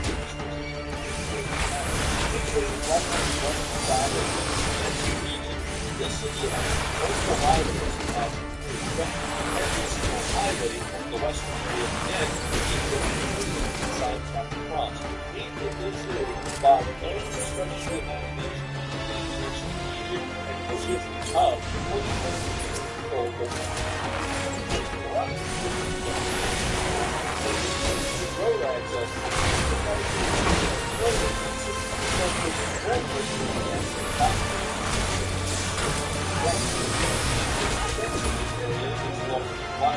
After that, it's not only vital for Russians, it's probably vital for much of the Russians would get a little bit of a logistical advantage or a force advantage out of this area. The Ukrainians also do well.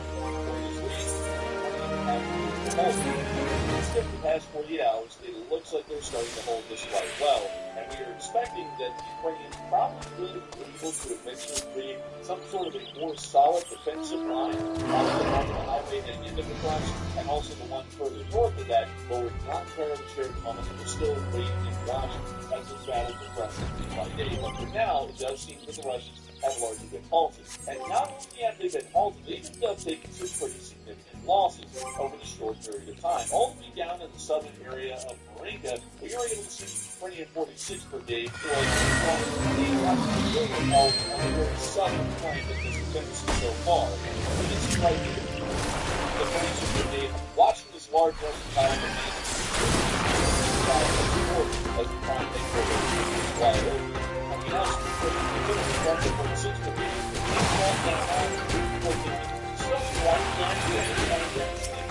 knocked out yet, but I think that's about to change here pretty soon. The Russians are desperate to control the time to really break the return of the can. But they're really firing and going for it.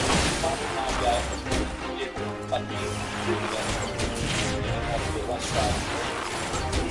Yes, on the job until the beginning of the military and now be out even further west inside Marinka. There's definitely accelerate. There's definitely accelerate. It's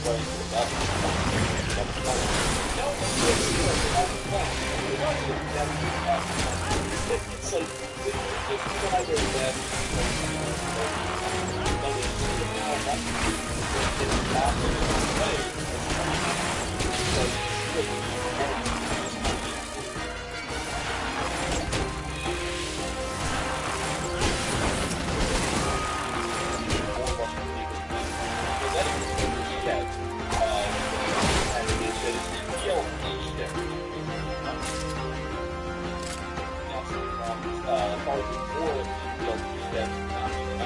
on the western side of the Marinka, just not as easy part.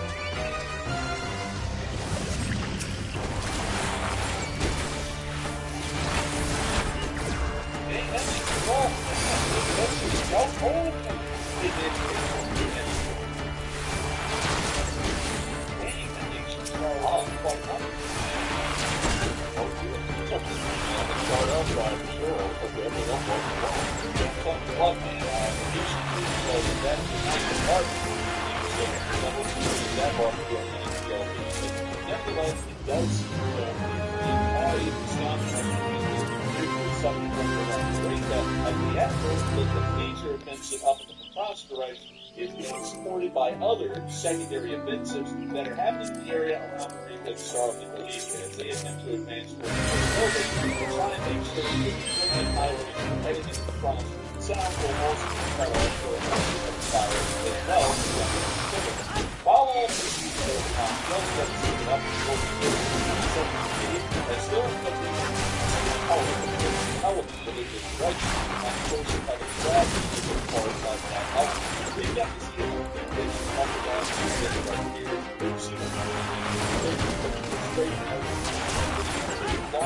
Mileage out of the draft is live for multiple goals draft is probably one of the most stellar and exemplary vehicles that's typically provided by the West.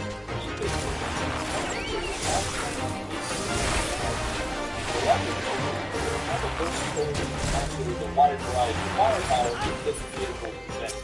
It is probably one of the best vehicles that this is provided. And I would personally say, based on the massive that the West is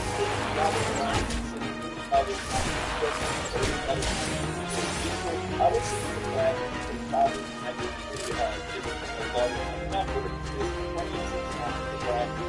is the most versatile, most effective vehicle that they've been provided for on that as well. While that goes on, we also want to see that it's really truck that is sometimes waiting while the service staff that are operating in this hospital while serving.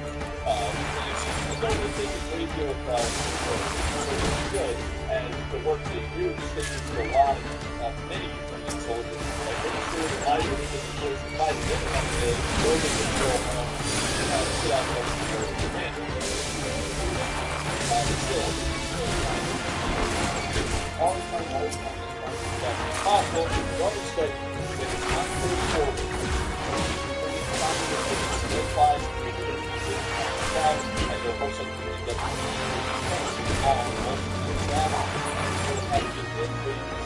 how is the Russians prepared? They end up having to give up on this battle entirely and losses that they're taking far before they're trying to go until they can eventually and slowly take this down by these drops. We won't really know for certain until the battle completely unfolds. But on out of that, even in here, some fairly interesting things inside of Russia, because while it does look like the Russians will have a little bit of wind in their sails, Rob, they recently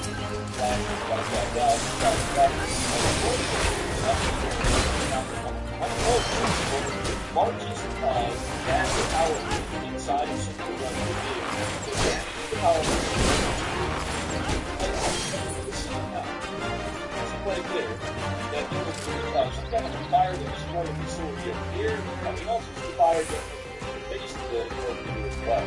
Once again, it's a very clear indicator, at least at the moment, that the Russian have considered setting up the power to possibly damage the they may not go to the power but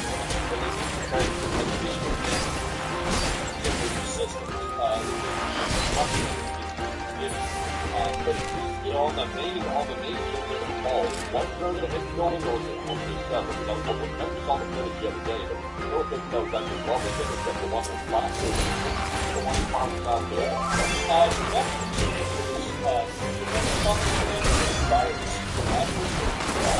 Looks like it caused pretty serious damage. Caused building also died as well. So I would have to say also I don't know what it is, but like you're like happy not like what I know about that. I don't know. I was trying to find those not really good anyone else involved everything. So I don't know that might but beyond that, it does look like the central power plant is doing some issues.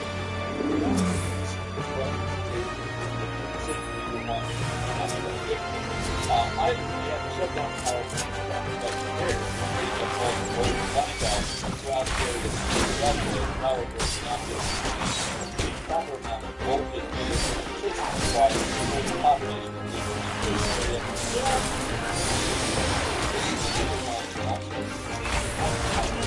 And through concentrating power plants and generators, don't use up the rate quickly force themselves to shut down before the Russian people by days, by years, over the next months. But beyond that, we're going to see here, but we also got to see that the deputy minister was arrested up in Leningrad district. This was a really interesting development. And a lot of people say that's just the Russia. But a lot of people may be a little bit confused as to what the world is about this guy being arrested. And the big deal about this guy being arrested is that the Leningrad military district is brand new. I mean, brand spanking. And as far as we have been able to see, the minister and deputy commander, deputy commander of the Leningrad military district pretty much rose up from another military district in the more junior field staff, general staff, and then they were appointed to the Leningrad military district out of the central military district. The fact that this guy is already being arrested on claims of corruption acceptable in crimes is very concerning because it's really older This guy has already fallen out of the circle as soon as he was given a command position, and is now unfavorably, by the way. That's already done.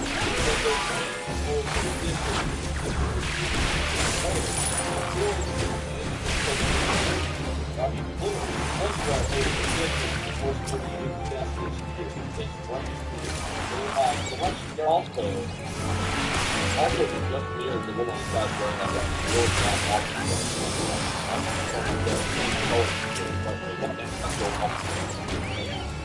I would say it does look like that. But still, beyond that, it does seem as though this guy is once the Russian Federation Central Government goes into, there's really no way out. They're going to find the guy goes one, and you might end up disappearing fairly normal things that happen. But with that, we're now going to be moving on from that little bit. It's pretty wild news and that.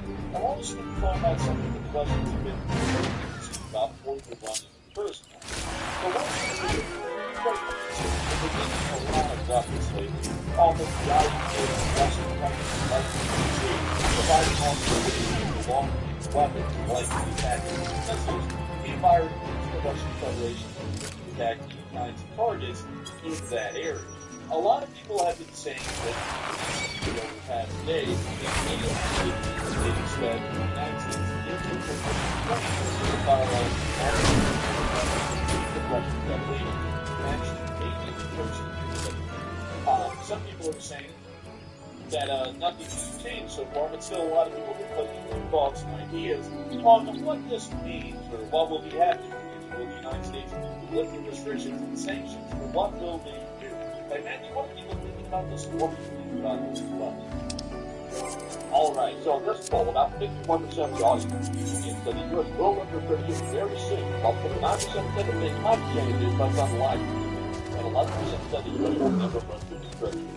And on this one, I must say that right now, it doesn't look very good that the will be lifted. It's still one right now, the U.S. actually trying to start which are, and not now they're trying to take airfield because they that's what it's today. We're going to take out these Russians on the only good restrictions about how about central weapons is allowed, not just by Ukraine, but perhaps the gas of long-range air launch cruise. Currently, there are negotiations going on to perhaps let Ukraine use that, but of course it isn't finalized yet, so we'll just have to wait to see if that actually becomes reality. But on this poll, I would say I'm probably looking at 29%. It might be 15%, but it might be 29%. We'll see what they do. I would say that in my opinion, the United States is probably going to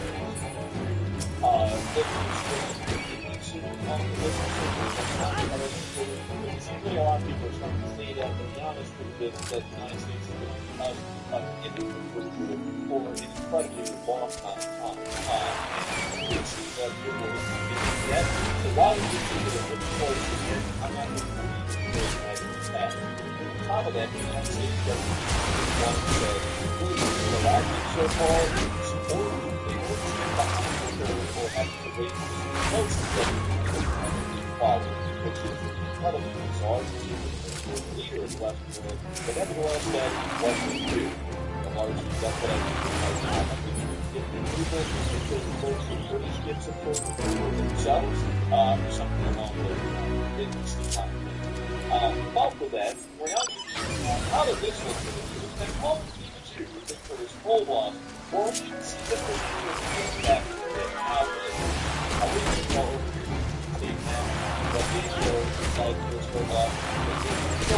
There's the secret out now. But it does about some areas in some direction, but for people who are concerned,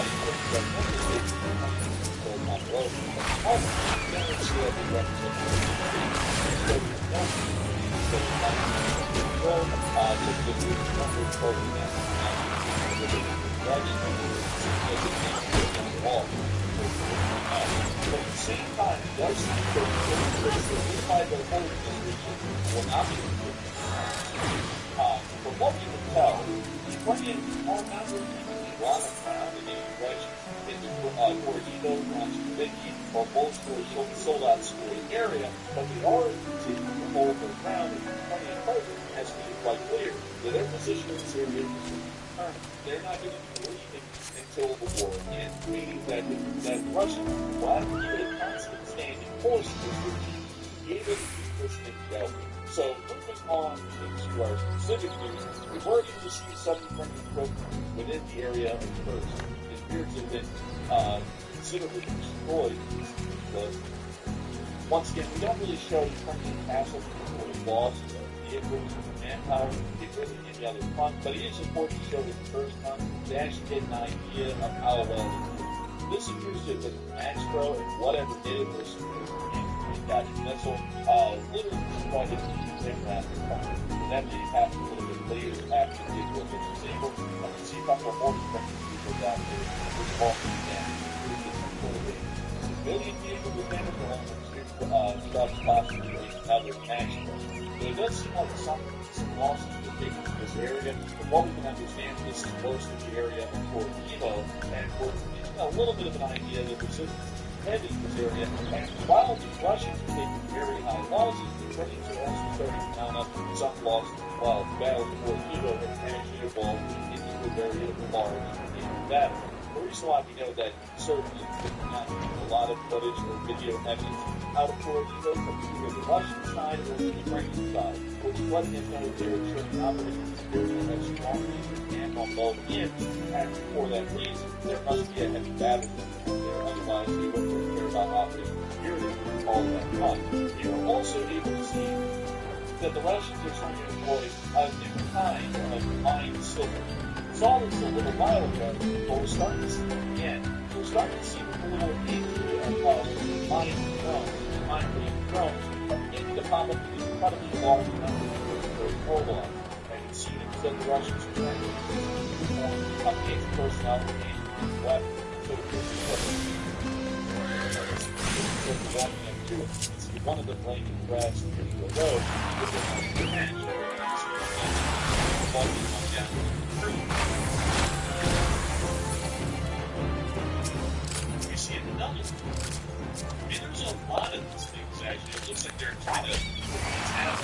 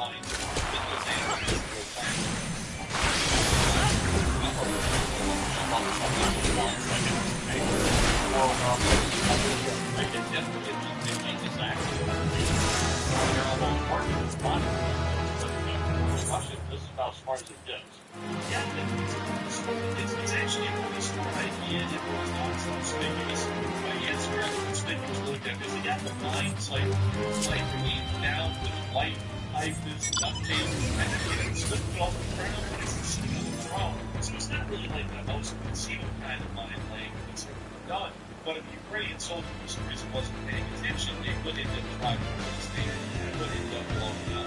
So that's interesting. Not really that fleshed out at this point. Hopefully, they might flush the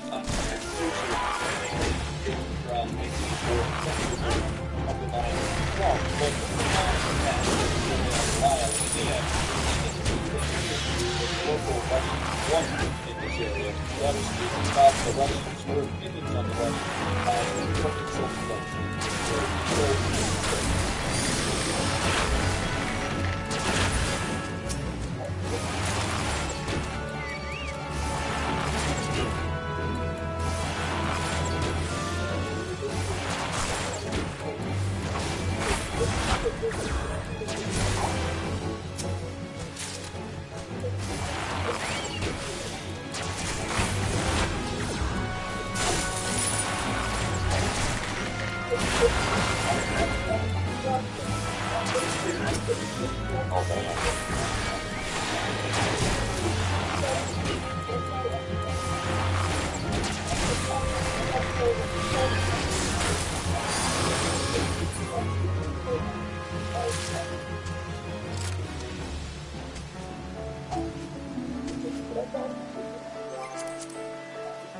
You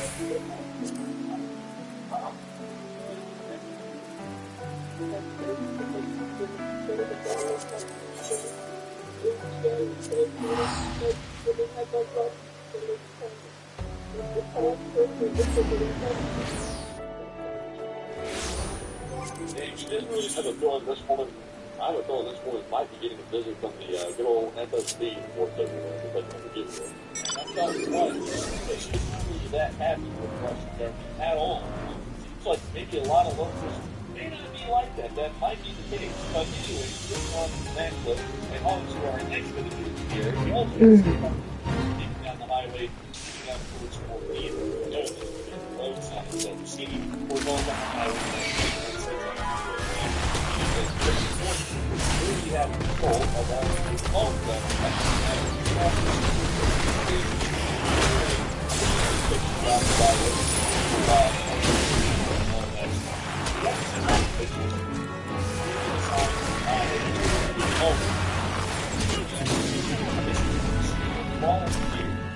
Something that the Russians tried to make up a story about, but the Russians are claiming that are foreign forces are government that action against the Russian Federation. It's like a foreign volunteers from the international media that is conducted now, Ukraine is inside of Russia, but at the same time, there is a truth to the story that there are foreigners inside of Russia fighting on the behalf of the Ukrainian armed forces. We have some British volunteers, American volunteers, I believe we've seen a few Polish volunteers as well, some Belarusians, some members of the Shikhan Serb battalions, or really the Chechens as a whole fighting on the Ukrainian side. This New Zealander right here. There's been a decent amount of them, and it is really interesting to see that they continue to appear over and over in this area, and it looks as though they're becoming a fairly common force within this region.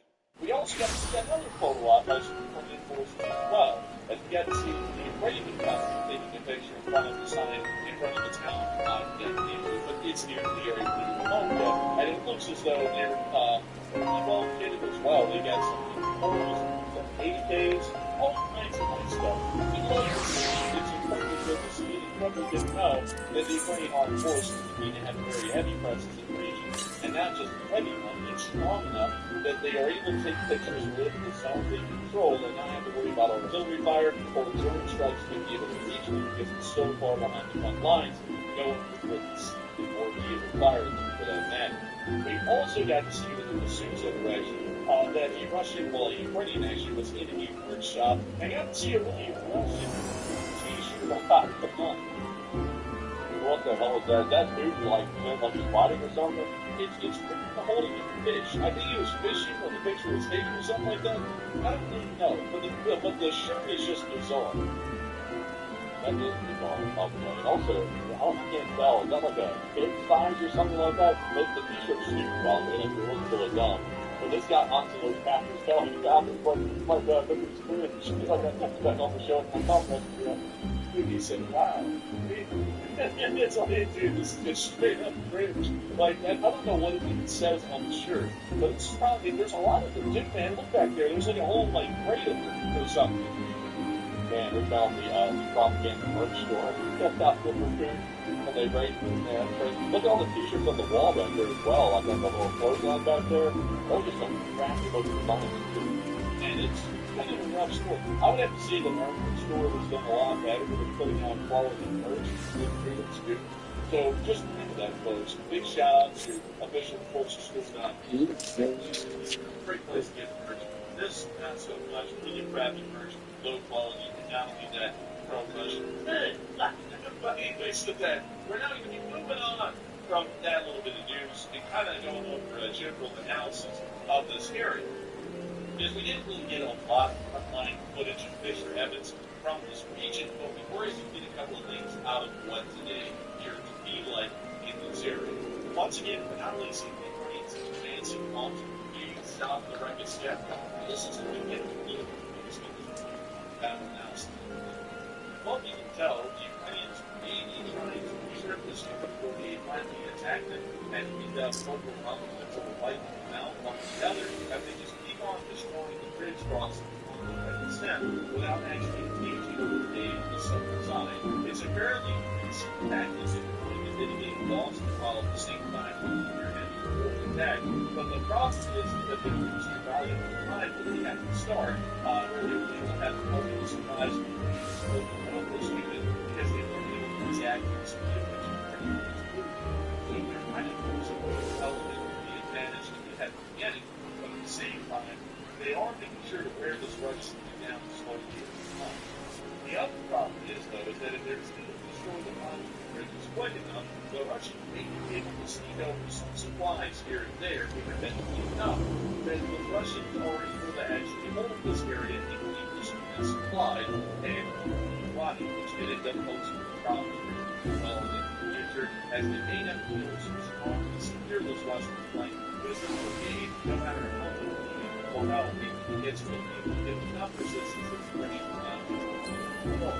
In this area, the situation seems to be great. Around the Battle of Borodino right now, Borodino seems to be dead. We see that both sides will be fighting very heavily in this area. We're expecting that they're ready to go in Borodino village. The Russians will have that battle will go on for the honest truth is that brings us to like that much of what they did pretty much stage the defense in this area at this point only because the Russians now have to have a priority on pushing out of this area, but I would look at it to be up to at this point, it means it's collective not even want to, the Russians would be that group. Also, the Russians in the area, we're not really sure what's happening in this area that's really in the black hole.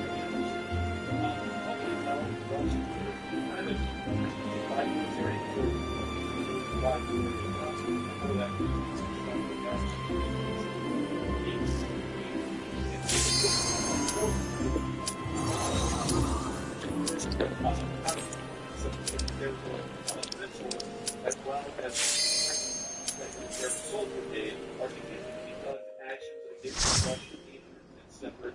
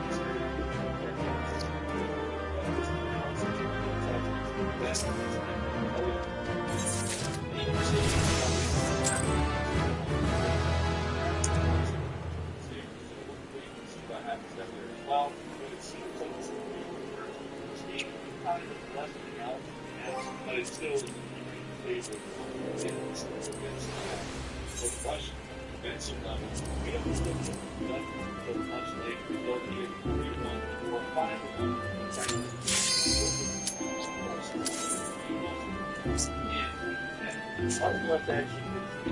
So wait and see how the Russians actually are able to fight in this area because we really don't have indicators of their red and counter resistance at this point to try and push Ukraine out. And then the Ukrainians dig in, and they see we have to fortify this area. They push them probably to 7. And just so we don't have how creative a battle is being, we will fight the numbers about 17,000 side area.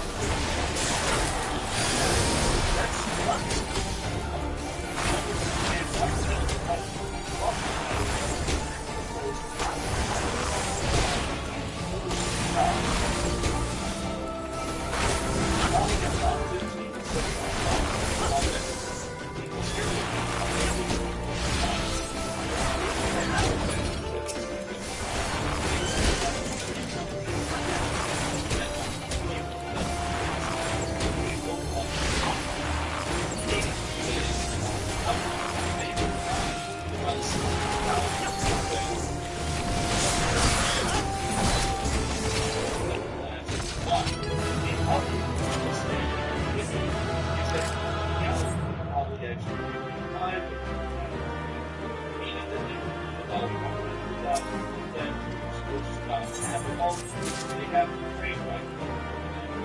Even those intentionally left successful counterattack and push Ukraine out. And then the Ukrainians had a heavily fortified defense position they're in sort of already on. The Russian stabbed attackers in this area immediately up the Ukrainians were to defense positions and then pushed them out.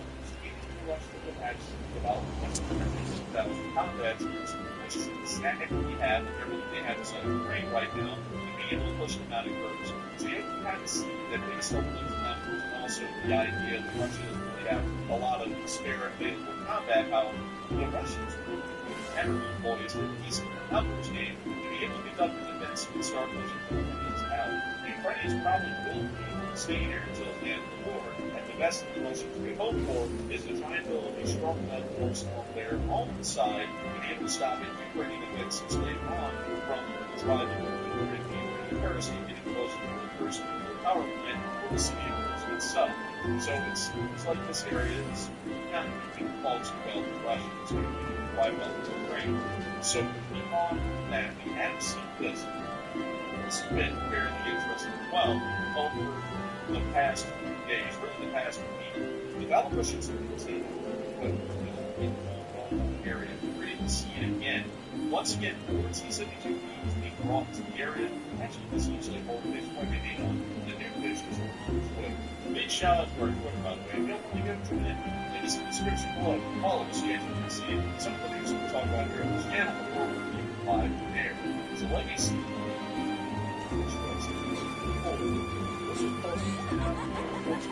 One thing about the fact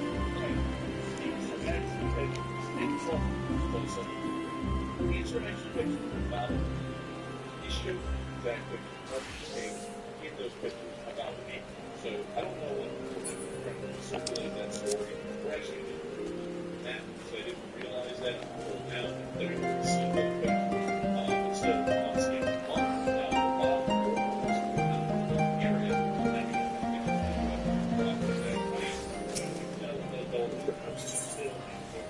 Area, and that does pose a somewhat serious threat to the force war.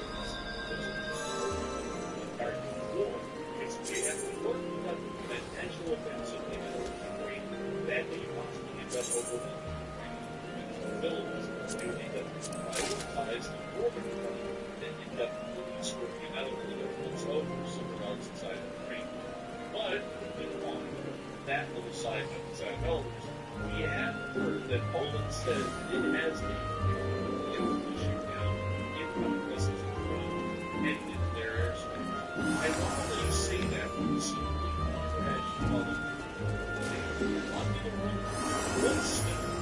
what's up? Polish difference now.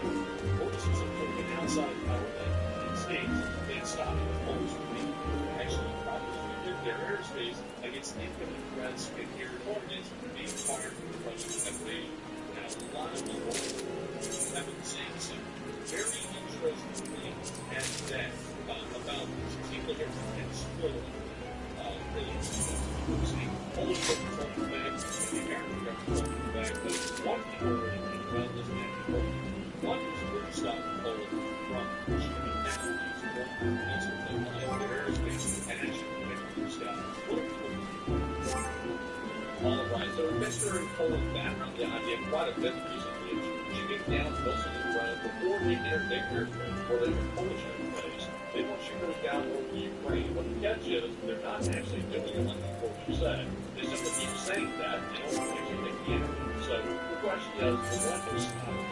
So it's a pretty evenly split poll. About 40% in Poland is stopping themselves, and 42% that the USA is actually stopping Poland. And with what I have to say that with all the talk of Poland doing, we have seen that Poland is willing to take action when they want to. And to me, it seems like, of course, I'll use this one. This is speculation. To me, it seems like probably the USA is probably stopping them. We do know for a fact the USA has a policy of de-escalation. And by shooting stuff down in Ukraine, and that would, in the U.S. mind, escalate the war even further. In reality, there's nothing Russia can really do to retaliate, but the U.S. bill that might piss off Putin even worse, and maybe might say some more offensive words to resolve fears. So don't want to let Poland go out there and do that. Just my opinion, because we don't want Poland to be more fun. But of course, I'll even say, in my opinion, the U.S. government stopped Poland because it wouldn't make a lot of sense if they Poland stopped themselves, because they made it quite clear throughout the war that they had to be very able towards shooting down the missiles and any other kinds of flying objects in their airspace that are not allowed out there. They made it very clear throughout the war that they should all of those, every single one of them. And from what we can tell, the U.S. government probably isn't one of them. In fact, we have heard such things as where the U.S. government said, "Whoa, you can't shoot that down. That would cause further escalation."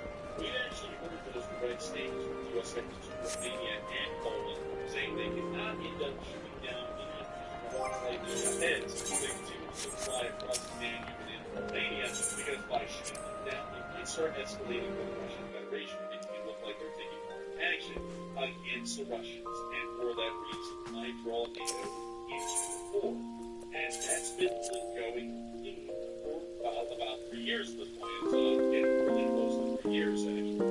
And we've seen the coalition have time and time again said that they want to shoot down these weapons, these missiles, these drones, and time again they've said they're going to do it. And then time again they've had to back off of that statement and say that they're not going to do it. And we know that it's not the